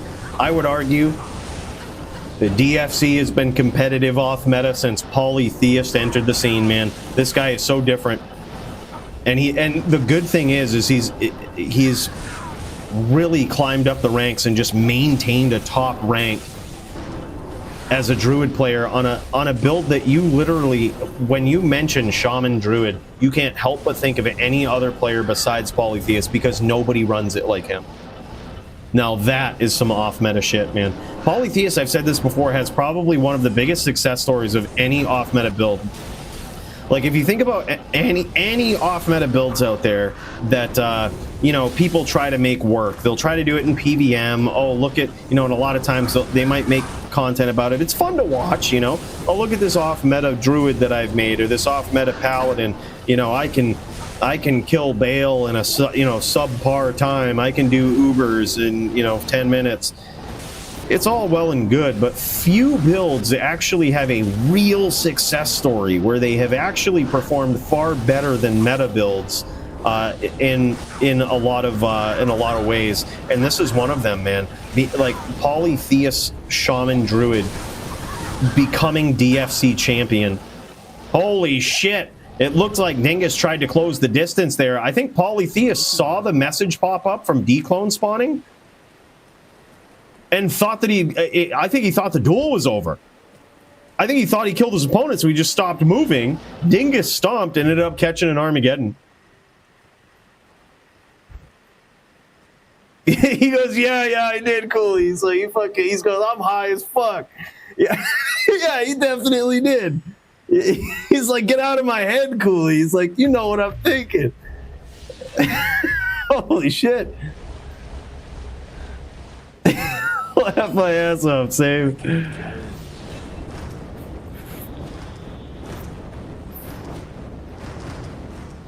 All right, we have yet another D-clone pop. Big shout out to Mont J. I can't imagine if it's coming from anywhere else, man.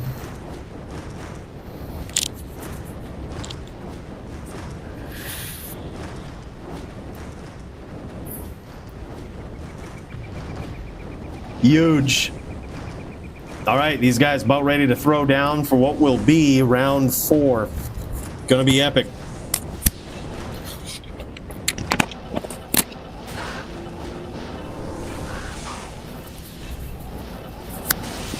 Gonna swap this mic out before it becomes a problem. Jam Slam Alabama.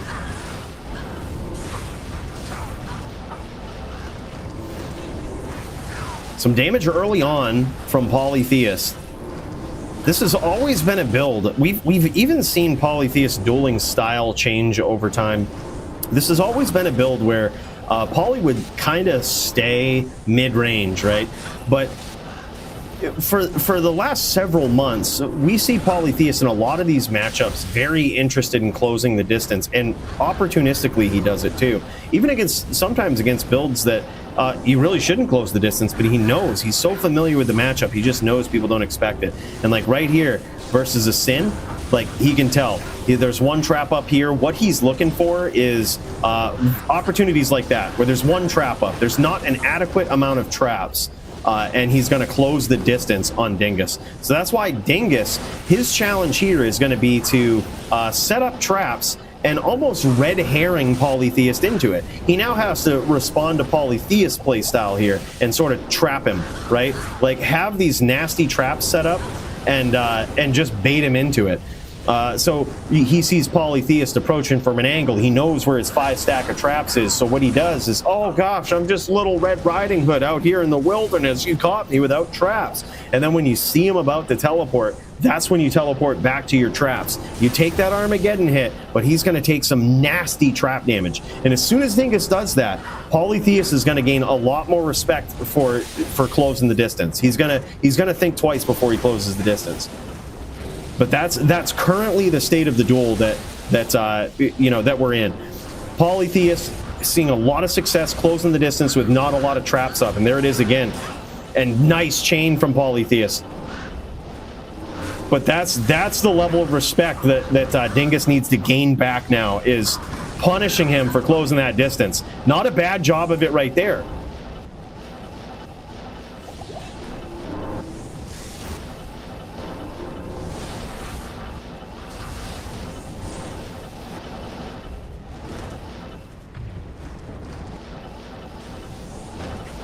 Yeah, that was a very nice play there from Dingus. He closed the distance, but the thing is, Polytheus was also looking to close the distance there, but Dingus beat him to the punch and just fire blasted him. That was interesting.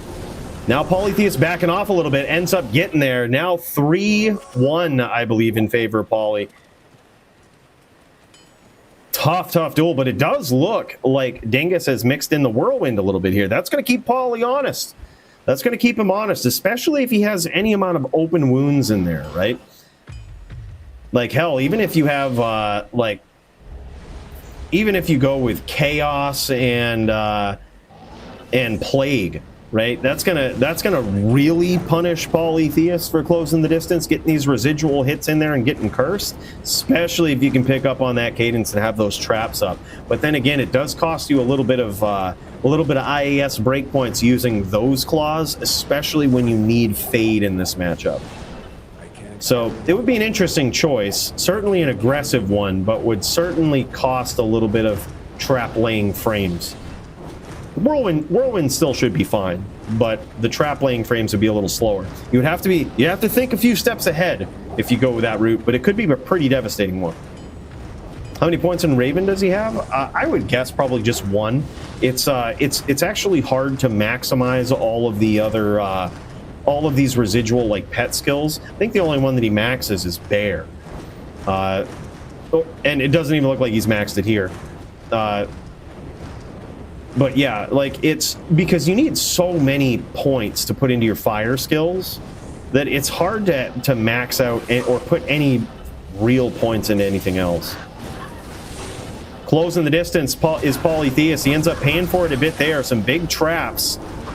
Big traps from Dingus, and that's the thing. Dingus has to always keep this threat of traps up, because Polytheus has seen a lot of success in punishing him when there's no traps on the screen. That's what he's looking for. Those are the gaps that he's looking to close right there.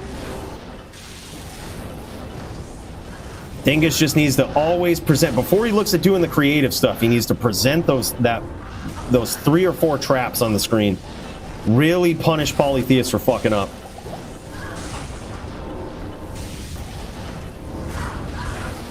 He closes the distance, gives Polytheus the opportunity to chain right there. Luckily, he gets out without taking too much damage. And he's trying to skate around those traps, but Polytheus still not respecting the distance. He's not respecting the 6-foot rule here. He says, COVID's gone. I'm walking up to you and shaking your hand, bud. This is what we do now. This is what we do now. But that time he got punished big time for it from Dingus. Now Dingus has to maintain. He has to stay calm and just realize, yep, you've got some big damage, but you can't overthink it. You can't overreact. You still got to set yourself up. You still got to it's still the same game plan. You got to punish Paulie for making those mistakes and closing the distance.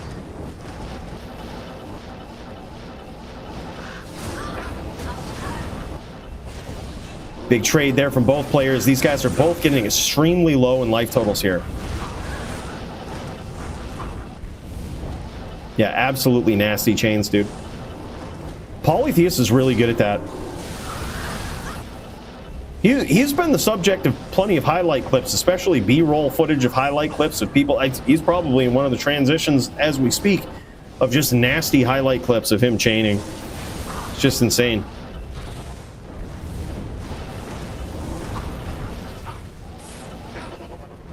Nice name lock there. Very nice name lock from Dingus. And that's another thing that you can do, especially when the Druid is getting really aggressive. Those name locks with Mind Blast can really come into play. Big win there for Poly. Certainly a huge challenge for Dingus. It was tough, man. We've seen it certainly can be done on a Sin, but it's no easy task. Again, Polytheus certainly used to these exchanges, used to all of these matchups, and if you make any mistakes, if you give him any openings, he will capitalize, man. That's just how it is. Very good duel between these two. Epic challenge, epic fight. Wow. Savage, my dude. I also see Clint up in there. Look, all right, before we get another pop here, which might happen, let's get over it. Congrats to Polytheus. That was wild, dude. Big win. Big opponent right there. Top contender always. Not sure if we're going to get another one in a minute, like on the top of the hour, but just in case, dude, let's get in here, have another duel with DClone, shall we? Hopefully we can get this Annie off real quick. Not sure what they're going to do here.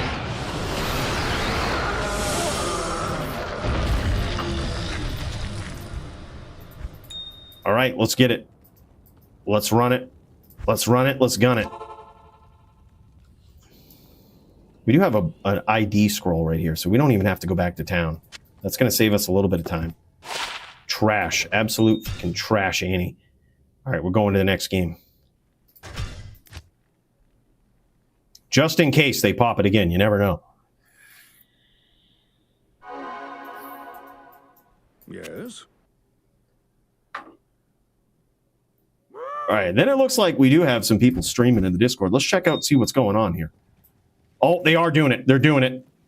I'm going to peek over, see what's going on. I know we got Clint. We got Clint up in here ready to throw down. Yo, bros, look at this. He's up in the trade window. He's getting some charms. This boy's getting some charms.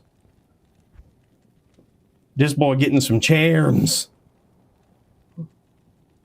He's getting ready. He's doing some last-minute feckery here. He changed his Discord name to slightly above average ELO. I see some people doing that as a trend, switching their name to their ELO score. I blame Sound. I blame Sound, all right? Sound, as you guys might know, absolutely savage data guys, put together the DFC dashboard, which has been extremely helpful in studying potential rule changes, studying different matchups, learning how to match people up. Incredible tool. But one of the things in there that I'm admittedly not a fan of, all right, it is helpful in some regards, all right, but is that ELO score. Okay, ELO, really good in chess and stuff. It's really good for a lifetime achievement. But the reason we haven't used similar processes in the past is because I noticed early on that with the setup of DFC, it benefits people to just play. Like, to just play, it doesn't matter when you get your wins, just as long as you get them, right? Counts all of your wins within the past 100 days. You could have 200 losses, and if you have 9 wins, you'll probably be highly ranked on the official DFC ladder, right? You'll be up there. You'll probably be top 5. But an ELO would put your ELO score so low with that it would be discouraging. And so in a format that kind of rewards winning over losing, doesn't really prioritize losses, like just kind of helps you forget about them. You know what I mean? Which is good. I think that's how it should be. We all continue to evolve as duelers, as players. You want to encourage people to try new builds, try something way out of the box.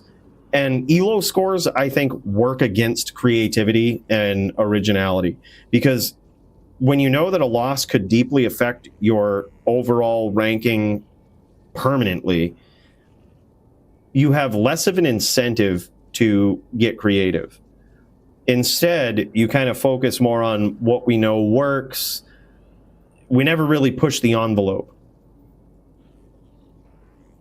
So that's why I don't often prioritize ELO scores in rankings. I think it's just a bad idea. It also doesn't fit. It's a good tool in general, but I don't think for official rankings, especially with how DFC is set up, that it's a fair one. But otherwise, it's really good. Definitely has its uses. It certainly has its uses when someone takes a long time off from the DFC and then comes back, because then you can be reminded, like, oh yeah, this guy's ELO score is insane. So like, it's not useful. Just as far as ranking, some people ask how come this person isn't ranked higher? How come Lamp's higher than this guy? Lamp lost against him, and it's just like, it doesn't matter. Lamp has dueled in more events and has proven his worth against more duelers than this person that has beat a couple of good people. You see what I mean? Like, Lamp could lose and he might still be ranked higher. That rubs some people the wrong way. I think the ELO score was a direct response to Lampage. If I had to be real, because it sometimes in some scores puts Lamp lower than he is in the DFC, and some other players lower. But I think that's a bad idea. I think it's bad, man. Like, it also has allowed players like Montreana, put it this way, players like Montreana who try very interesting, different builds to actually climb up the ranks, sometimes way higher than you would ever think a non-meta Barb player should ever be, right? Like, that's what Montreana has done. Guy's a savage. Make a new game, boss? Wait, he hasn't popped yet, has he? This is a new game.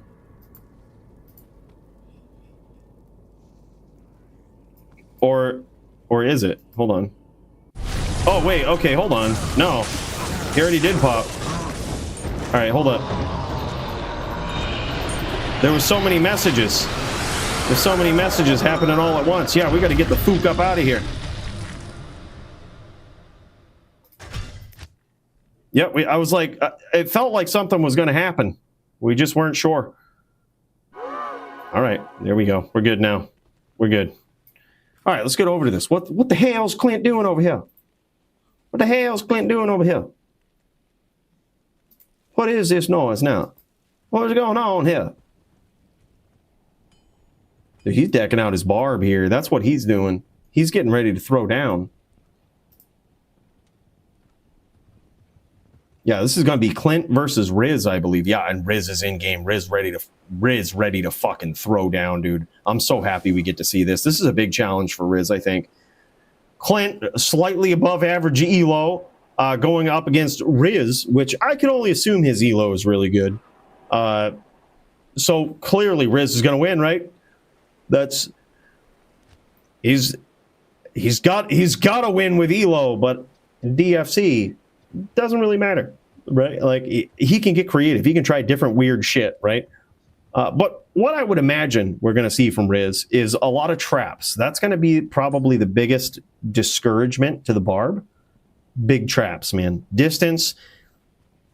Whirlwind is something that Riz practically has on all of his setups, right? Like, all of his Sin setups, he just has the ability to Whirlwind, which is commendable. However, that being the case, you shouldn't ever really Whirlwind a Whirlwind Barb as a Whirl Girl Sin. However, Riz has done it on multiple occasions and gotten away with it, and actually done some pretty serious damage. There was a time he probably would have won the duel. I think it was versus Hasha, I want to say, where he just long whirled in the wrong direction, and Hasha happened to choose that same direction, which is the worst thing that can happen for a Whirl Girl Sin, and ended up just zeroing him. But other than that, he would have gotten away. He would have gotten away with it too, had it not been for Hash's quick thinking and perfect angle that he chose.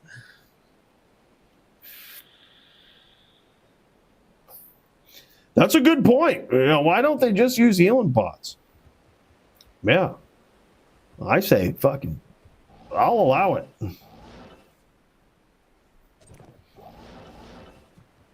Now, healing pots have been considered bad-mannered in the dueling community for quite some time, ever since I've ever played the game.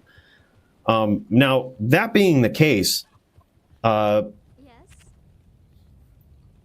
I think there could be an argument, right? There could be a format of dueling where you just allow one belt of pots no matter what, right? One belt of pots no matter what. Could be juves, could be healing pots, mana pots. And if you only have one belt, as any of you might have noticed, if you've ever tried to step into a pub game in BM, right? One of two things will happen. First of all, you'll just end up pissing through a lot of juves, right? Especially against good duelers. You'll end up pissing through a lot of juves and you'll run out of them. Or here's the other thing that will happen. You'll be really good and you'll end up using your juves for mana, which feels really bad. You know, not a great feeling when that happens. So in which case, you're kind of making a choice, you know? All right, let's get over here and gank this D-clone real quick. We got another one. I just saw it spawn in that game. Oh, these guys about ready to go. We can't be missing this. Let me gank this guy real quick in the background. Might hear some residual sounds. Don't worry about that. We'll kick over and ID this Annie. Just punching a hole in D-clone here. Don't mind me.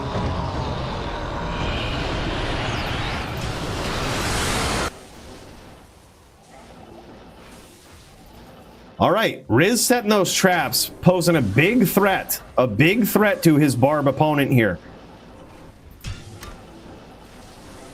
Yeah, Clint's getting pieced up by those traps, man. Yeah, really strange whirlwind sound. It's weird. Holy shit, though. Riz just took some big hits from that whirl. Now he's going to try to keep that distance. And you've got Clint looking for the name lock. It's good to see Clint on a Barb, man. He's recently begun signing up on a Barb, or giving the option to sign up on a Barb. Still, you know, with the way that the DFC sign up works, you can select all classes that you can play. And oftentimes, if someone has the ability to play on anything besides a Zan or a Sin, we enjoy seeing it, especially these hyper-aggressive characters like the Barb. And it's really good because Clint is actually insane on this Barb. Like, he's good at closing the distance, knowing when to whirl, and also knowing how to whirl. A lot of times you'll have Barbarian players that are good at closing the distance. They might be okay at name locking, but when it comes to whirling, when they actually get in close, they take these like obnoxiously long whirls. I am notorious for this. I do this all the time, especially when I'm CT whirling. You'll click, and your whirlwind, you've clicked it so far off center that like you're stuck in whirlwind animation for like 5 seconds. It's kind of ridiculous. But believe it or not, that happens a lot. You have to really get used to recentering your cursor as a Barbarian. It's sort of that unsung skill that not a lot of people practice or are aware that they even need to do. It's just something that you learn through repetition and making bad whirls. And you can tell that's something that certainly Clint has worked out, because this guy is pretty savage at keeping those things tight, dude. Tight, close, and quick. Very nice chain. Sneaky little name lock there from Clint.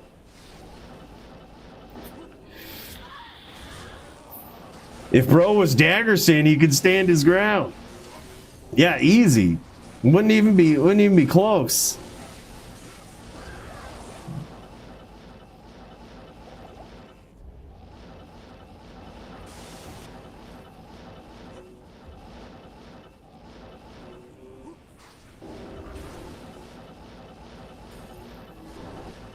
Now, I believe on the last life check, it looked like Riz was in a lot of trouble. Like, it looked like he was very low. Hard to actually tell, but you know, it's hard to see. Sometimes the life total is actually messed up and looks lower than it really is. Sometimes it looks higher than it really is. A bit of a weird glitch in D2R. But dude, you can tell based on the respect that he's giving Clint here, he's either extremely low on life, or he really does respect the quickness and the skill of Clint, because he certainly hasn't tried to do a lot of crazy whirls, right? We have seen Riz do it in the past, but he certainly has some respect for his Barb opponent. So as hard as Clint is on himself here, calling himself slightly above average elo, this guy, don't let him fool you. Don't let this guy fool you. He is a savage. There's no one that runs a Barb player, in my opinion, that it doesn't have the ability to be complete savage. Bad telly there by Riz, and he luckily wasn't punished for it.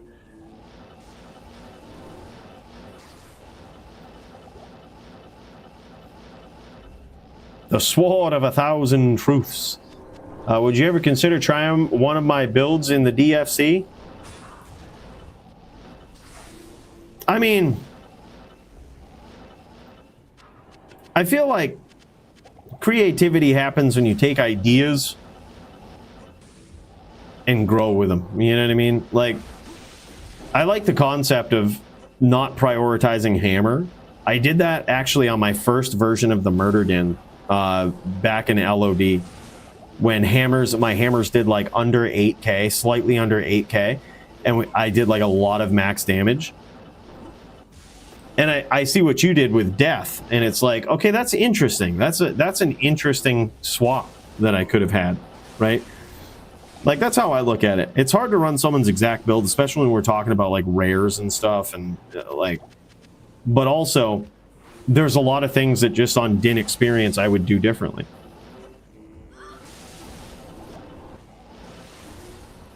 Not that it's better experience, just that it's different. Like, I know my play style, and I'm like, okay, I would do this. Holy shit! Now Riz getting in there with the whirls, little bit of whirl girl dancing to show off the end of that round there. He's like, I'm gonna get up in here. I'm gonna show you I got the capability of doing it. I can't carry anymore.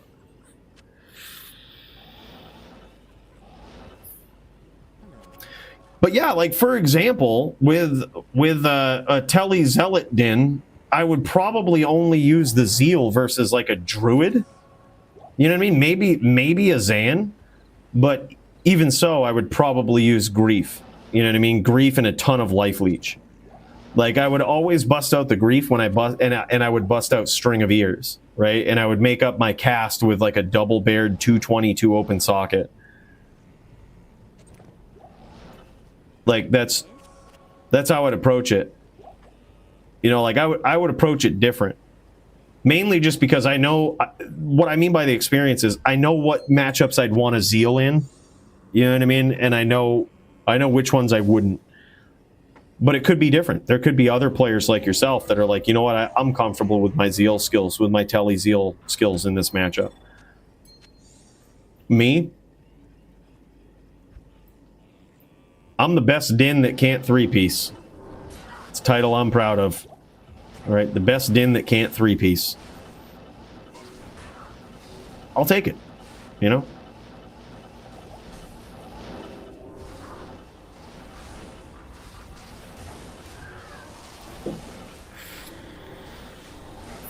Yeah, I do like the concept of death, though, because the Crushing Blow and Deadly Strike are pretty insane. And I think if you ever find yourself in these situations where charging can be a thing, it's incredibly good.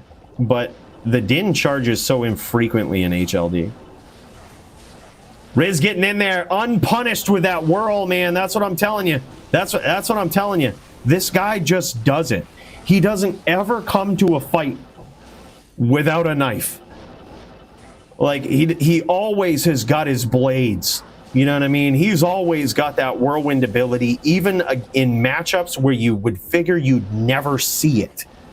Just like that, not punished again, closing the distance. Riz is such a top tier player when it comes to whirlwinding, dude, especially on a Sin. He knows when you're not ready. He keeps these sneaky name locks just like that. In that very specific moment right there, Riz recognized that the Barb his opponent was probably going to try to teleport away. How did he know that? Because the screen had 3 traps within his line of sight, and he was getting mind blasted. There was no shot he was going to try to whirlwind through that. Like, he was going to try to teleport away. Riz saw it, so instead of mind blasting, he just teleported, whirled down, and hit him as he ran out. It's an incredible decision to just recognize that and to see the thought process live of Riz here, to be like, wow, these are decisions that he makes so quickly in these moments, like realizing what his opponent sees, getting in the mind of his opponent, and realizing when and how he can whirlwind a whirlwind barb and get away with it. It's an incredibly tough feat. But thinking of reviving the Throw-Din, its damage numbers, even without the amp, can get pretty huge. Yeah, I like it, man. I like the concept of a Throw-Din. In LLD, I actually think a Hoplite is pretty cool. Yeah, they call them Hoplites. If you're like a charger slash Throw-Din, they call them Hoplites, but you'd probably be a Hoplite if you're a Throw-Din at all, right? Like, so the big challenge here for Clint is he's very familiar with the CT casting. You see him doing this to escape a lot, but the thing that he's going to have to do, it looks like, to surprise Riz is CT cast up on him, right? He's going to have to surprise him because Riz is he's a step ahead with these traps and sometimes with his whirlwinding, right? Just like that, right? What he's got to do is, I think he has to CT cast on him. Like, he has to, when he gets his distance, these chains are beautiful, by the way. Insane chains there from Clint. But when he gives him that distance, a CT cast surprise whirlwind on top of him is really going to catch Riz off guard. Right now, Riz is able to dictate the pace of the fight and get these wild whirlwinds in here where he shouldn't even be able to get them. Right? Like, most Sins wouldn't even dare. Right? He's able to get him there. See, look at that. Surprised him. That was beautiful. That's how he's got to do it, dude. Riz is such a tricky player and so seasoned with these just whirlwind stalking of his opponent. And now he's got the added advantage of having these light sentries, which also do some pretty nasty damage. Yo, what's up, Nim? Oh, there it is. And now he engages in that whirl battle. Another thing too, especially with Riz, is now you're seeing it here. Now you're seeing Clint adapt to this. That's a sign of a good Barb player right here. He's, instead of running with these traps on screen, he's actually trying to bait Riz into a whirlwind exchange, and it worked for him there. Like, he actually got some pretty big hits in. There it is. He's baiting it, dude. He's baiting it. He's starting to realize when Riz is going to go for it.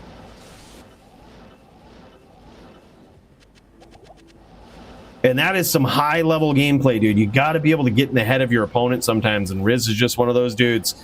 You better do it quick, and Clinton's figuring it out.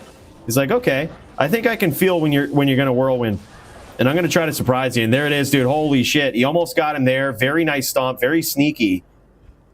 But unfortunately, just not enough life to survive the interaction with that one trap in the return whirls.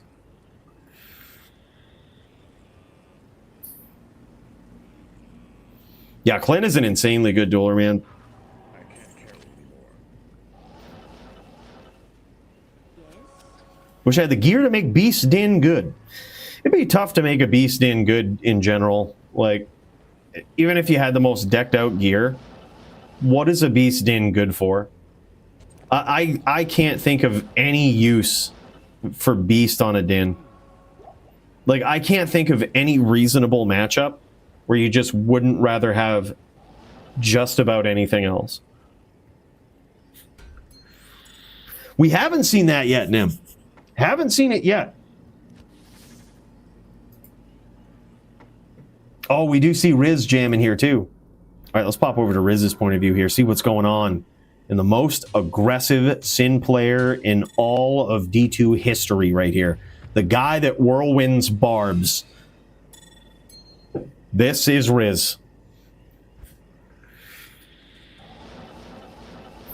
I'm not going to give up the Beasted idea. There's some merit behind it. Possibly with an aura flash where you can do something else in the 2 seconds that you have Fanat up, but then in which case it's on a Din, so you already have the Fanaticism aura. Again, I can't think of a good reason. I can't think of it, dude.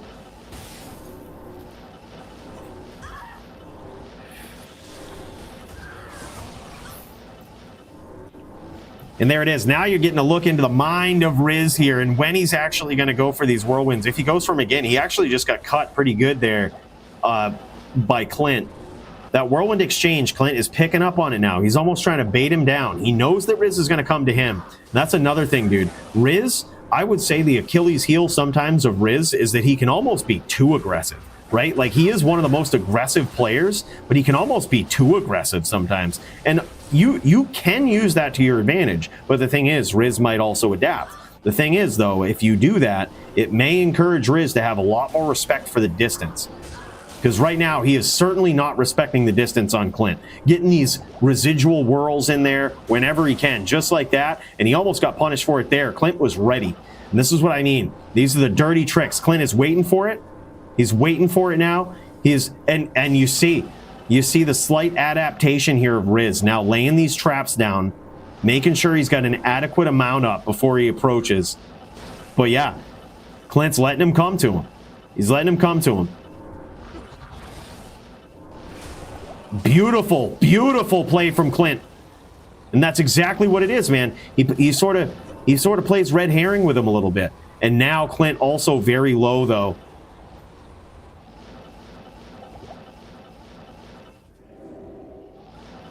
Riz might be going for a whirlwind finish. He might be going in for style point whirlwind finish.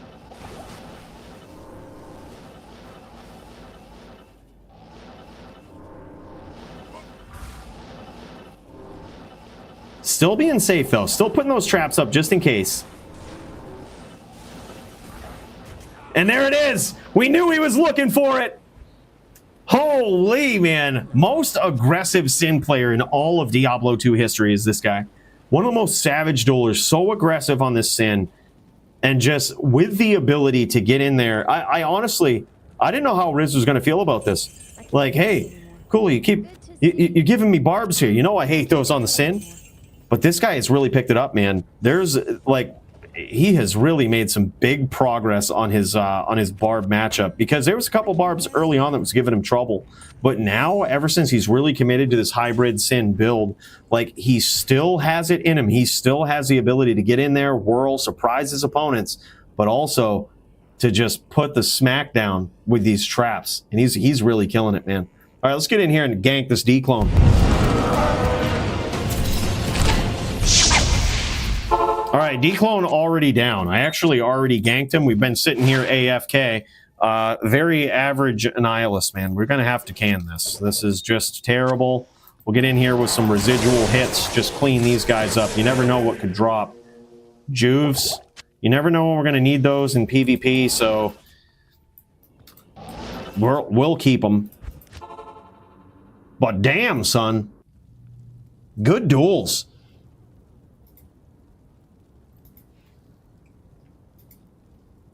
Got a message from Maddie earlier. He says, keep them Zans coming. Gonna register next week. So happy to see that, dude. He sent that to me like an hour ago. Pumped to see it. He was happy with that Zan matchup. Yeah, good duel between him and Bonkai tonight, too. Yeah, all of those rounds were so close. Riz is he's such a savage, man. It's wild. He's such a savage dueler. That guy is nuts. So show claws, wow, pieces out. Look, there's secrets that even the top Sins cannot give out.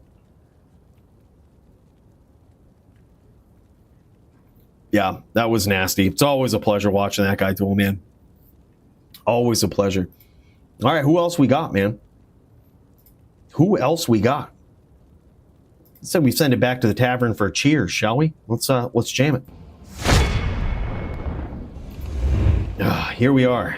Here we are in the tavern. Yeah, still no lamp, dude. That's don't worry. We got a donation fund in the back eventually. If he's ever allowed back in, you can pick it up. It's for, like, I don't know, fucking something, deodorant. I don't know. I can't remember what it was for. I think security ain't gonna let him in anyway, so don't worry. We'll put it to good use regardless. We'll give him a few days to pick it up. We'll see. Yeah, maybe that's what it is, Sawdust. Who knows? Who knows? Oh, man, we've got Kramer up in here. Oh, shit. Oh, shit. Y'all better be ready. We have indeed got Kramer. And damn, I can't wait for this. Epic melee bout. Let's get over and check this out. Yeah, big cheers from the tavern. Look at this widescreen cheating in melee. Just kidding, dude. If there ever was a format where widescreen does not matter, it's certainly, he says, get bent. Certainly, melee is the format.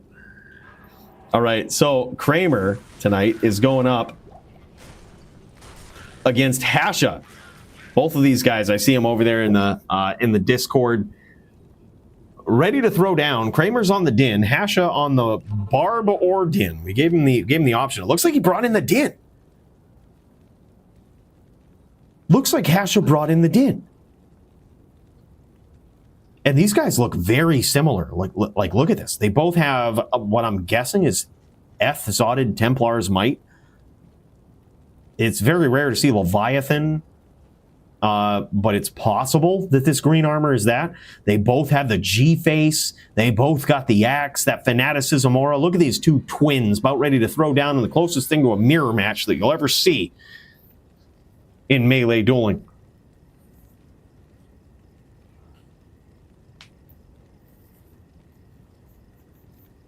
Oh, the slow roll on the helm. He's slow rolling that helm, man. He's slow rolling. He wants to keep it a secret. I noticed that gold helm right there. That thing looks pretty. I didn't catch the ED, but it's a high ED, E-Rep, 2-socket Viso. Thing is beautiful. Waiting on him. All right, yeah, GG. It is 188 ED. Wow, beautiful, dude. 240-15s up in that. Just a savage helm, man. It's really good. I would imagine his opponent is probably, like, Hasha might actually be on G-Face by the looks, which not a bad choice. Really test out the DR, you know. But the thing is, G-Face and Crushing Blow in general will have some diminishing returns after your first hit or two. Well, really after the first hit. So it's possible Hasha also has a Vizzo helm, but we're going to see. If assuming that is G-Face, we're going to see Vizzo versus G-Face. What's going on here? Big hits early on, but do they pay off? Now is he going to see those diminishing returns as the duel goes on? Not necessarily, but it was almost a close comeback there from Kramer. But big hits early on from Hasha. He gets there, gets the job done. Wow. All right, let's check this out. Let's see what's up. Oh, dude, I also see Green Lungs live, man. We got to get some melee action here at the end of the night. We're going to get to see it, man. I think that means Jin Shin about ready to throw down, too. We got so many melee legends throwing down. We got Hasha versus Kramer right now. Jin Shin versus Green Lungs next. Absolute 4 legends going toe-to-toe in the melee division. Yeah. Yeah, and it's hard to tell exactly, you know, G-Face or Vizzo here with so early on. It's going to take a number of rounds, but we're going to see. And it looks like the Crushing Blow might have failed to go off in the first couple of hits there from Hasha. Because he did take some damage, but it wasn't like the devastating Crushing Blow damage that you might expect. And that's really what he's hoping for in these exchanges, if assuming that is G-Face. 2-1, very close duel.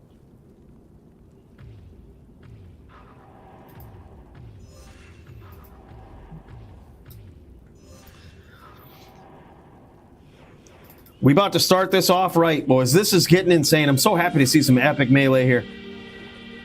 This is nuts. Both of these guys trading, and down goes Kramer. And now it's 2-2. Yeah, Bill just put that transition in there right at the end of the round. I don't know what the hell he was thinking. I don't know. He's so bad at transitions. What a bad timing. What a bad... Good thing he's not a streamer. Wow, horrible. We totally missed it. Big hits early on from Kramer there, just getting the job done quickly. That AR really pays off in this matchup because the Din is a very well-balanced character in Melee in the sense of being able to stack up not only AR, but massive defense when he needs to. So in Melee in particular, it's so well-rounded. So many builds have to adapt to that in one way or another, right? The Barb, really good at getting your defense up there. The AR can be a bit of a struggle unless you, I mean, you're basically pigeonholed into BOTD in a lot of situations because Barb IAS breakpoints suck so much ass. So you don't really have the creativity to have a fool's weapon a lot of times. Like it's a tough life for a Barb, dude, in a lot of ways. But the Din just makes it look so easy with his ability to balance the AR and the defense just so well. It really is the gold standard of Melee. Need hybrids. I agree, man. Like, I mean, here's what we really need. We just need a change to the Barb where his base IAS breakpoints are just increased by like 5 frames right off the rip. Like, easy. Close duel so far, but now slowly Kramer seems to be pulling away, but there it is. Just when you say that, man, it just continues to get even closer. Now 4-3. Still in favor slightly of Kramer, but too close to call early on. And granted, we've seen tonight, especially in the Mildred matchup, we've seen some savage comebacks. Just when you think you've got it in the bag, your opponent's RNG prayers are answered. And here it is, big hits right off the rip from Kramer. A close round, very close battle there.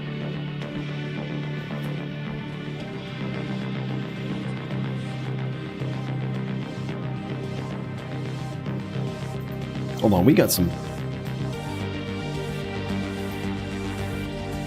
residuals going on in the background out here.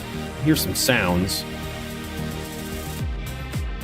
Just gonna mute these. We don't need Jamela inserting her bullshit. We don't need that kind of trash going on here.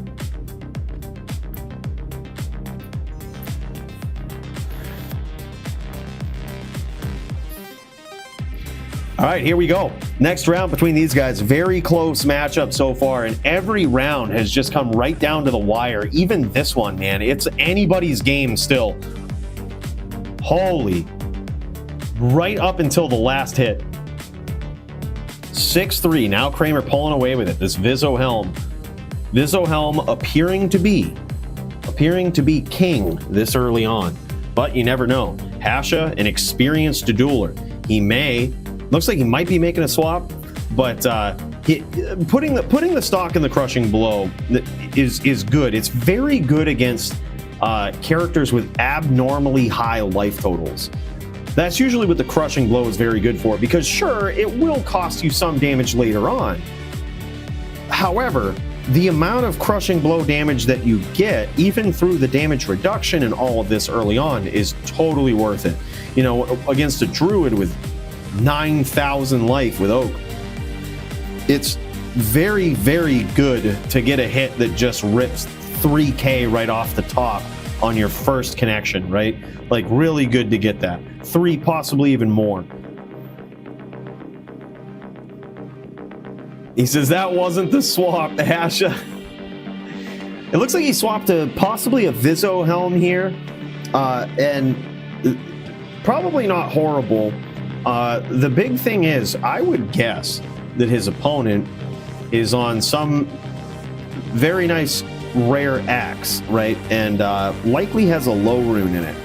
So I think probably the best answer to it, if he has one, is a 2-socket Deadly Strike Helm with 4015s in it. Oh yeah, he's got the low rune up in there for that Deadly Strike.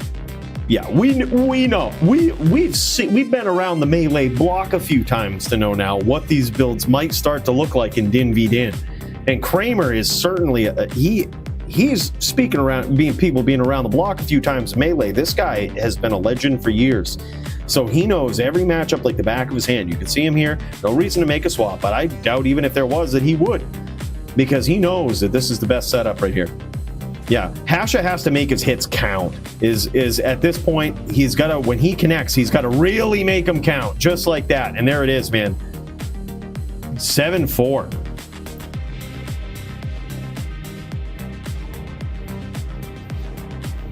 Looks like that's exactly what he did. I think that's exactly what Hasha did. Don't worry, I don't think he's listening to the stream. I don't think he took any of my advice. That was all a decision he made on his own. Big hits, man, and he's hoping for that big comeback. Now 7-5.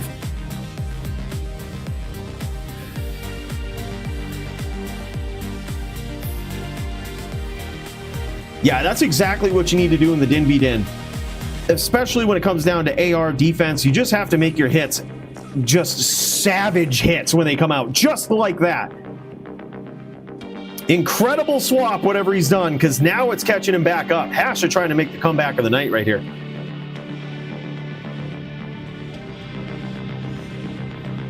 Yeah, they took a straight dump on Werebear IAS frames. I mean, you get unstoppable, but rip 4-frame pre-buff, Maul stun lockdowns. Yeah, it's crazy, dude. I think right now Kramer knows that he has enough of a lead. He's just trying to carry it out, and because that can happen right there. The duel was practically over, but then he gets those big hits and finishes it. Now Hasha, the clock is ticking, and he knows it. That's what Kramer's going to stick right to his guns. This is what I told you. He even when most people will be like, should I switch? Should I do something? Kramer doesn't even think twice. He's like, nah, man. I know I've got the right setup. We need to roll the dice. We need to make this happen. Close match there. Holy shit. 8-7, dude.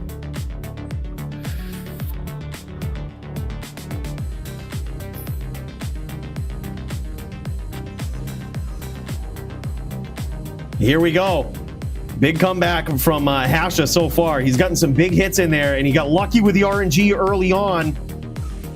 Oh my god, two-hitted. Basically one zeal. He got fucking one zealed. He got one zealed by Kramer. Cleanest melee kill of the night.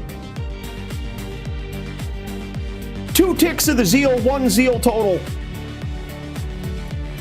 Kramer just walked up and clicked him. That was it. Click, delete. Holy shit, that was huge. Big damage early on from Kramer, and there it is. No swaps required. He says that's it. Very good duels, man. Almost a big comeback there from Hasha. As soon as he switched to that deadly strike helm, man, I think that made a big difference. Like, the crushing blow is really good. I do like the deadly strike, the crushing blow from G-Face. I love that setup. But it's really most abused against the characters with savage life totals. Like with abnormally high life totals. That's where you're getting every inch in the mile, out of that item. Yeah, beautiful setup here from these guys. Legendary Mallet, beautiful one, dude. 280 ED, Fools, E-Rep, Deadly Strike with the low rune. Yeah, and he did switch to it. He's got the 240 15s, 10 dead. Oh, look at this. 47 on the base life here. Vizzo, 10% Deadly Strike. Beautiful helm here. The only thing that's missing is the enhanced defense. If that had enhanced defense, that's one of the best melee helms I might have ever seen. Yeah, Mallet's going wild these days. They're big, man. Even in LLD, when you have the battle hammers, they just are responsible for having the most savage, vicious damage on a one-handed weapon. It's no surprise. It's a good way to make your hits count, man. Black Hades armor. Okay, that's what he was rocking. He made a little bit of a swap up to the Black Hades armor. And he kind of has to do that because he has no IAS in the actual weapon. So he's got to make up for it somewhere. 3620 is interesting. He goes, I definitely felt extra AR. Yeah. I mean, that's probably one of the reasons he chose to go with G-Face early on, is because he considered that he would hit far more often than his opponent expected. Very interesting choice of gear there. Very good duel. He was running 44k defense, Kramer was. So your AR had to have been very, very high. Yeah, that's impressive. 44k defense is very hard to hit on a Din. That's some insane defense. Yeah, very good duels between these guys. Wow, man. Epic. Let's get into some more violence in this Discord. Big cheers to these guys. Epic melee duel. Thanks for letting us tune in. It was sick.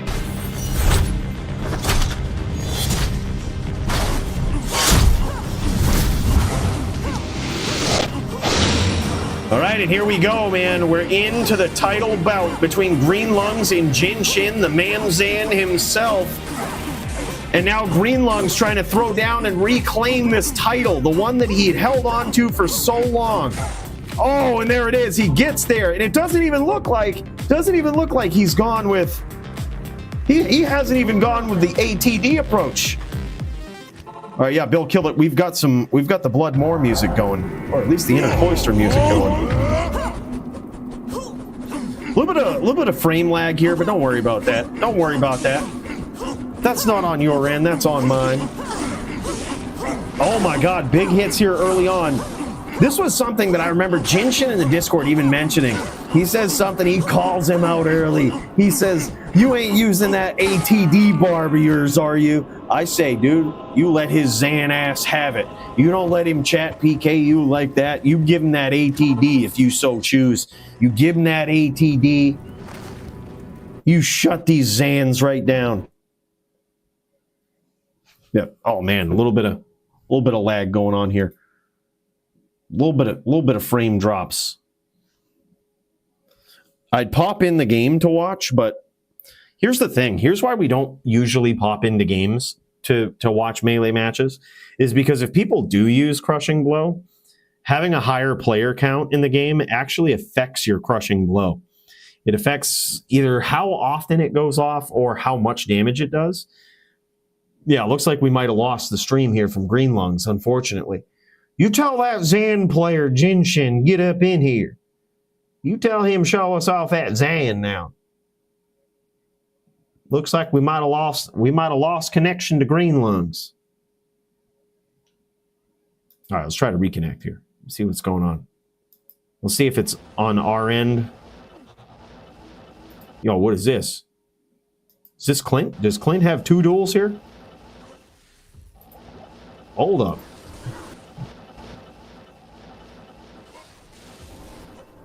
Nah, he just jamming. He just jamming. Oh, yeah, it looks like he dropped. I think he might have actually DC'd. Like, his internet might have got DC'd. He dropped from the Discord, certainly from the game there, I would imagine.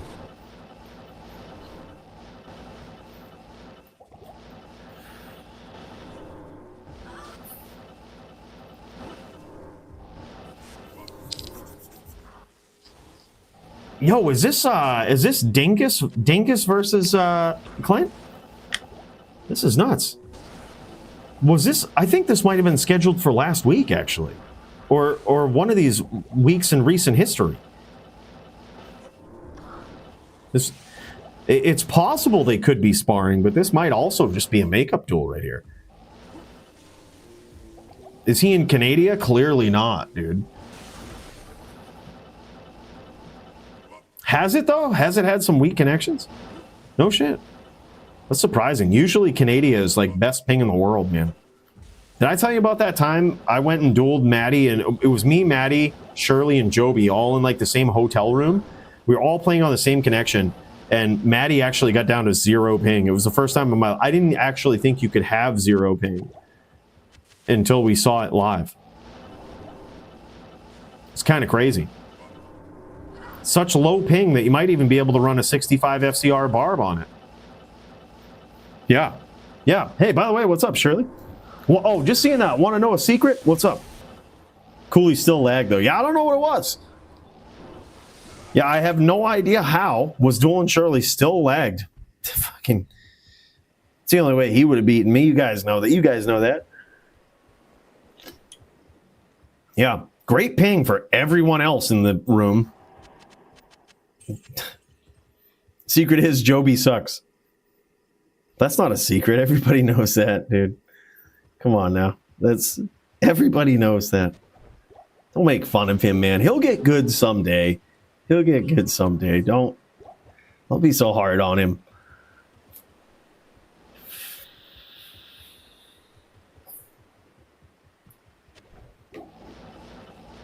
Yo, he might have crashed out hard though. Green Lungs, man. That's probably why they were just ready to jam, ready to duel right as we went over. I bet like if he is in a rough spot, he's just like, yeah, man, we've been losing connection here. I bet he was just getting ready because he's like, we might as well jam. You never know how long it's gonna be.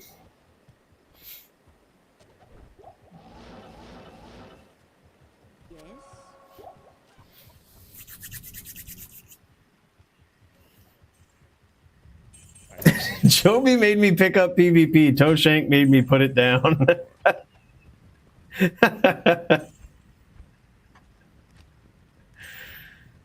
Yeah.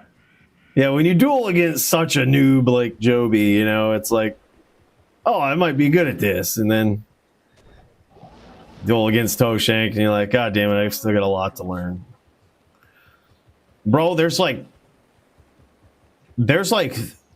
2 people that, if you ask me about some of my best wins ever in my DFC career, there's 2 people that I'm like, I can't believe I beat them. Right? 3 people, actually. There's 3 that stand out. Right? One was kind of cheesy, though, so you can't really count it. It was just me literally getting good in the moment and realizing that I had match advantage. So I don't know if we can count it. That was against Riz. I went up against Riz. He was on a Ghost Sin, and I was on a Hammered In. And I was trying to be all fancy the whole duel with my bow and shit. And I was like, I was 0-3. And then I came back to win 4-3. But it was because I realized that hammers are actually just pretty good. But I was pumped that I beat Riz. We can't really count that. All right. Hasha and Maizon in 5. All right, GG. But yeah, the other thing is the other one that stands right out, Dazer. I beat Dazer once, and that one stands out as one of my favorite wins because I was like, Dazer, I couldn't do it again these days. It was on the Din. He had no idea what to expect. He complimented me after because he'd never heard of a Murder Din before. He was like, I've never heard of that build. That was so crazy. He was like, that was really cool. I think I've dueled him since, and he beat the Murder Din. But the fact that I beat Dazer he was on a Sin, I was on a Din. It was a big win for the Dins that day. And that felt good. All right, and then the next one is Toeshank. Toeshank, it was granted it was LLD, all right, and there might have been, you know, some call it cheese. I would not consider it cheese. I would consider it very strategic build design and thinking ahead. But I actually thought I was a goner. I was on a Din versus Toeshank on a I think wasn't ES Fireballer, just straight Fireballer and LLD, which is just Fireballer's so vicious. And I was like, yeah, I'm toast against someone like Toeshank. I'm toast. We actually beat him. I think that was a title defense for me. That was my first title defense in LLD was Toeshank. That's one that stood out. I was like, look, I know it's not his main dueling format, but he's still a savage in LLD. That one stands out. I'm like, dude, that felt good. That felt like you did something. You know what I mean? It's very rare in PvP to feel like, all right, that was a good win. I felt like that versus Toeshank because he's such a legend. Never forget, is that the clip I think it is with the battle orders and CJ? I've killed you, Green Lungs, and also CJ and an FFA. Last hit him, nabbed that ear, my top kills. Hey, I'm honored to be in the top kills, man. Thanks. Appreciate that. Those ears are way easier to come by than you think, though, Nimrod, but still, I'm honored. No, it's Joby. It's funny. All right, hold up. Let me check this. Let's check this out. Let me get this set up and jamming here. I feel like this could go either way. Let's check her out. All right, hold up. Oh, okay, hold on. Might have a little bit of a gray screen here. Don't worry about that. We'll get right to it. All right. Oh, fuck, hold on. All right, here we go. This is some Joby shit. The problem was not my damage output. It was the damage input.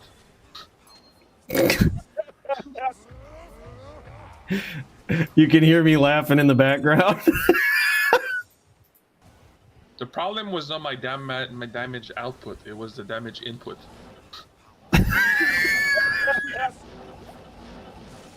That was a fun one, dude. That was a fun one. Good clip, Shirley. Good clip. Dude, so what Joby's talking about there is that Joby stepped into LLD once, and I was actually scared of him because he had whooped my ass quite substantially, quite handily in LOD. Back when, like, we did our we all had hybrids and shit. Like, he would whoop my ass all the time. So I'm not gonna lie, I was actually scared of Joby. So I was kind of making a joke. Like, I actually broke the rules. Like, I used an F weapon that you shouldn't use. Like, it's against the rules to use it, like a F weapon that doesn't repair. And I had my charger, and he was on his hammered in, I don't know, smite variant or something, FOH hammered in. I was like, yeah, that's probably pretty good. Like, I just lose to a hammered in. And I was like, I especially lose to Joby on a hammered in. So I just slapped on this F Insight Partisan and was doing 10,000 core damage on a hit, plus crits that could go off. It was asinine. Like, the damage was asinine, dude. I one-shotted Joby 4 rounds in a row. And fucking, he immediately sold his LLD and never came back. And fucking... So in that clip, he's talking about... He says, it wasn't my damage output, it was the damage input. It was the amount of damage he was taking. It was asinine. I didn't know level 30 characters could do that much damage, to tell you the truth. Like technically 20,000 PvP damage potential is pretty insane. It will one-shot most LLDs through just about any amount of DR. But it could also one-shot some HLDs. We should really pub PK with an F Insight Partisan. I have a few of them, and I've not really ever used them.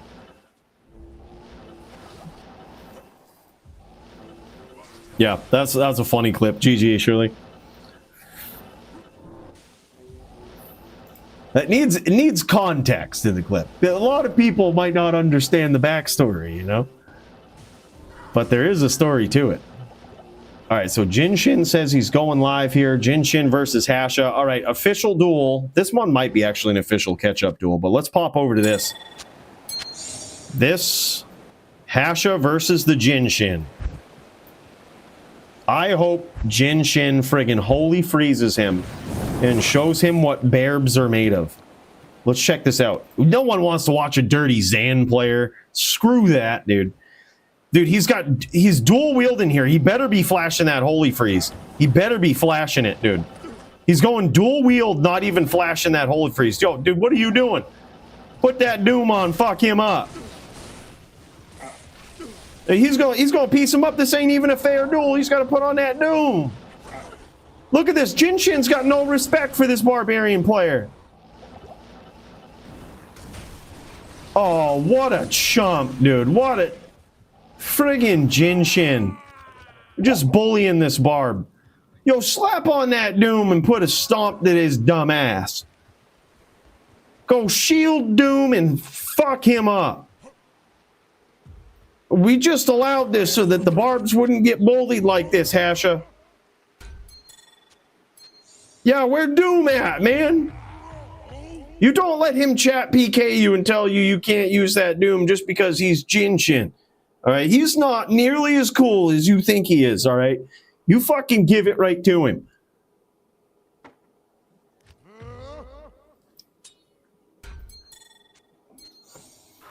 Foos versus Mesa going? All right, thanks for the heads up, man.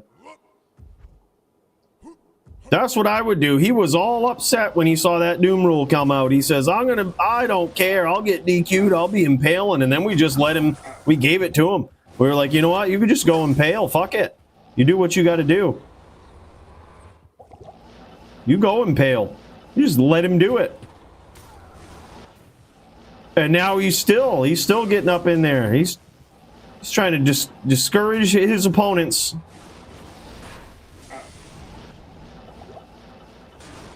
Oh man, he was so lucky he had that shield out. That was a beautiful whirl from Hasha. You can't help but root for the Barb here. It's such an unwinnable match, man. Look at that, some savage whirlwinds there.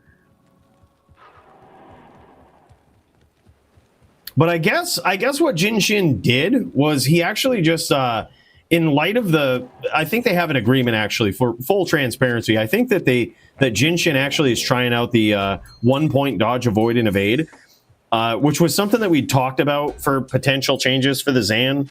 But like in this matchup, I just don't think it matters. Like with a dual wielding Barb, I don't think it matters. I think you need to go shield Barb versus a Zan, and then I think it's probably pretty fair. Like 1 point dodge, avoid, evade. Along with like Telly Boa's on BVA with the shield. I think that looks good.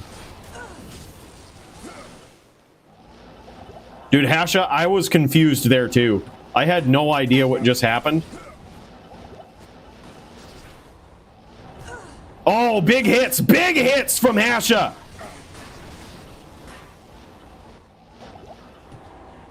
Oh, god damn it. Yeah, what a cheesy Zan.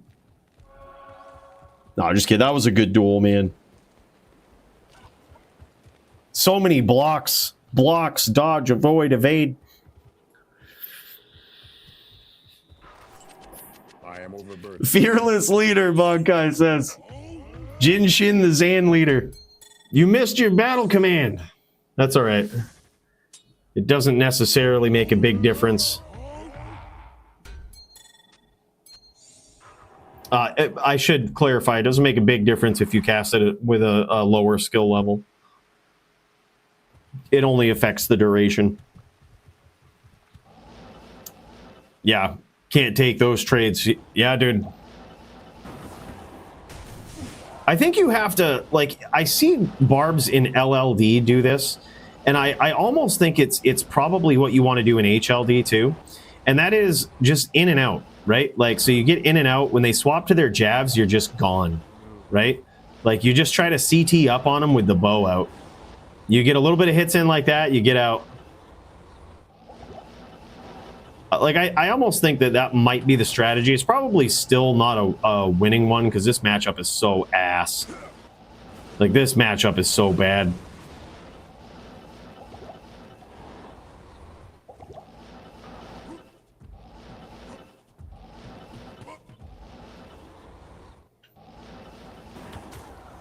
Beautiful whirl there from Hasha, but Jin Shin's so good, so ready, man.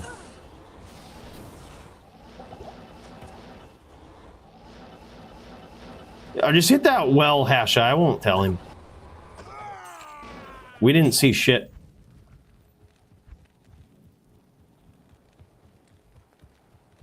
Dude, I honestly think that even dual wielding a Doom versus a Zon, even a Taliboa, I still think it's a miserable matchup. I just think it gives you more options. He says, okay, let's try Doom. Yeah, let's jam it. I mean, I think it's still a miserable matchup, even if you dual wield Doom. I think Jin Shin's trolling a little bit, being like, oh, by the way, you definitely want to go I think, correct me if I'm wrong, Grief Doom, right? Like, that's the way to go? Is it Grief Doom? Like, it's not, or is it Beast Doom?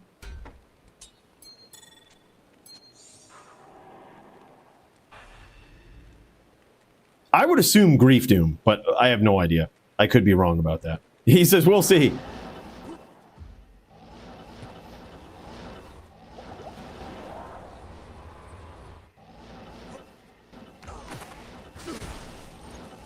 Oh yeah, he quickly gets out though.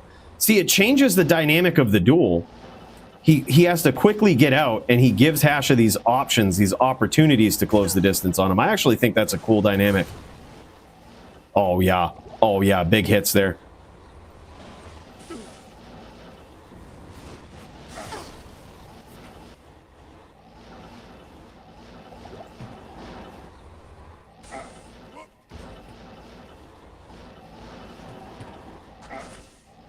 This already feels like a better duel.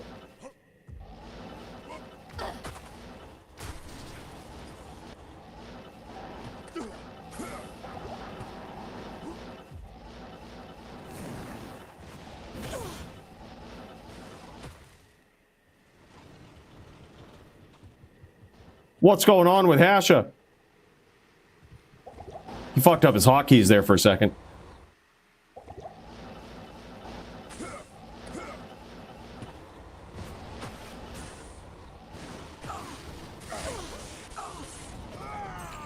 Dude, that actually looked like a good duel.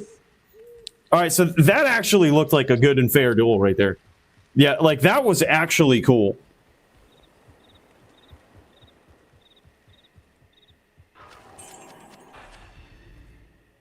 Yeah, he says this is 1 point on dodge, avoid, evade too, though, for sure.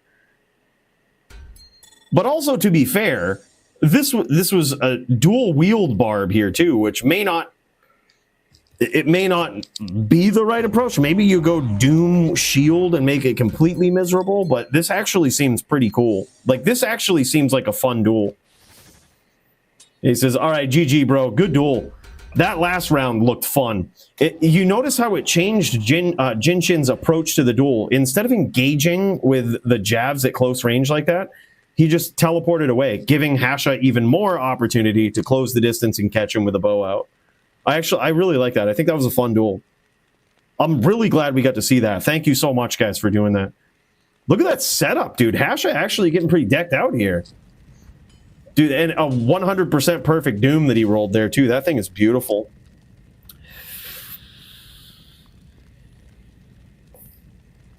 Yeah, that was cool, man. GG, guys. Hasha, big cheers to you. Appreciate you trying out that Doom. But like that actually, see, you can't let Jin Shin talk you out of it.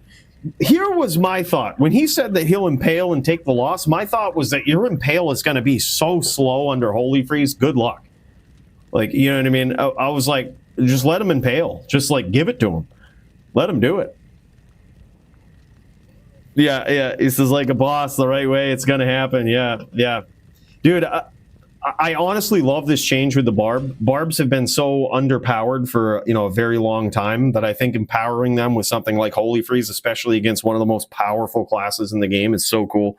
Like, I know people tell me to stop matching Barbs and Zans, but I honestly feel like if people don't let Jin Shin chat PK him and the Zon say, hey, look, if you don't use this, I won't use that, don't agree to any other rule sets. Like, just DFC it, man. And I feel like they just don't want to dual Holy Freeze because they've never seen it. Like the type of Zan players in a pub game, when someone busts out the Holy Freeze, they die once and they're like, GG, I ain't even practicing against it. Like Jin Shin's strategy actually adapted very well to it right there. I would assume that that's what the Zon would do. You'd be on Telly Boa duty and you would force the Barbarian to catch you. And if they can't, you win. Like almost like Muchez did versus Javito the other day. Like you're kind of on Telly Boa duty, but it's actually pretty exciting. You don't get to see these awkward exchanges of like the Zon just tanking ridiculous whirlwinds at close range with no punishment. Like it's actually really cool to see that. That duel was fun to watch. And you could see skillful play from Jin Shin, skillful play from Hasha. That was actually pretty insane.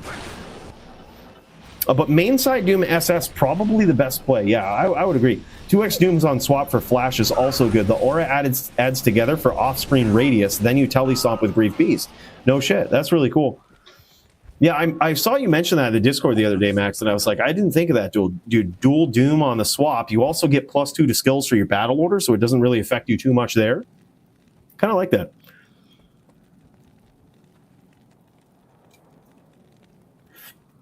Oh, shit. Yeah. I would love to see that. Stadium PK versus Jin Shin. Bro, I'd love to see it. Stadium PK on the Barb. On the Barb with the Doom. Man, that just looked like a fun duel. Now, granted, do I think that a Barb will probably, like a dual wielding Barb might actually be able to smash a Zon even with even with Impale? Yes. But I actually think it seems as though that's a good idea. Like the Barb is at the bottom of the totem pole with no ability to really keep any other class in check besides maybe the Necro. But if the Barb is truly the answer that keeps the Zan in check, and also as long as it's not a complete shutout and like makes for a very interesting duel, if it gives the Barb an advantage over Zan, the problem is fixed, right? Like the balance is brought back to the Force. So it was actually an incredible suggestion by Bonkai to say you should look into other classes and empowering them. That's definitely the key. I think Barb with Holy Freeze is insane. In search of Druid for NVD. Me Necro. Jam Slam Alabama. Yeah, in search of screen, Stadium PK versus Jin. In search of.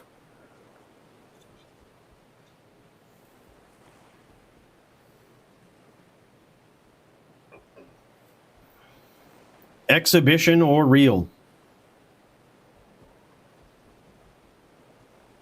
Oh, I see some people popping in. Some people familiar with the NVD. Maybe. GG's. It looks like Foos won that, though. Foos just took that. We caught kind of the tail end of that. But I think Foos, he was going up against Mesa, which is actually incredible. That's a big win because Mesa has come out the gate ever since joining the DFC as one of just an unexpectedly savage Druid player. Like you see this guy play, and holy shit, you're like, this guy's got to be top tier. So for Foozer to take him out on a Necros, actually that's big. Like if that's what just happened there, I'm pretty sure that's what we just witnessed. That's big. That's a good win for Foos. Because Mesa's nuts. Mesa's insane. We've seen it. We've seen that boy. All right, let's go take a sip while we see what's going on. All right, come on in now. Come on in. We out here in the tavern. Yeah, pull up a seat, have a sip. I would love to see some Stadium versus Jin Shin. I think Jin Shin might have pieced out though. He might have some. Might be getting late. He might have some adult responsibilities to take care of. After bullying a Barb live, he says, "Oh yeah, I'll always make time to go bully a Barb." But nah, I gotta get back. I gotta go back to doing what I'm doing now. I've always wanted to try using single dragon setup, but I don't like the idea of being called an Origen. Yeah, people would definitely hate you.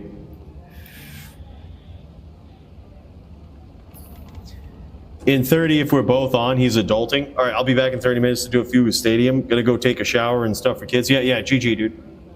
GG, no worries. All right, well, this is what we can do. We'll give him a little bit of time, but I've got an idea.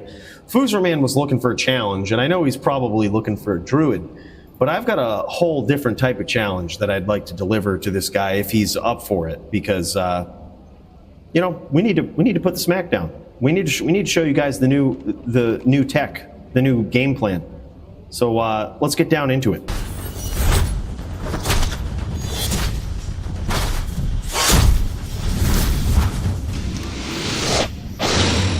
All right, look, this is look. Don't make fun of it. All right, he's a weird looking Barb. He's a very weird looking Barb. All right, am I friends with the Foos? Can I just join up on him? No? All right, where you at, bro? Where you at, Foos? I'm going to tune into his stream and see if I can snipe his game. I'm going to snipe it. Oh, yeah, I got this. I'm going to crack his password. I'm such a good hacker. Watch this.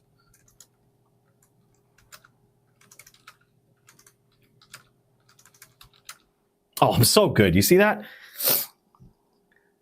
You can't even teach that. Just pure, and he left. He left. You see that? Oh yeah. Oh yeah. He was scared. The order I knew it. you.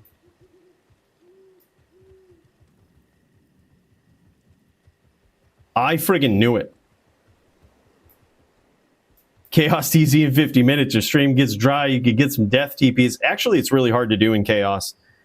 Chaos requires absolute noobs to get death TP'd by that. You need noobs that are just like straight leeching, being like, I'm gonna walk into this empty TP here, this unknown TP with my Ondel staff out. No battle orders, no nothing. And have a shit character. Look at this, Foozer just left. He knew he was about to get fucking pounded by this Barb, dude. He knew it. All right, this is the new tech, by the way. All right, we've got these Javs. This is the new tech, G-Face. G-Face for the Necros. It gets in through the bone armor. You get the name locks with the double throw, but Whirlwind actually hurts. So you kind of treat them like you're a Whirlwind Barb. And you just jam. You just send it. Yo, is there any DFC Necros that just want to feel the pain? I mean... Hello. The password to this game is XX. Easy2XX. If so. I mean, I know it's... Oh, look who it is. Look who it is. The order welcomes you. Oh, hey. We were just saying how good you were.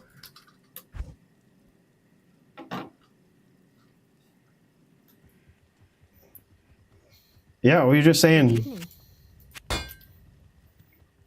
I think so. Let me see, actually. Hard telling. I got 78 ping. He goes, lies. No. Big fan. 78 ping. I don't know. It seems like a very Western East game, if it is East. Yeah, so what I'm going to do is I'm actually here. I'm gonna try to Yes? put my money where my mouth is and actually do this. We're gonna go.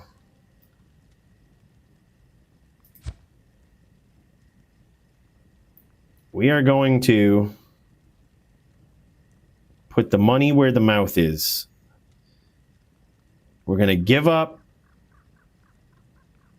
We're gonna give up the Oak Sage versus Necro.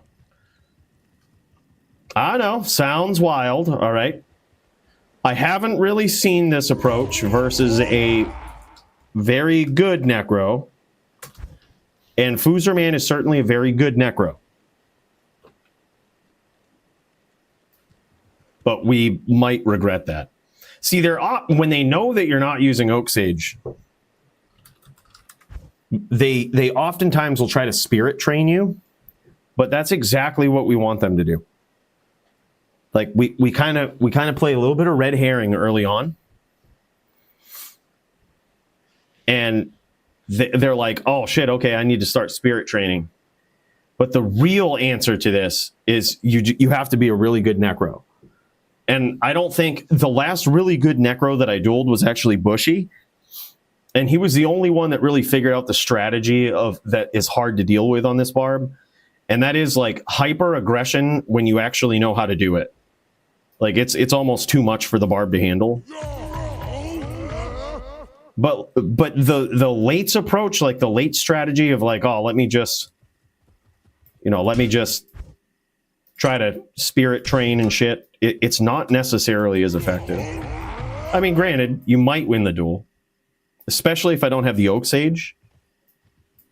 But I think Oak Sage, I'm going to stick by my guns. Oak Sage overrated versus Necro on a Barb.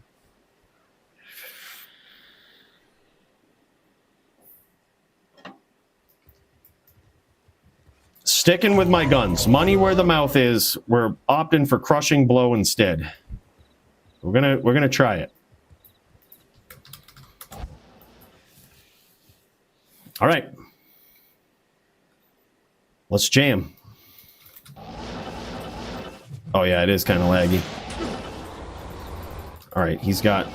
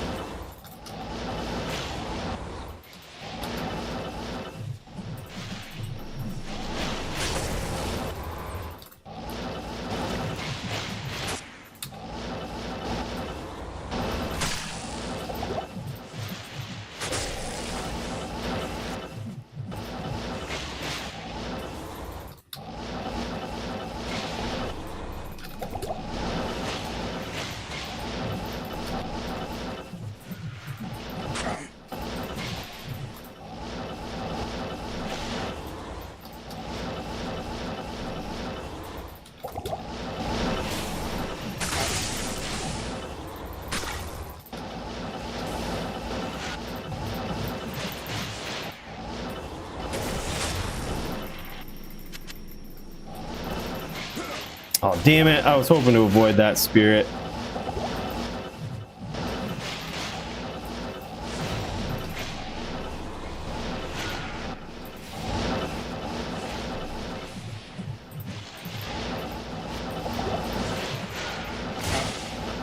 Yeah, see, that's what it is. It's that hyper aggression. All right, I know what I got to do. See, that's what it is. It's the hyper aggression. So they should be using the spears anyway. This is my theory. They should be using the spears anyway here, which an Oak Sage isn't going to stop.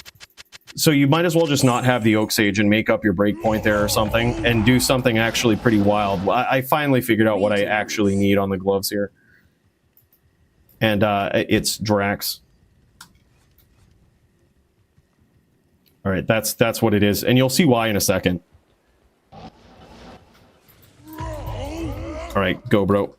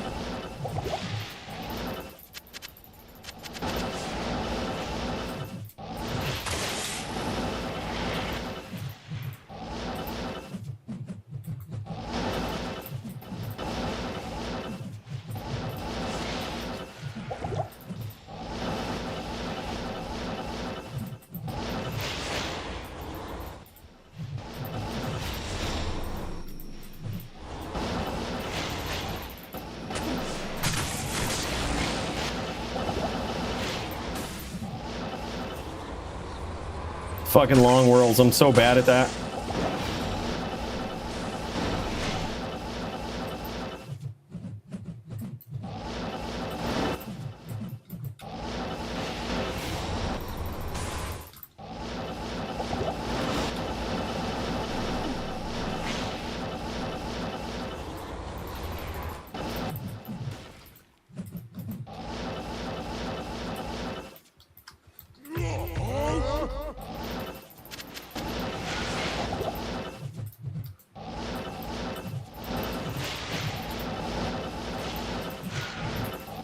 Bullshit, dude.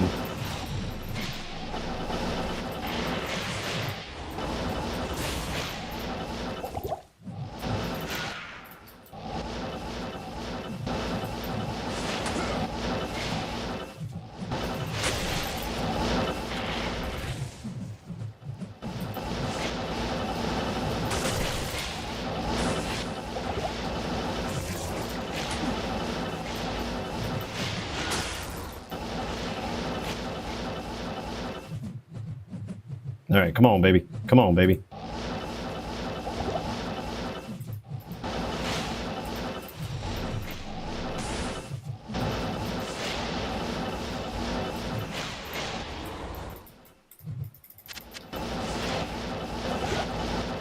Implementing cheese strategy. We need to do it. We need to do it to survive.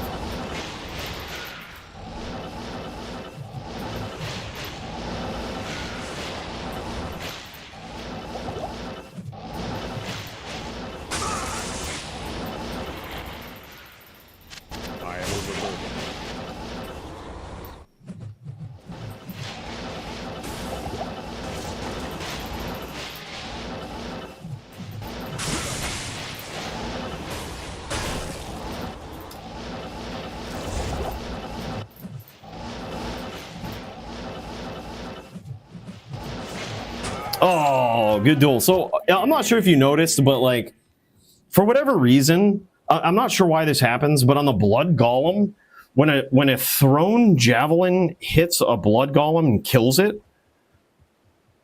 you get an asinine amount of life back. And that might be actually be independent of the Drax. Yeah, like you get an asinine amount of life back. I don't know why. Order welcomes you. Yeah, like, so check it out. I'll even take the Drax off. I don't know, like, let me show you. Like, just hit me like a couple of times and then just cast Blood Golem and let me kill it. Like, it's so strange. All right, so like hit me again. I'll probably full heal from that. All right, so then, all right, without Drax, oh, we got to kill it. I think it's on kill. All right, so do it again. Yeah, like, all right, maybe it is with Drax. But even without Drax, like, that's a pretty good heal. All right, so hold on. Let me put Drax on now. And, like, I don't know why. Perhaps there's something with life after each kill and life leech. But, like, it gets even worse this way. All right, ready? Yeah, that's insane.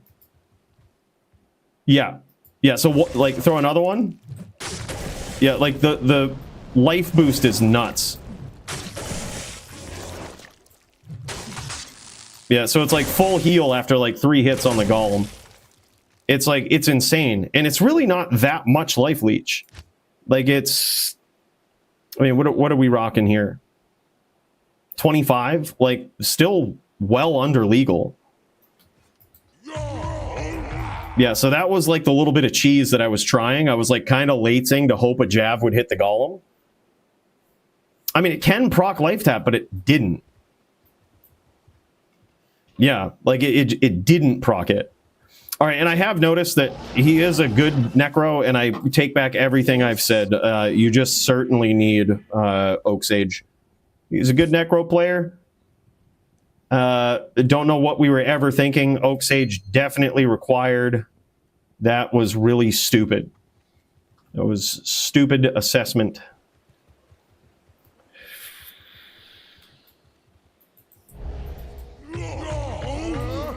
All right, go again. We got this. We got this. This time, things will be different. Some would say Fu's the best Necro. Yeah, he's good, man. Is why we can't have Blood versus Zons in our RVC mode? No shit. Yeah. Yeah, it's so strange. I don't know what it is, man.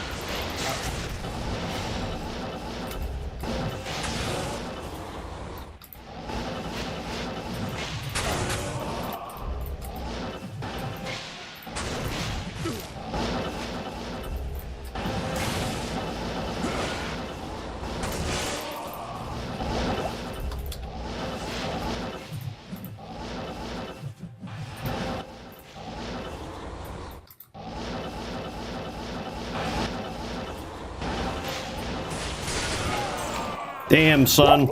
Yeah, too good. But that's you see what the back and forth is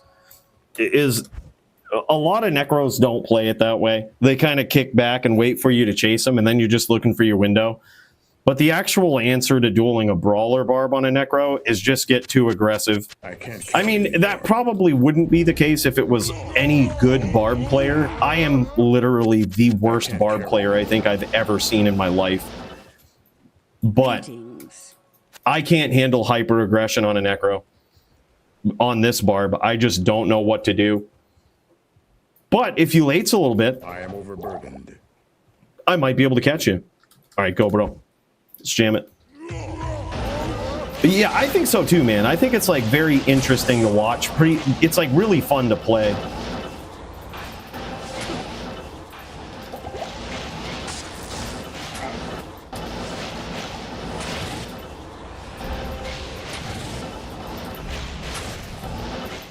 See, like, no room to even recast the Oak is insane.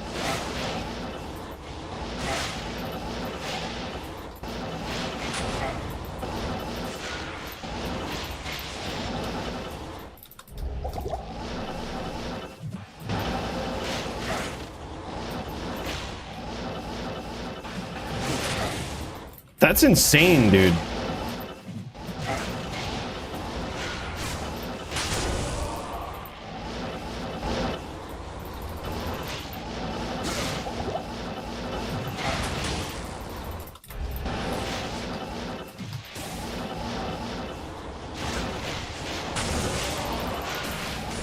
Foo's such a good necro, man.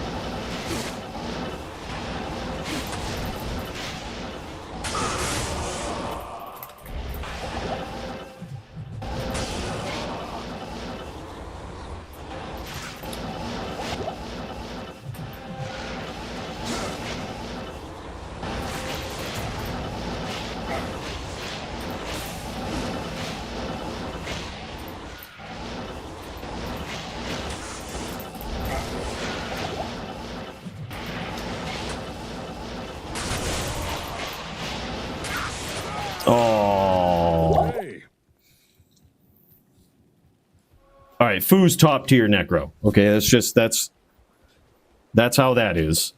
Foo's top tier necro. I can't carry anymore. All right, let me try one more thing. I can't carry anymore.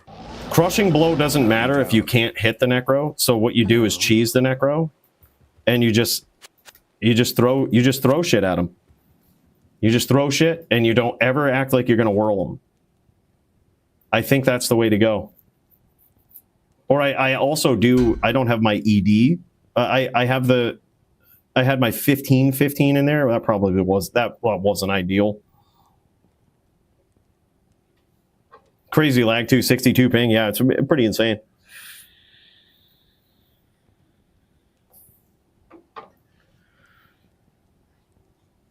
A different build, like, well, I guess this is kind of right in line with my playstyle. I kind of like this. I think this is good. I think this is pretty prime. I think what we do, we swap this to the cast. We do crushing blow here with IAS, and I think this is just what you do. I think this is the play versus necro. You don't try to hit like the next cast breakpoint or anything, because you're not going to do much chasing. Greetings. All right, let's try this. One more. Double or nothing. Triple or nothing. All the marbles right here. This is it. Double or nothing.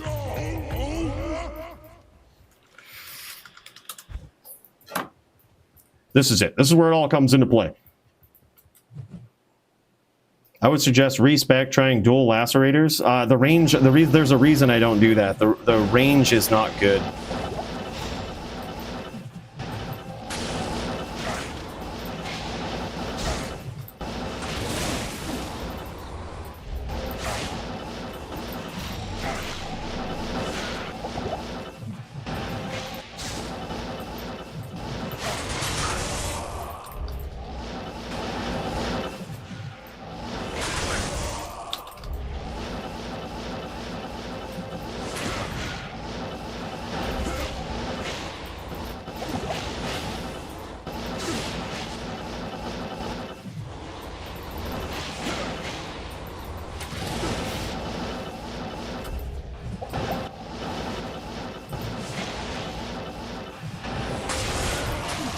What?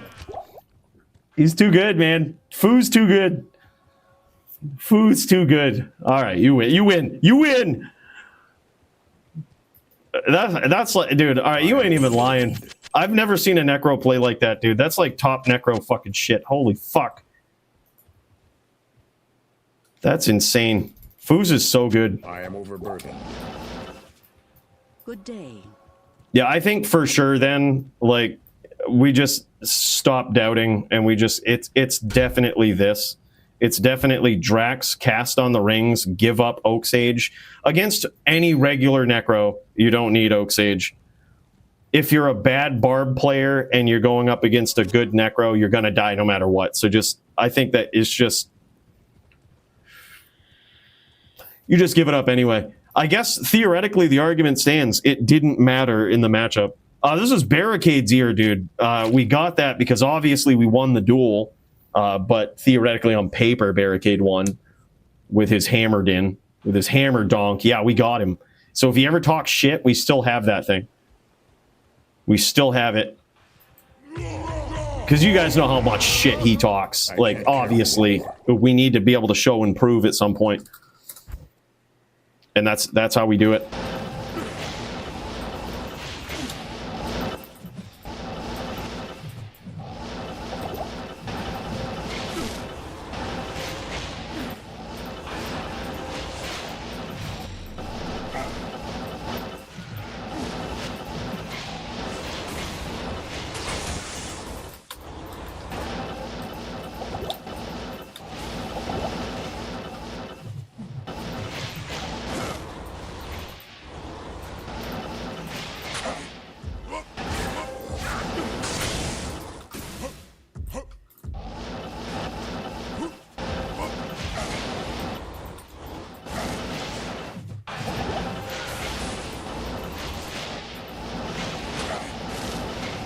How does he always get the locks?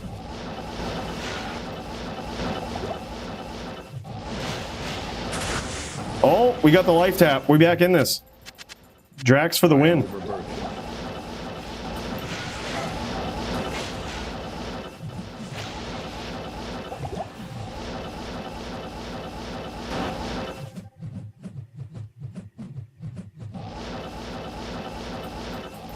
I can't carry anymore.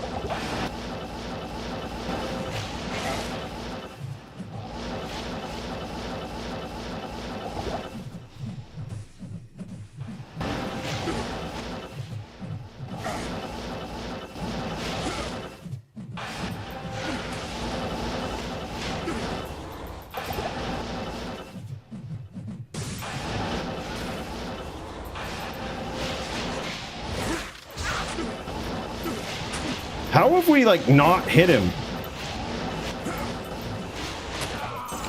His spears hit when they shouldn't. Obvious hacks. Yeah, he's just too good. I think, dude, if I was punch on a barb, I think this would be a good duel. But, like, you just have to admit when a dueler is, like, fucking, you are notches below their belt. And I feel like that's what it is with Foos. Me on a barb is notches below the Foos Necro belt, dude. It's not even close. I feel stupid as fuck when I duel Foos. Like, I can't make the right decision at all. But it's because I have to think, period, when I run a barb. So, like, he's just so smooth on the Necro, man. He doesn't have to think. He's just like, yep, I know what to do here.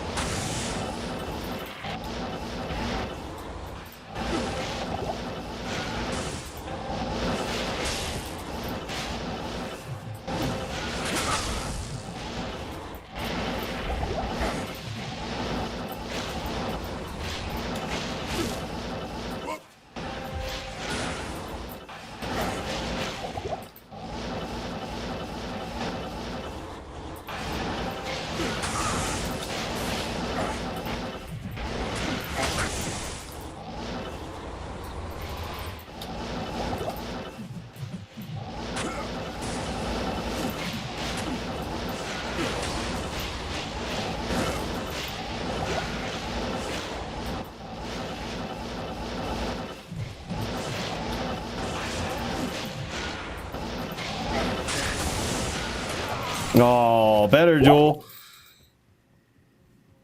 I don't even know what we connected with. Whether it was like throw, whirlwind, hard to tell. I think it was a couple of clips of whirlwind that went through the bone armor.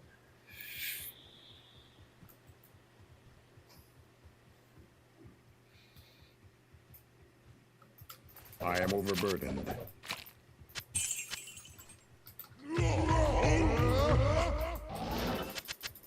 I am overburdened. All right, one more, triple or nothing.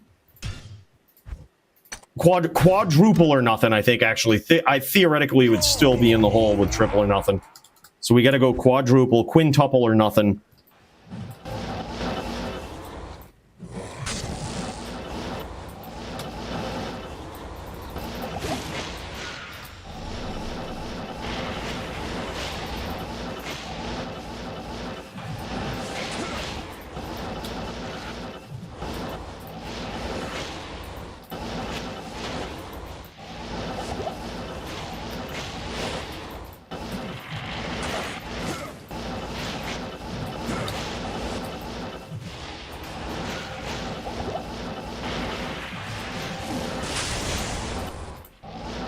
Jesus, dude, he's so quick.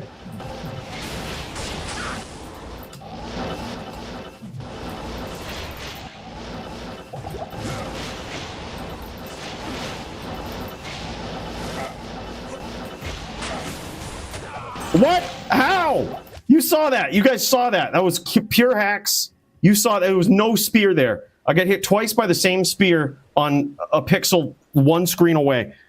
You saw that. All right. Foos banned. Foos hacks. The foos are banned. Foos are banned. I am overburdened.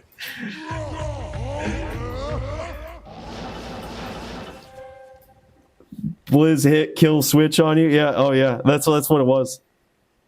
Lag spike to 78. Brutal. All right. Good duels, man.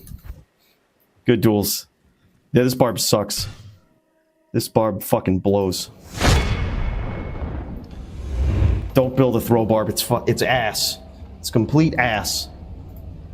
Boys, good fucking duels tonight, man. This was fun. Really, really good night of epic matches.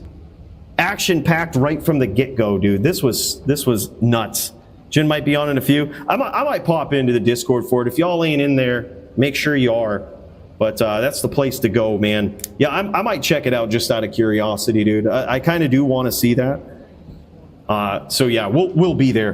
But in the meantime, guys, you ain't got to go home, but you know the deal. You got to get the fuck out of my tavern, all right? You get the fuck out of here. It's time to go. Get gone now. Don't you be letting Lamp in on your way out either.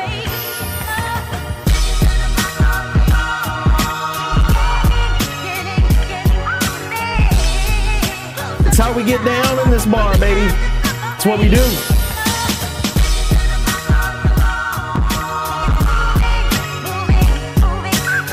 Will Toeshank defend the title 9 times in a row? Find out next week.